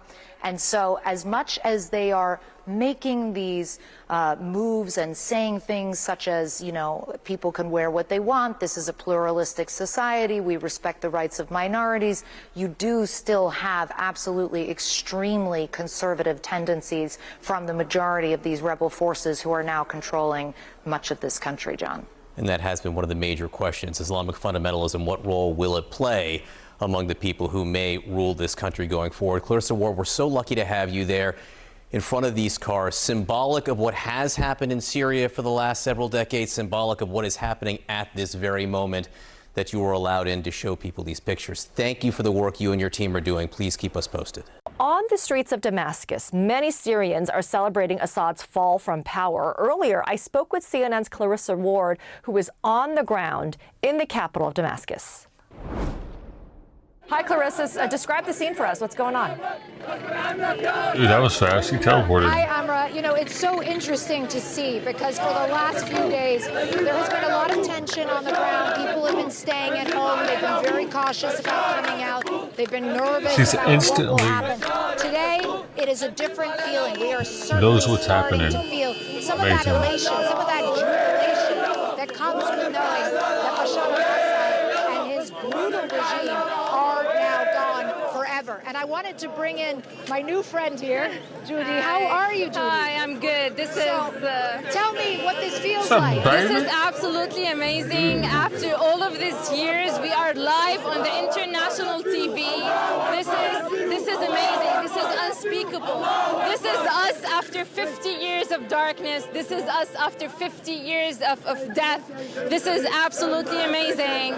Did you shocked. ever imagine? You know, Swimsuit on now. 14 years of civil war. Did you ever imagine? No, this is not. You can't even cross this idea over your mind. Never. This is actually. It's every day you woke up and you go out of the door and think that I'm gonna die now. I'm gonna die now. Tomorrow I'm gonna die. This is all of what we have been raised on for the past 13 years. I have no idea how to tell you how I am feeling right now. Why? This is absolutely amazing. Why do they always think they're going to die? You know, some people are concerned that a lot of the rebels are Islamists? They are from organizations that have extremist ties. Do you worry about it? For me, after what I have witnessed yesterday and what happened inside Naya prison, this is absolutely fine. Let's have the rebellions. Let's have this Islamic whatever shit over going out. This is more peaceful than what the regime and the Assad regime was doing to our mother, to our daughters, to our people here in Syria. Anything that would come after the Assad regime would be more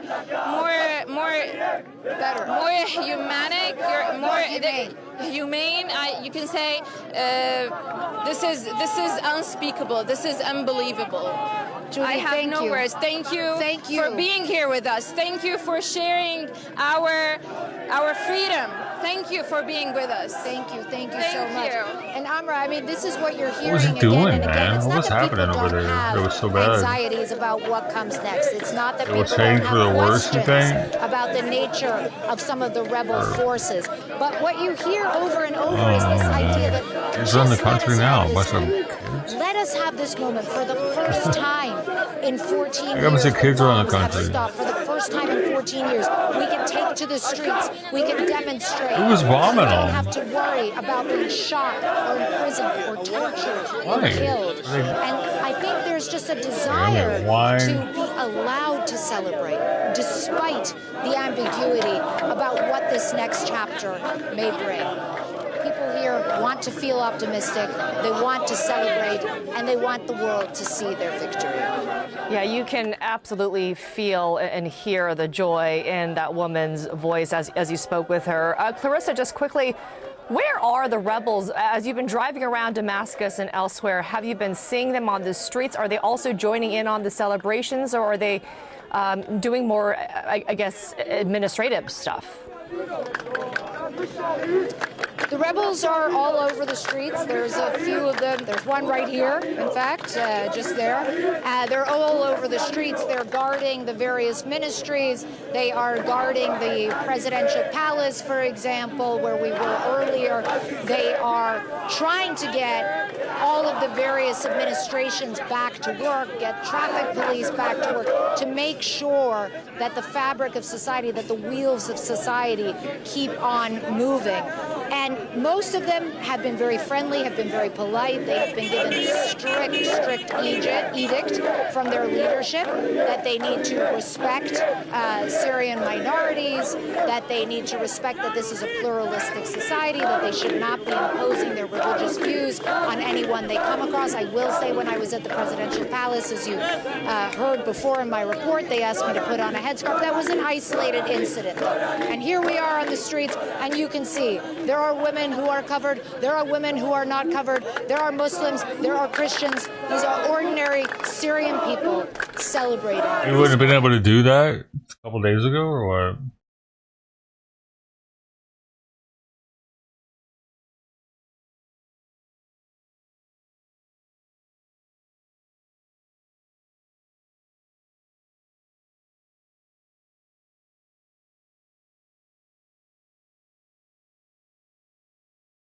Okay, let's talk about mass deportation, one of your big agenda items.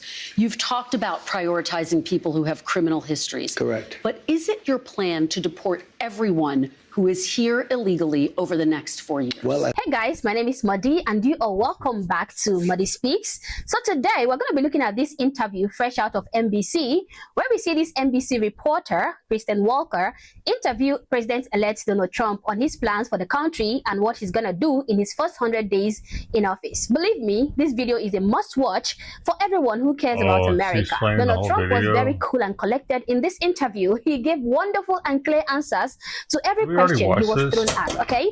The journalist interviewing him was clearly biased in her views, and you can clearly see that in her facial expressions, her attempted gotcha questions, and her unnecessary interruptions. But nonetheless, Donald Trump destroyed all the narratives with his intelligent responses, and to me, he aced this interview. It's a shame that we didn't get a single one of these type of long-form, raw interviews from Joe Biden or Kamala Harris throughout these past 4 years. But Donald Trump is not even in office yet, and already bullets are flying. Mind you, not a single time was he asked about his favorite breakfast nor his morning routine, unlike some people. He was bombarded with very serious questions about issues ravaging the country. Now, this interview was more than an hour long, okay? But we're going to be reacting to some part of that interview that I found really interesting. So without further ado, let's look at the questions regarding mass deportations. Okay, let's talk about mass deportation, one of your big agenda items. You've talked about prioritizing people who have criminal histories. Correct. But is it your plan to deport everyone who is here illegally over the next 4 years? Well, I think you have to do it, and it's a very tough thing to do. But you have to have, you have rules, regulations, laws. They came in illegally. The people that have been treated very unfairly are the people that have been online for 10 years to come into the country. And we're going to make it very easy for people to come in terms of they have to pass the test. They have to be able to tell you what the Statue of Liberty is. They have to tell you a little bit about our country. They have to love our country. They can't come out of prisons. We don't want people that are in for murder. So we had 11,000 and 13,000 different estimates, 13,099 murderers released into our country over the last 3 years. They're walking down the streets. They're walking next to you and your family, and they're very dangerous. The 13,000 figure, I think, goes back about 40 years. No, it doesn't. No, it's within the 3-year period. It's during the Biden term. No, that was a fiction that they put that out. This was done by the Border Patrol. It's 13,099, and it's during the Biden period of time. And these are murderers, many of whom murdered more than one person. You don't want those people in this country. But you're saying something, sir, that's significant. I just want to make sure I'm clear, which is that you're saying, yes, you're going to focus on the people with criminal histories, but everyone who's here illegally has to go. I'm saying this. We have to get the criminals out of our country. We have to get people that were taken out of mental institutions and put them back into their mental institution, no matter what country it is. Do you know that Venezuela, their prisons are at the lowest point in terms of emptiness that they've ever been? They're taking their people out of those prisons by the thousands, and they're drunk.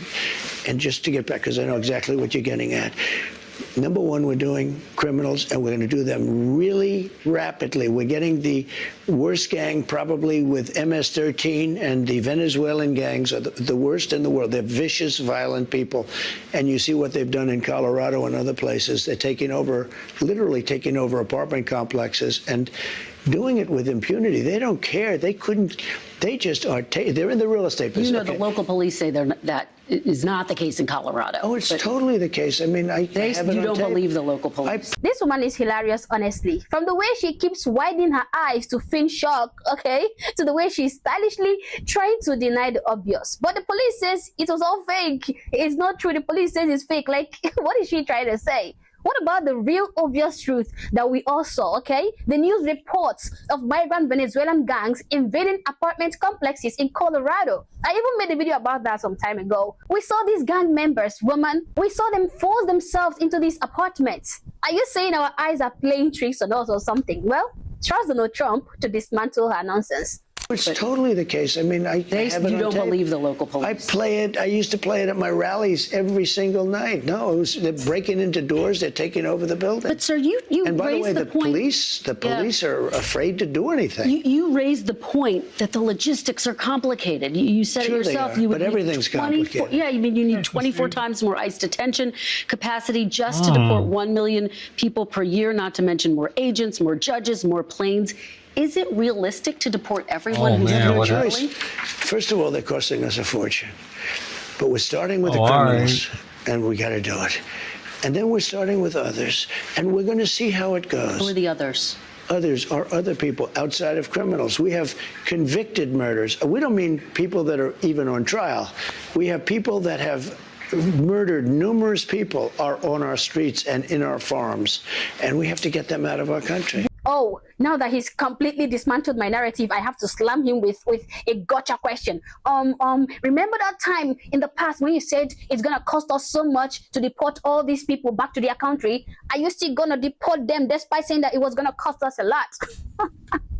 Now, she thought she got him with that question, but was surprised when Donald Trump gave her another bombshell, which was that even though deporting the illegal migrants was going to cost a lot, it would even cost much more to keep them in the country. It is more expensive to allow them to stay in the country illegally. So yes, they have to be deported once and for all, hopefully. Now listen to this part. It's very important. Let me ask you about another group of people, the estimated 4 million families in America who have mixed immigration status. So I'm talking about parents who might be here illegally, but the kids are here legally. Your borders are You're talking about separation. Yeah, well, I mean, there are two aspects to this. Your borders are, Tom Homan said, they can be deported together. Correct. Is that the plan? Well, that way you keep those. Well, I don't want to be breaking up families, so the only way you don't break up the family is you keep them together, and you have to send them all back. Even kids who are here legally? Well, what you're going to do if they want to stay with the father? Look, we have to have rules and regulations. You can always find something out like, this doesn't work, that doesn't work. I'll tell you what's going to be horrible. When we take a wonderful young woman who's with a criminal, and they show the woman, and she could stay by the law, but they show the woman being taken out, or they want her out, and your cameras are focused on her as she's crying, as she's being taken out of our country, and then the public turns against us.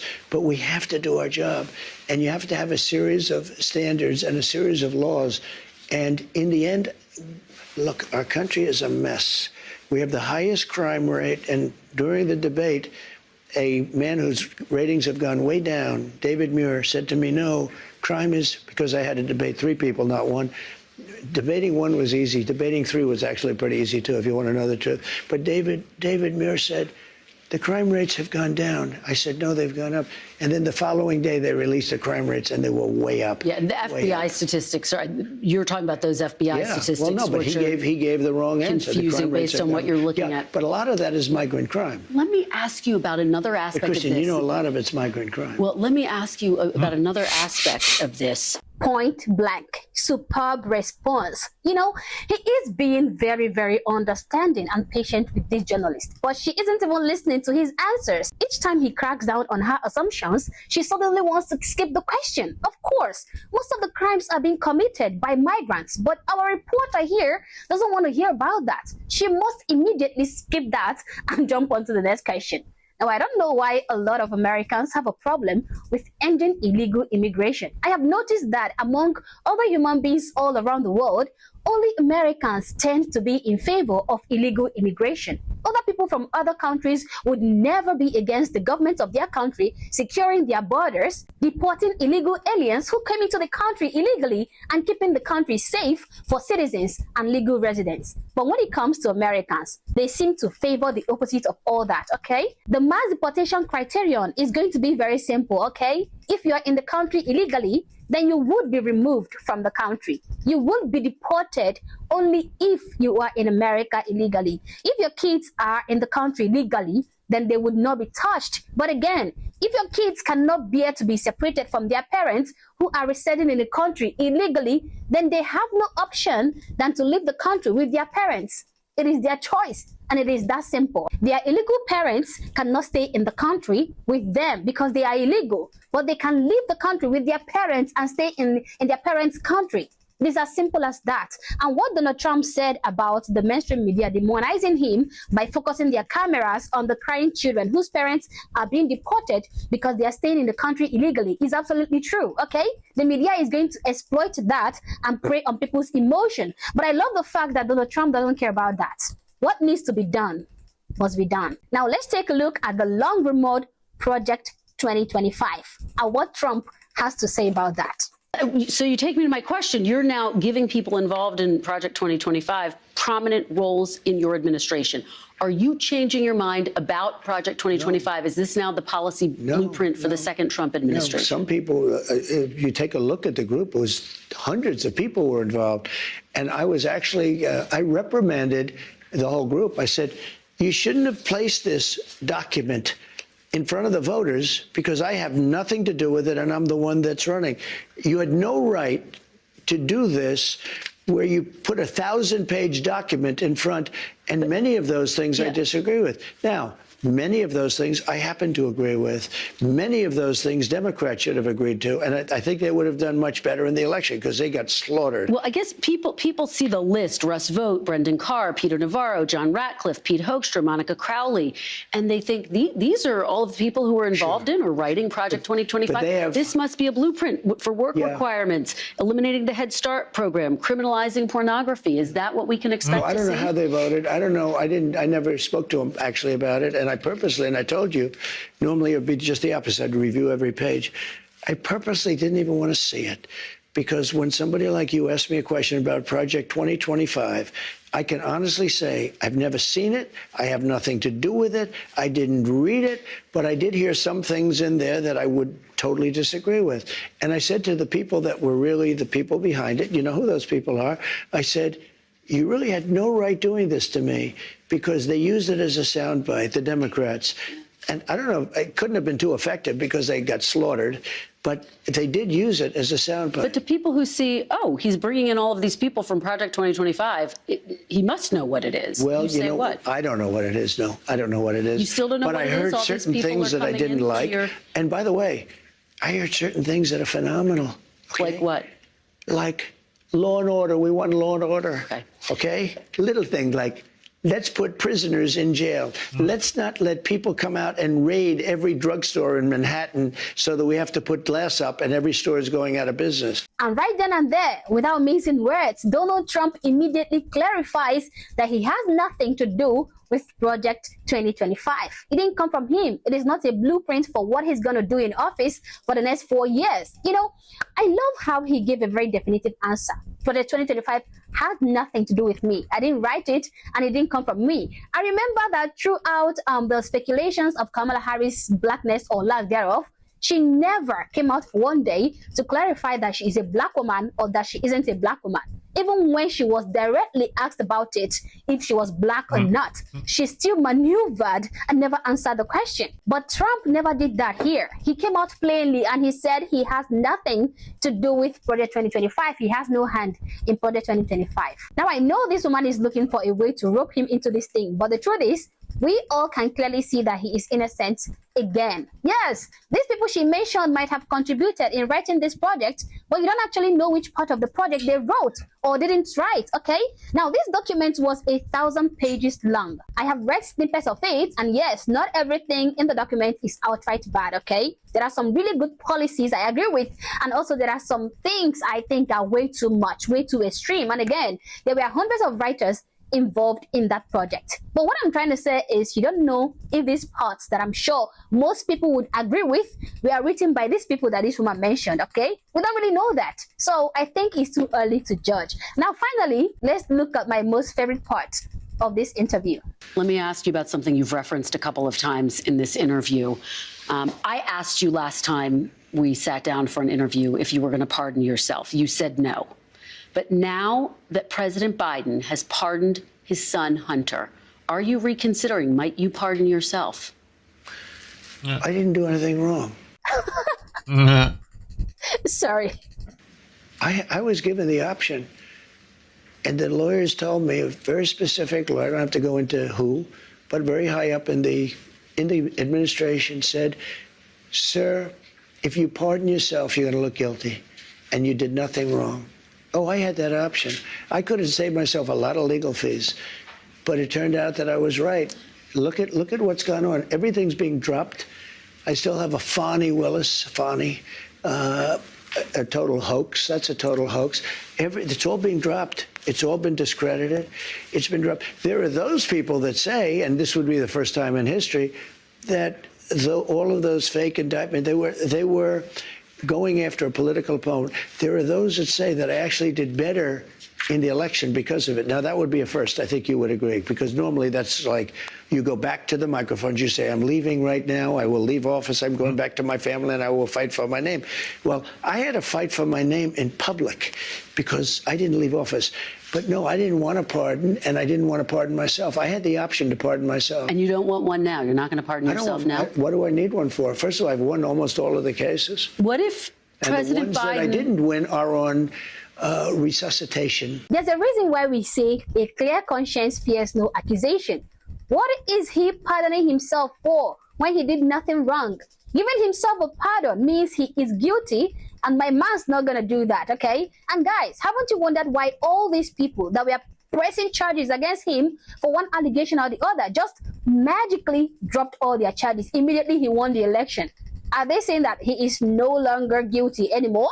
Why did they suddenly drop these charges? This is to tell you that all those accusations were just politically motivated. It was a well-planned attack to try and make him to lose the election. But they failed, and instead of this preventing him from winning the election, people saw through the bull crap and still supported him, and he still won the election. Honestly, I thoroughly enjoyed this interview, okay? It was a very big eye-opener, okay? Trump did not mince words. He answered his questions with precision and clarity, and I must tell you that from everything I have seen, this next 4 years of Trump's presidency is going to benefit the United States of America immensely. But as always, these are my thoughts, these are my opinions, but feel free to share yours in the comment section below, but do so respectfully. Also, if you're not yet subscribed to my channel, honestly, I don't know what you're waiting for. Subscribe to the channel, like and share this video to keep people informed.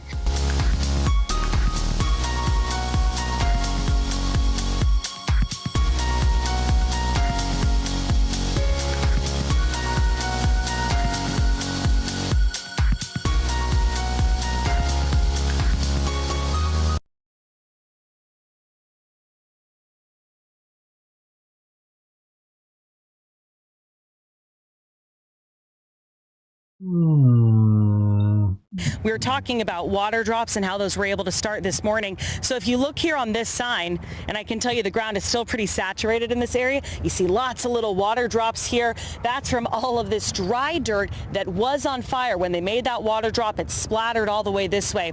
Now, luckily, this area is blacked out. It's burned out.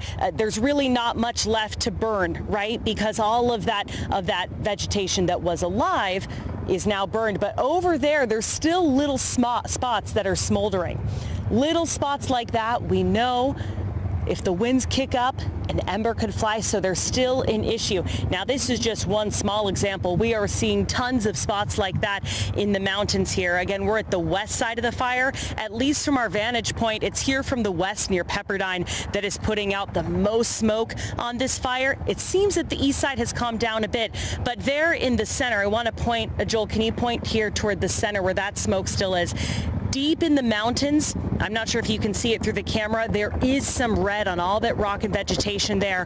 The DC-10s have really been focusing their attention there in this area, dropping that fire retardant, essentially creating a line, right, between that east flank and the west flank of the fire, Highway. really trying to protect that ridge and the homes that are there. But again, we can tell you firefighters doing an incredible job here. Oh, you know what? It does look like we have some new flame there right behind the university. Do you see that, Joel? Yeah, Joel says he got it. That is a new flame there. So although we've seen progress, certainly still active flames, certainly students still want to be careful. This is a fluid situation, although the winds have calmed down now. 30 minutes ago, they were really gusting. So just want everyone to be careful.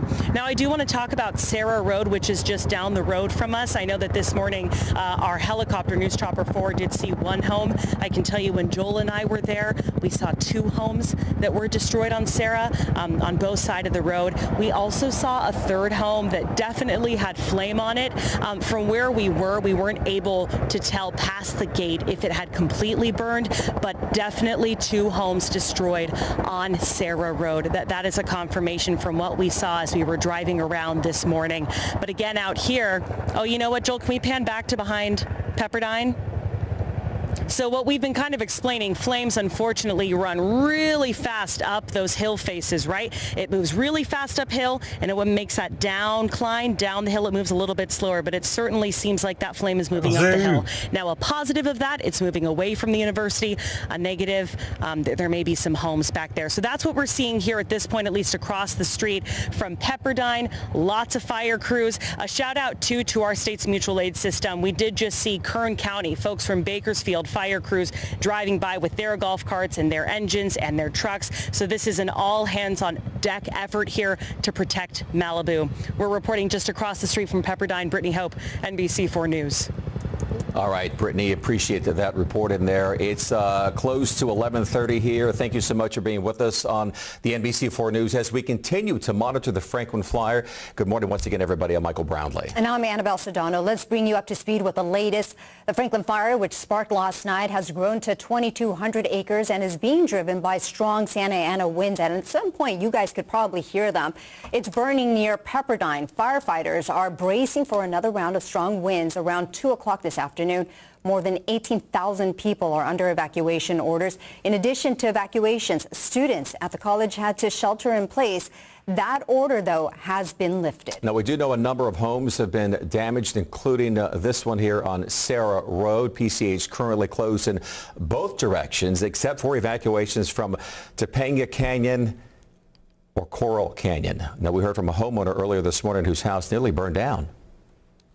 All I have to say is we were very, very lucky, and that just, I don't know what to say. I mean, we were in shock. We had 2 o'clock in the morning. We were woken up we had to leave.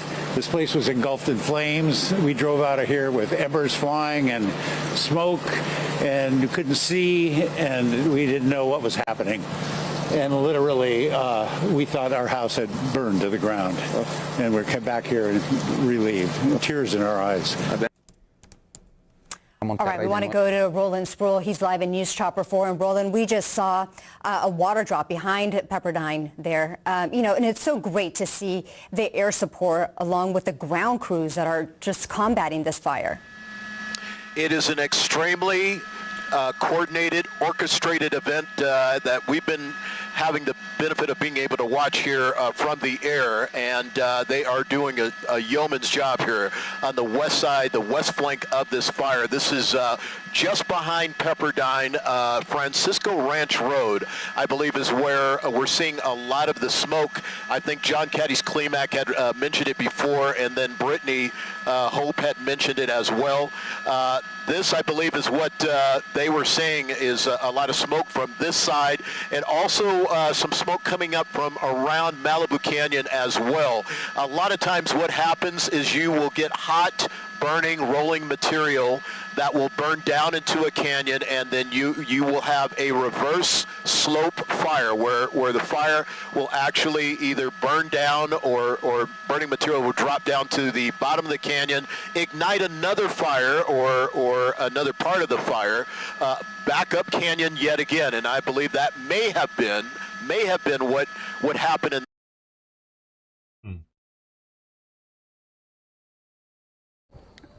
Nos encontramos aquí en pues las vías del tren de la ABC. Estamos con un migrante de Honduras. Parece que esa es la idea, ¿no? ¿Te vas a subir al tren? Esa es la idea, de salir adelante, ¿verdad? Llegar a Monterrey de nuevo, porque me acaban de deportar hace 5 días. Mandaba hasta Villahermosa. ¿Te sacaron de Estados Unidos ya? 2 veces. 2 veces. ¿Por dónde cruzaste la primera vez? Piedras Negras y Nuevo Laredo. ¿Cuánto pagaste para poder cruzar por ese lugar? Nada, con la mano de Dios nomás. Que Dios no lo abandona a uno. ¿Y quién te deportó? ¿Las autoridades norteamericanas? Sí. Y ahorita es otra deportación, es de aquí de Monterrey a Villahermosa. ¿Por dónde cruzaste la segunda vez? Cruzar como... A Estados Unidos. Por Laredo. ¿Te metiste por un lugar donde no había muro? No, ahí no había muro, ahí solo el río nomás que tengo que nadar y pagar una cuota. ¿Cuánto pagaste de cuota ahí? Pues eso es una idea de que no se puede comentar mucho en la red. Ajá. Eso hay que implementarlo uno mismo por su propia cuenta. Es la misma las células delictivas, me imagino, sí. ¿no? Que para que ustedes puedan cruzar pagan una cuota. Sí, pues algo de que eso es prohibido hasta comentar. ¿Y aquí en el tren te da un poco de miedo subirte al tren? Pues el miedo es bruto, pero es más bruto el que se aguanta ahí. Yo me voy porque me tengo que ir, porque sin dinero no puede hacer nada uno aquí. ¿Y cómo funciona la mecánica del tren? ¿Solamente esperas, lo subes? Si pasa despacio, pues me le monto y ya. Y si pasa duro, pues camino hasta otro albergue que está allá por aquel desierto allá. ¿Qué opinas ahora de que Donald Trump va a entrar y que ya no va a dejar el CBP-1 o no va a ser una deportación masiva? No, pues que Dios se encargue de ese señor, ¿verdad? Y que Así como Dios lo puso, así lo va a quitar de nuevo y después vamos a ser libres otra vez. Oscar Blue for Real America's Boys News. Outside of Casa del Migrante, behind me, you will see, well, a painting that resembles the train that is called the Beast. I will show you video also of the tracks. That is where the migrants get on, and they just hop on to go on the north, on this journey to go to north borders. You will see a lot of the migrants that they are making desperate decisions to just basically go on this train and to use other routes, coyotes, traffickers, and to go single independently on taxis, on vans, on private vans, and to pay coyotes to take them all the way to the north borders.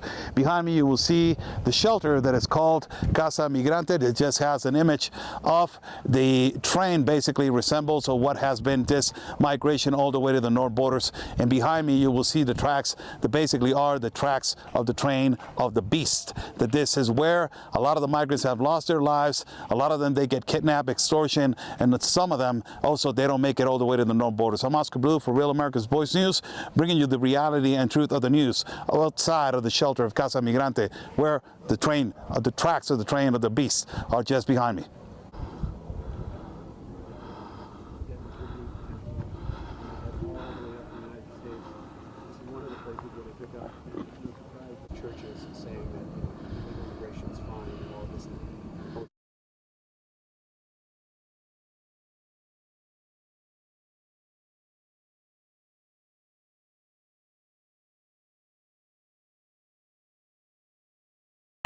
We are following breaking news. We have new video of Luigi Mangione's arrival at a courthouse in Pennsylvania. That's where we are anticipating an extradition hearing for the 26-year-old Ivy League graduate and high school valedictorian accused in the murder of health insurance CEO Brian Thompson. Yeah, let's see this moment. It is actually sort of something to watch. He was trying to send a message, but police rush him off very quickly.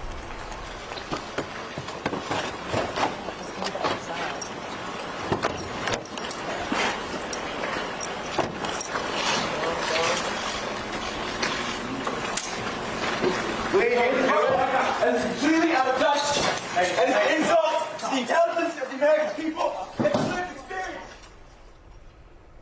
All right, so we just heard him yell that about it, sort of something being unjust. This is an insult to the intelligence of the American people. Let's bring in trial attorney Mercedes Colwin with us. Look, this is someone, between what you're hearing him say right there, manifesto, messages left on these bullets. Right. I mean, this is someone on a mission, it appears. He is the alleged killer in this case. We have to be very clear about that. He's facing an extradition hearing here, but I just wonder what you think of a moment like that as you see it, knowing the evidence that police say they have on this person. Brianna, it's very disturbing, and those types of outbursts will certainly be evaluated by his defense team because that's just not normal. I mean, we've already had reports that he has been very strange since over the summer, that he has become reclusive. This manifesto is these rantings and ravings of an individual that obviously has some aberrant thoughts in his mind, and that's why he put it down on paper. So all of that is certainly very disturbing. The defense is going to have to evaluate whether this is an individual that really will even understand the charges. I mean, they may, depending on how aberrant his thoughts are, he has to be able to understand the process and the proceedings, even at this stage. And if there's some indication that he isn't able to do so, there might have to be some psychological evaluation, and then that will be reported back to the judge, and the judge will make the ultimate ruling as to whether or not to proceed with the proceeding. But this type of outburst is definitely very disturbing. Yeah, no doubt about that. You saw officers shuffling him in as quickly as possible. I'm wondering, Mercedes, as you're talking about the suspect here having a grasp of what the proceedings are going to be like, what actually happens at an extradition hearing? There has to be an establishment by the demanding state. Demanding state is New York. The asylum state is Pennsylvania. So the demanding state, that New York has to establish to law enforcement that this is the individual that was the alleged shooter of Brian Thompson. So they'll have to go through the evidence that we've already described, the manifesto, the ghost gun, the images that we saw, even the eyewitness. They may even bring in some of the eyewitness who was discovered. The arresting officer in Pennsylvania will come forward and talk about the exchange that he had with Mangione. It's already been reported that arresting officer when asked Mangione, the first words out of his mouth, it's been reported, he asked Mangione, were you in New York? And certainly Mangione, at least this officer, claims that he was very nervous when asked that question. So there will be testimony, there will be evidence, but Mangione can waive it. I mean, depending on whether he waives it, it doesn't sound, to Brianna's point, it doesn't sound like he may waive the hearing. And if he does waive the hearing, then he will be extradited without any further process. It doesn't sound like that's going to happen. It will have to be. It certainly sounds like there will be this process with witnesses and evidence being set forth before the judge. And the judge will make the ultimate ruling that there is probable cause to establish that Mangione is, in fact, the alleged killer of Brian Thompson. And we are anticipating news out of that hearing soon. Mercedes Colwyn, thank you so much for giving us your analysis. CNN's Bryn Gingras has been covering every twist and turn on this case. Bryn, what is happening at this extradition hearing? Yeah, so listen, Boris, we have a reporter inside the courtroom right now. They're not allowed to have any sort of communication. So we don't quite know just yet if that hearing has started. We're still waiting to get an update. But you can see, we know that he is inside that courthouse, at least from that sort of combative moment there, as you showed the viewers, where it took several sheriff's deputies to calm him down and get him inside of that building. As you said, this is really the first time that we are hearing from him, his own voice. We do know that he does have a defense attorney who's representing him for this extradition hearing. We know that New York asked for this extradition. A warrant for his arrest has been issued. So it's now up to the trial judge to go forward with this, for the judge rather, to go forward with this hearing. And he has the decision to either fight it or to actually move forward, where people from the NYPD and Marshal's office will bring him here to New York. And we're learning that that could happen sometime tonight, could be even sometime tomorrow. And Bryn, what are we learning about a potential motive?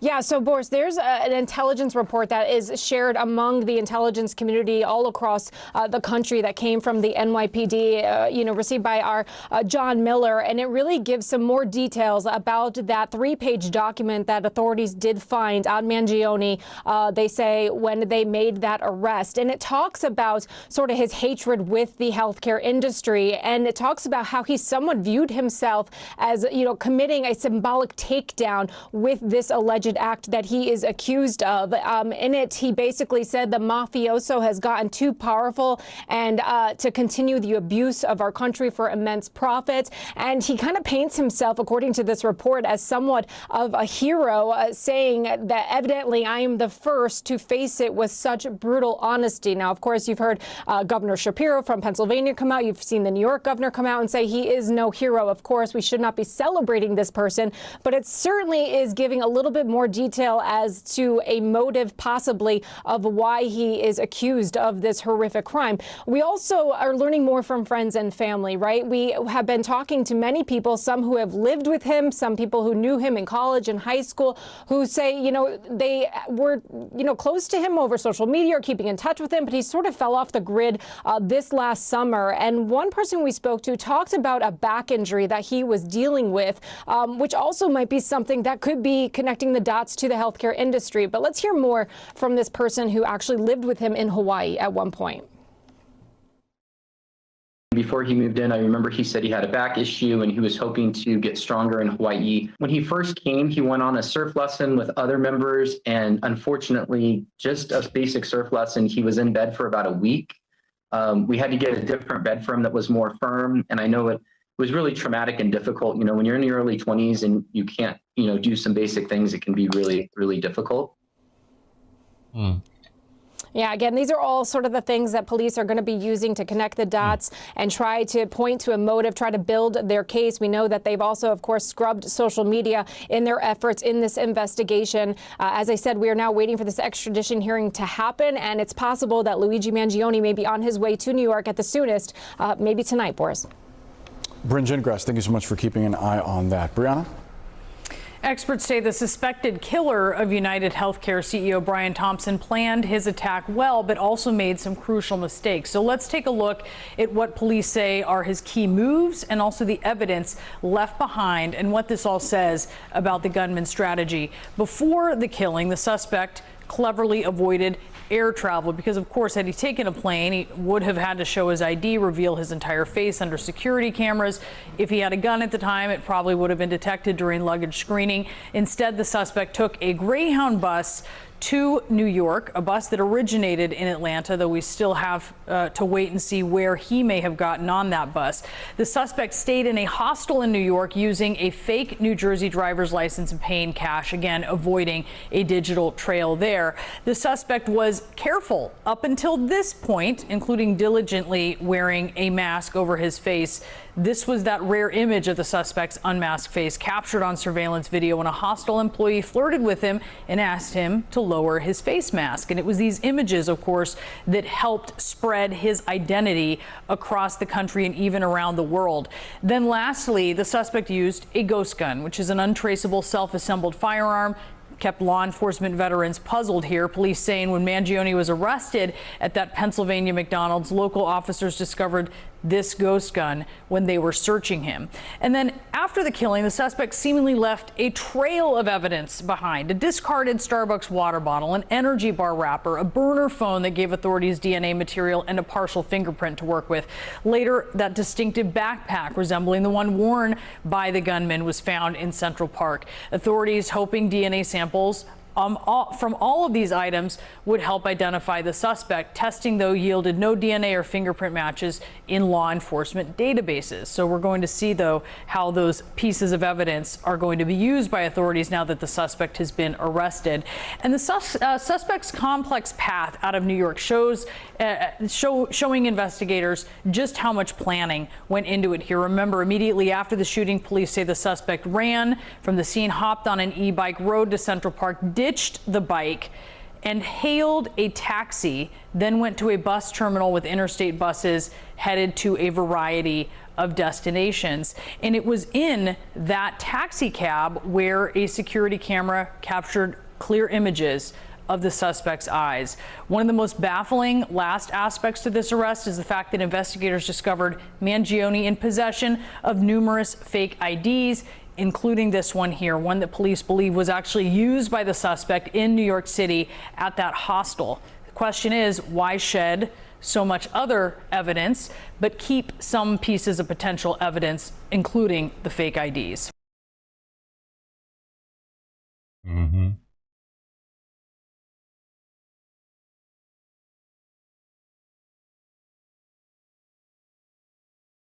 Mm-hmm.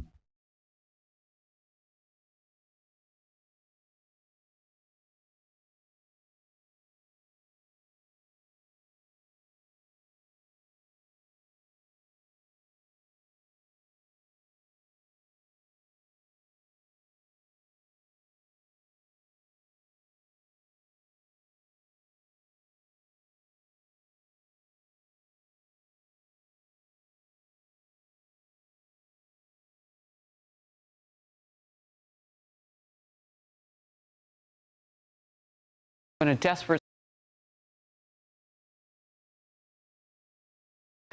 Carrie Urban, Fox News legal editor, and Bobby Chacon, retired FBI agent. Great to see you both this morning. So much expertise between the two of you. Let's start with that point, Carrie.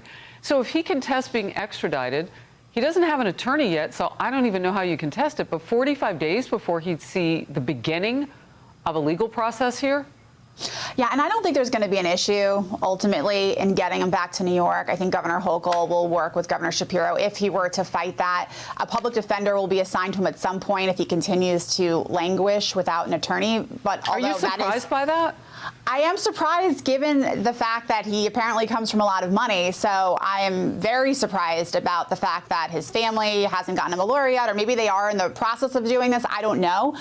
But if he were not to have a lawyer, that he didn't hire one, there would be a public defender assigned to him in some way. But I don't think there'll be an issue in getting him back to New York ultimately, where he will see justice. Bobby, I want to drill down on something that I don't think is being talked about very much. This man's face was everywhere. I mean, he was taking his mask down to like flirt with a woman early on at a cafe or at a store here in New York. He was all over the cameras that are the city, certainly not during his getaway, they think, in Central Park, because that place is basically dark with cameras, just a few. They do have drone coverage. So my question for you is, why didn't we see him everywhere? I mean, The whole country was alerted to this. I just wonder why we didn't see more. Social media is alive with him over the last 7 days. Well, I think he was kind of hiding himself. I mean, he was acting as a hermit almost. My question, bigger than that, is, Harris, why didn't we hear from his family and friends, you know, these people that knew him and saw his face plastered all over the news? Now we're hearing that between 6 months and a year ago, he kind of went off the grid.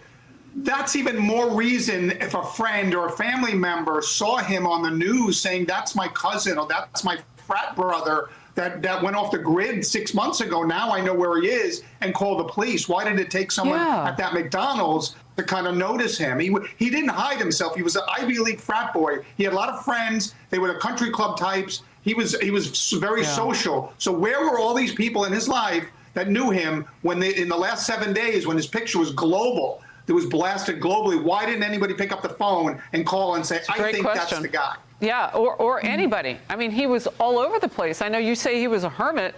Here in New York, there's a lot of footage of him. He was moving around. He was leaving evidence. He was leaving, like, you know, little bullet casings were left behind by him that had words written on them, just little clues. We don't know if it was a game. We have no idea, but there was a lot there. Now I want to move to the other huge story that affects really millions of people. Because if someone can't come to your rescue in a desperate situation because others are feeling threatened, if there can't be an American hero to save the day, we're in a world of hurt. Well, now we don't have to worry about that in the case of Daniel Penny. New York and beyond has been divided after a jury acquitted Marine veteran Penny in the death of Jordan Neely. He was that erratic person I was just describing. They were all aboard a subway underground with passengers who were panicking. Penny's lawyers, right after the verdict. Let's watch. Daniel, can you tell me how you're feeling about this right now? Are you going this way? Can you tell me how you're feeling? He's feeling great, guys, and it's just a great day. It's just a great day. Now, there have been calls for the Manhattan District Attorney, Alvin Bragg, who we know is soft on crime, far liberal. He ran on the words, I'm going to get Trump. So did Letitia James, the state's attorney general. I mean, there's a thirst here on that side of the equation in the law, and it's very much liberal. So here were his words yesterday. There were calls for him to resign. He lost this case after making a lot of hay about it and bringing it in the first place. Quote, as with every case, we followed the facts and the evidence from beginning to end. The jury has spoken now. We deeply respect the jury process, and we respect their verdict. He needed to come out ahead of all the protesting yesterday and say a few words like that and call for them to stay peaceful. He still needs to do that because not everybody respects the court's decision, the jury's decision. Protesters outside the courthouse yesterday could be heard inside the courthouse.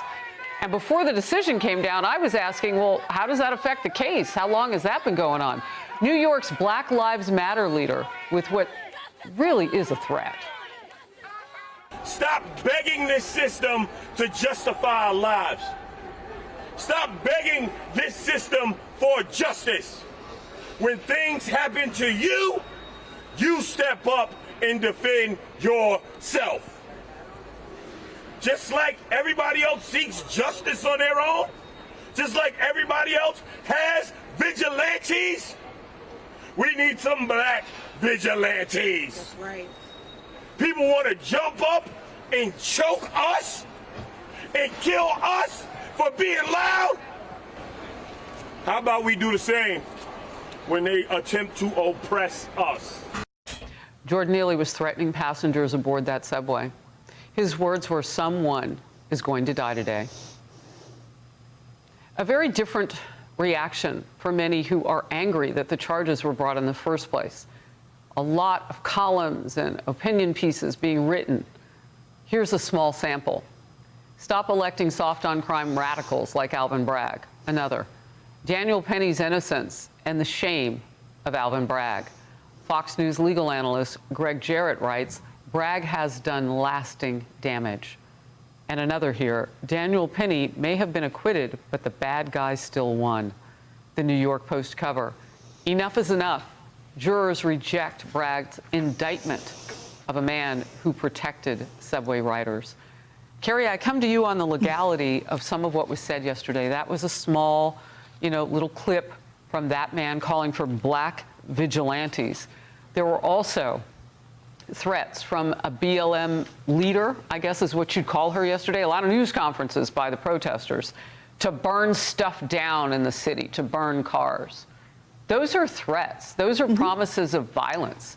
Alvin Bragg should be busy today on that.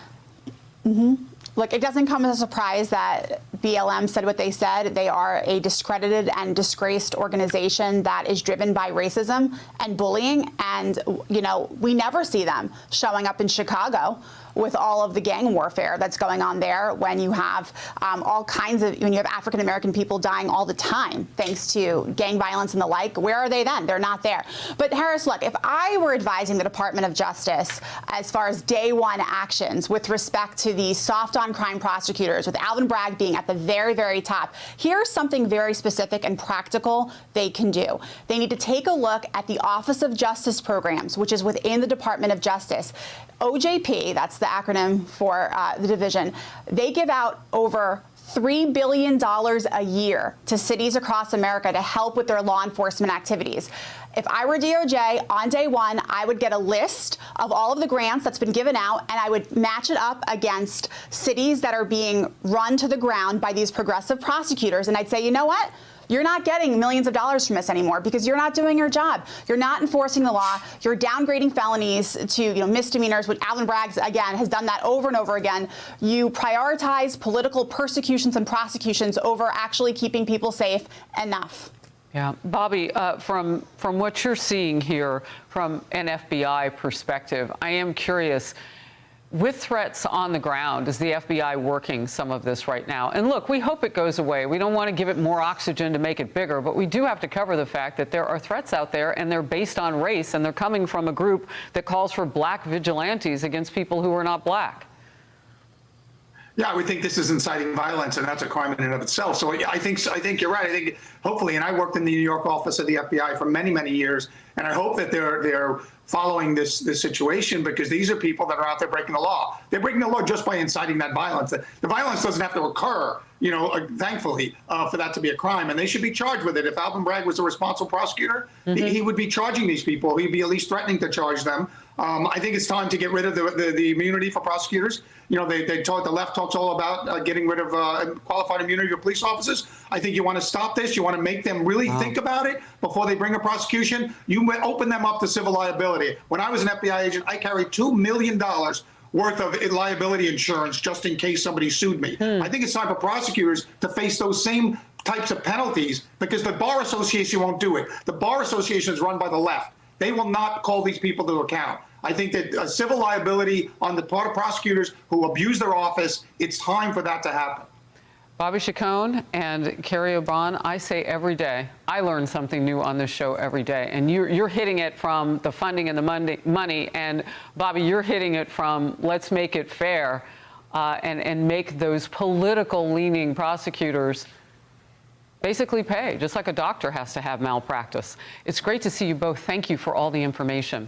Hey everyone, I'm Emily Campagno. Catch me and my co-hosts Harris Faulkner and Kaylee McEnany on Outnumbered every weekday at 12 p.m. Eastern, or set your DVR.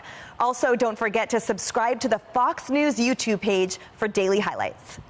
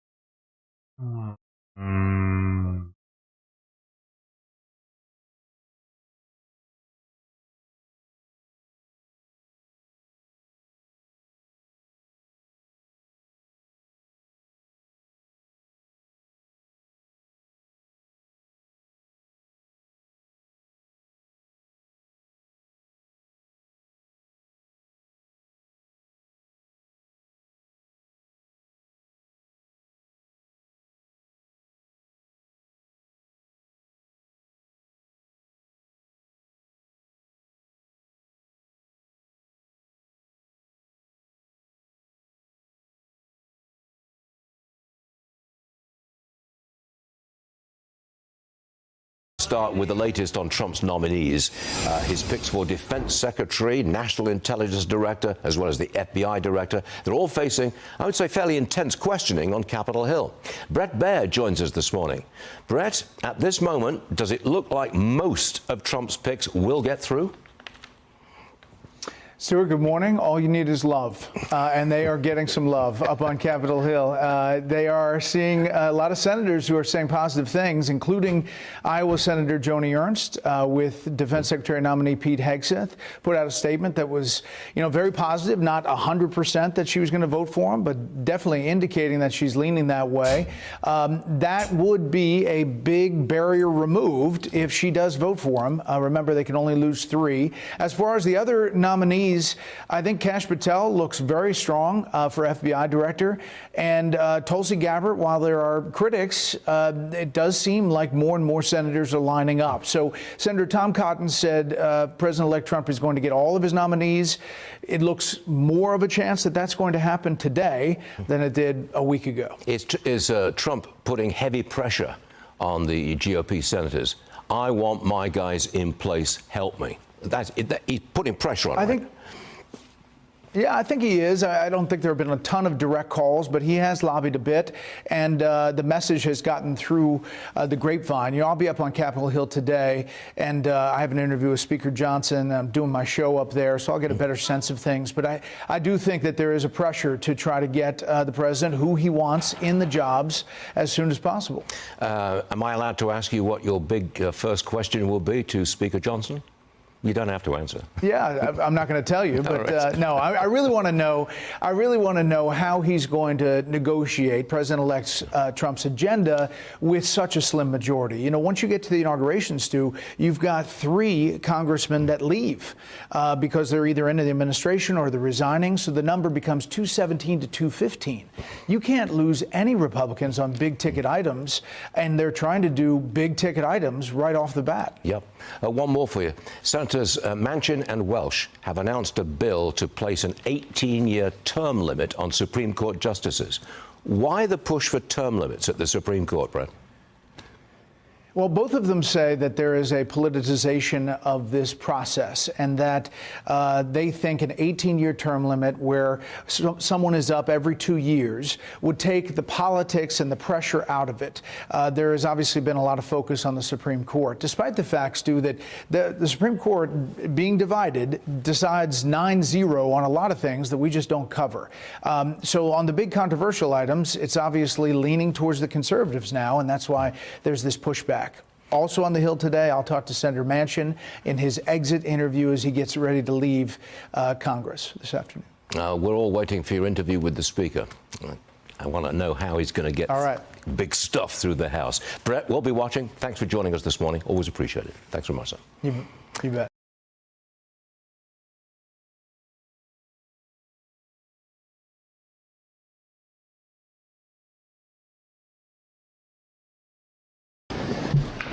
Well, good afternoon, everybody. As most of you know, last week we held an issues conference with Republican senators where we talked about the path forward. We talked about confirming President Trump's nominees so that they can hit the ground running and begin to implement his agenda. And we talked about our legislative agenda for next year as well. And the one thing I can tell you coming out of that conference is Republicans united around making sure that President Trump's nominees are put in place and ready to roll up their sleeves and go to work, and that we also are prepared to take care of the people's business in this country and move forward with an agenda that will help get the country back on track when it comes to the economy, when it comes to energy, when it comes to national security, when it comes to the border. You will expect us to be moving forcefully and aggressively forward with an agenda that addresses those important concerns, concerns on which the American people voted in this last election.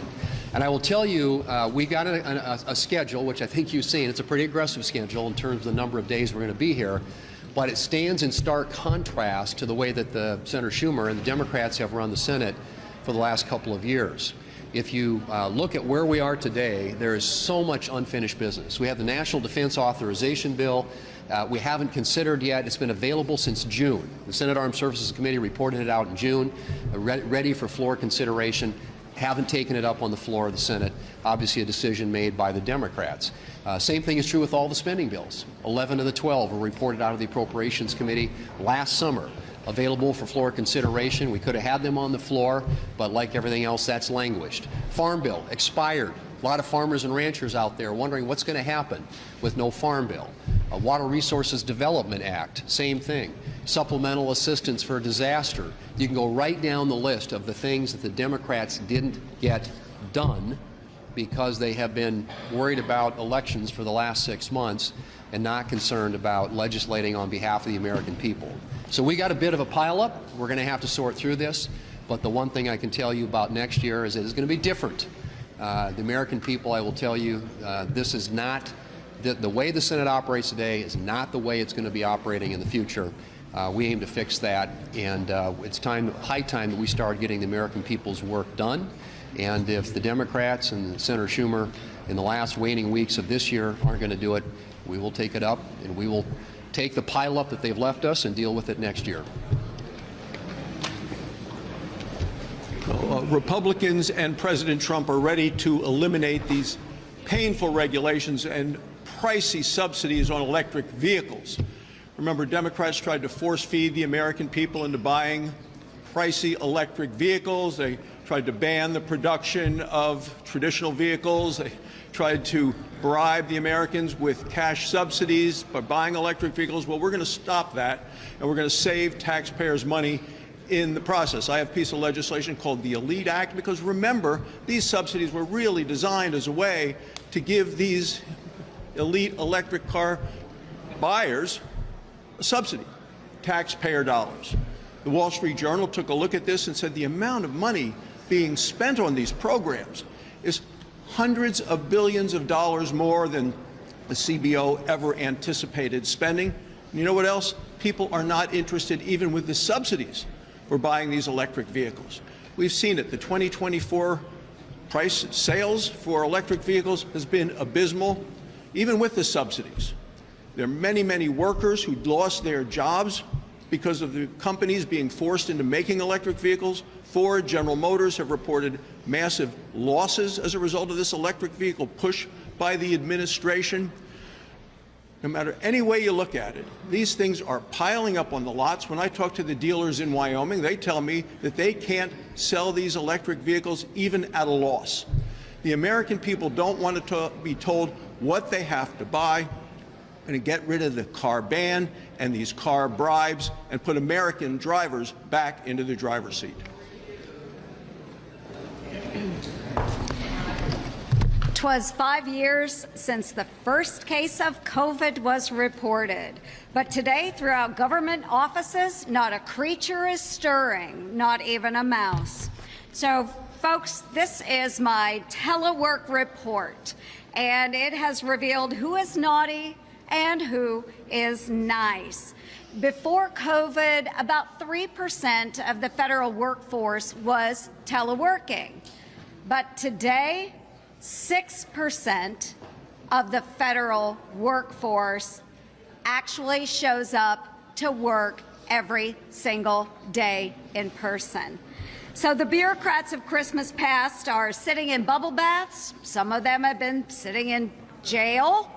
Some of them are running their very own small businesses while operating on the federal government dime. And the bureaucrats of Christmas present are asking Santa for permanent telework. But what we're going to do, 'tis the season to deck the halls with federal workers. So folks, you're going to have to come back to the office.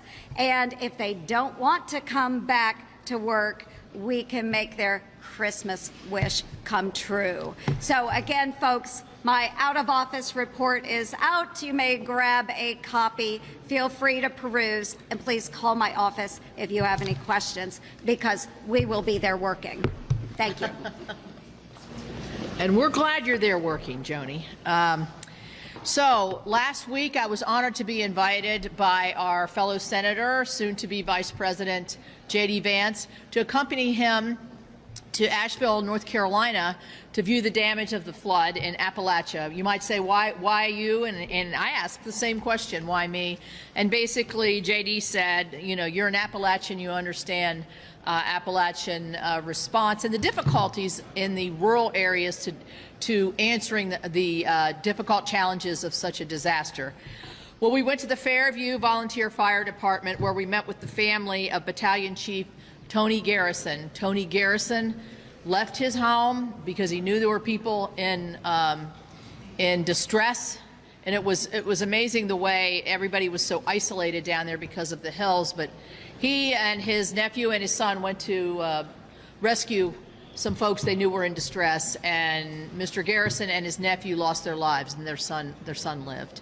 And the widow and the family came and met with us to tell us about Tony, but also about the way he and volunteer fire departments all across this nation really rise to help and volunteer to help folks who are in need. I've seen this during our own tragedies and floods in West Virginia.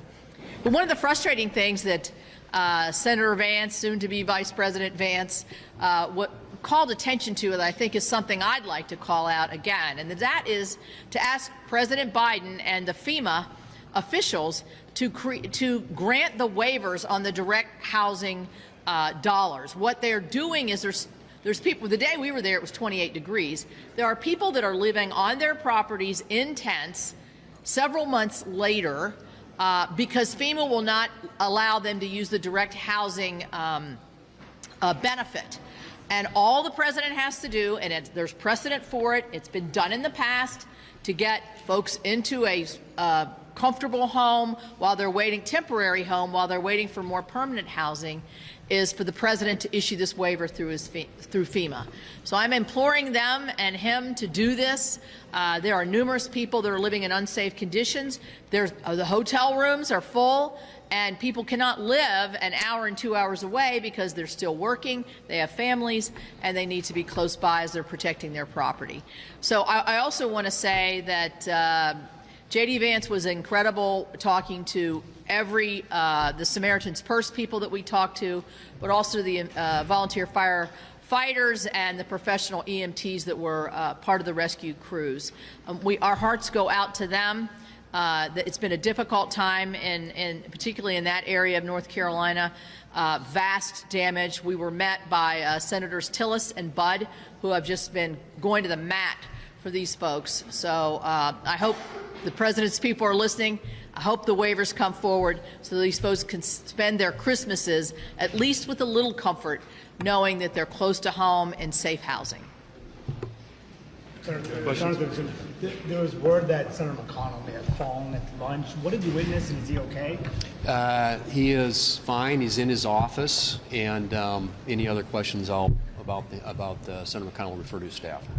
The NDAA has a number of pro-life provisions and even conscious protection provisions. How are you going to get that past the finish line when Democrats say that these are poison pills? Right. Well, I mean, the NDAA final negotiation, I mean, they've had a vote on it in the Rules Committee in the House already. We expect they'll have it on the floor tomorrow. We expect to receive it from them probably on Thursday, and I would anticipate that Senator Schumer files on it. We probably end up voting early next week. But those issues have been fiercely negotiated. Obviously, there's a huge difference of opinion. As you know, anytime we do a national defense authorization bill, or for that matter, any appropriation bill, on some of the pro-life positions. But our side has fought vigorously to make sure that the pro-life provisions in the bill are strong, and that the Democrats don't weaken those. Senator, at the retreat last week, you talked about border security, energy, defense, and the first reconciliation package. But what about some of the DOGE recommendations or spending reforms, deficit reduction? Does that move in the first package or the second package? What's your vision on how to move that? I'm a big fan of DOGE. I mean, I think that this is long overdue. We need a good scrubbing of the federal government.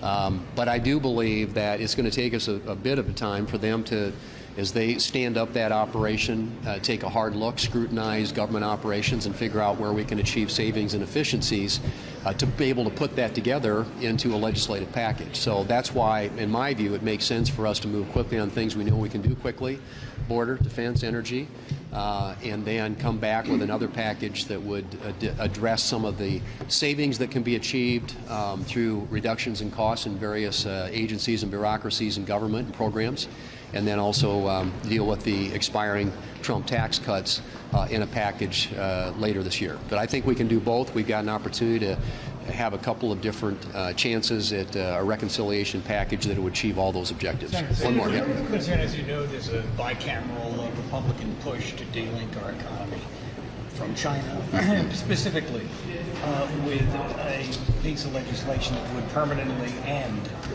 our most favored nation trading status with China. What is your view on that? What are the implications for the U.S. economy if we were to do that? Because it could ultimately result in another trade war.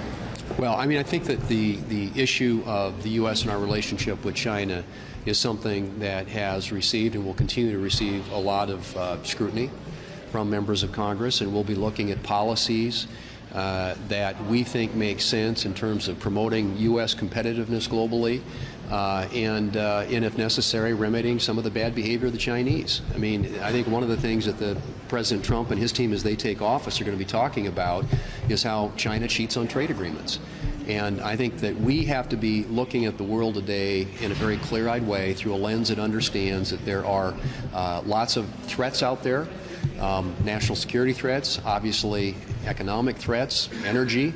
I think we talked a lot about energy security being national security, and so as we address those issues, it will all be with an eye toward ensuring that the United States stays strong, competitive, and that where necessary, we're taking the steps to ensure that China is playing fairly and by the rules. And I think we know from past experience that they don't. And we know that they're constantly spying and trying to get into our networks. And I think we have to be very conscious of the threat that poses, not only to our national security interests, but I think to the daily lives and privacy of the American people.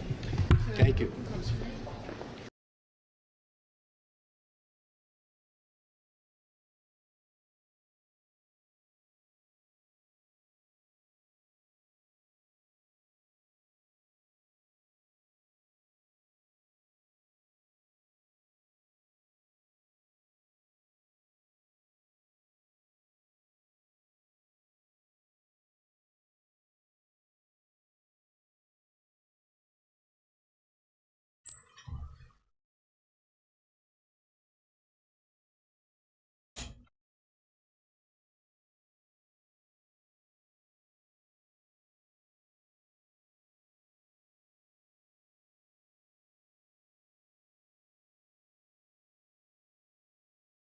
Guys, I appreciate y'all being here. I'm gonna go and take off now for now.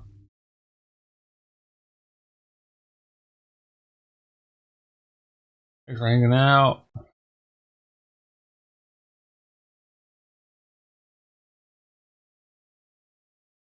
Mark Copper, Miss Bongo.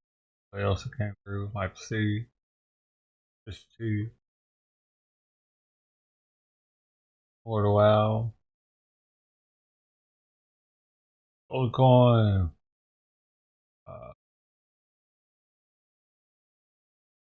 There you go. Michael. I'm too flared up for this shit, man. I'm so good. Sorry. I'm going now.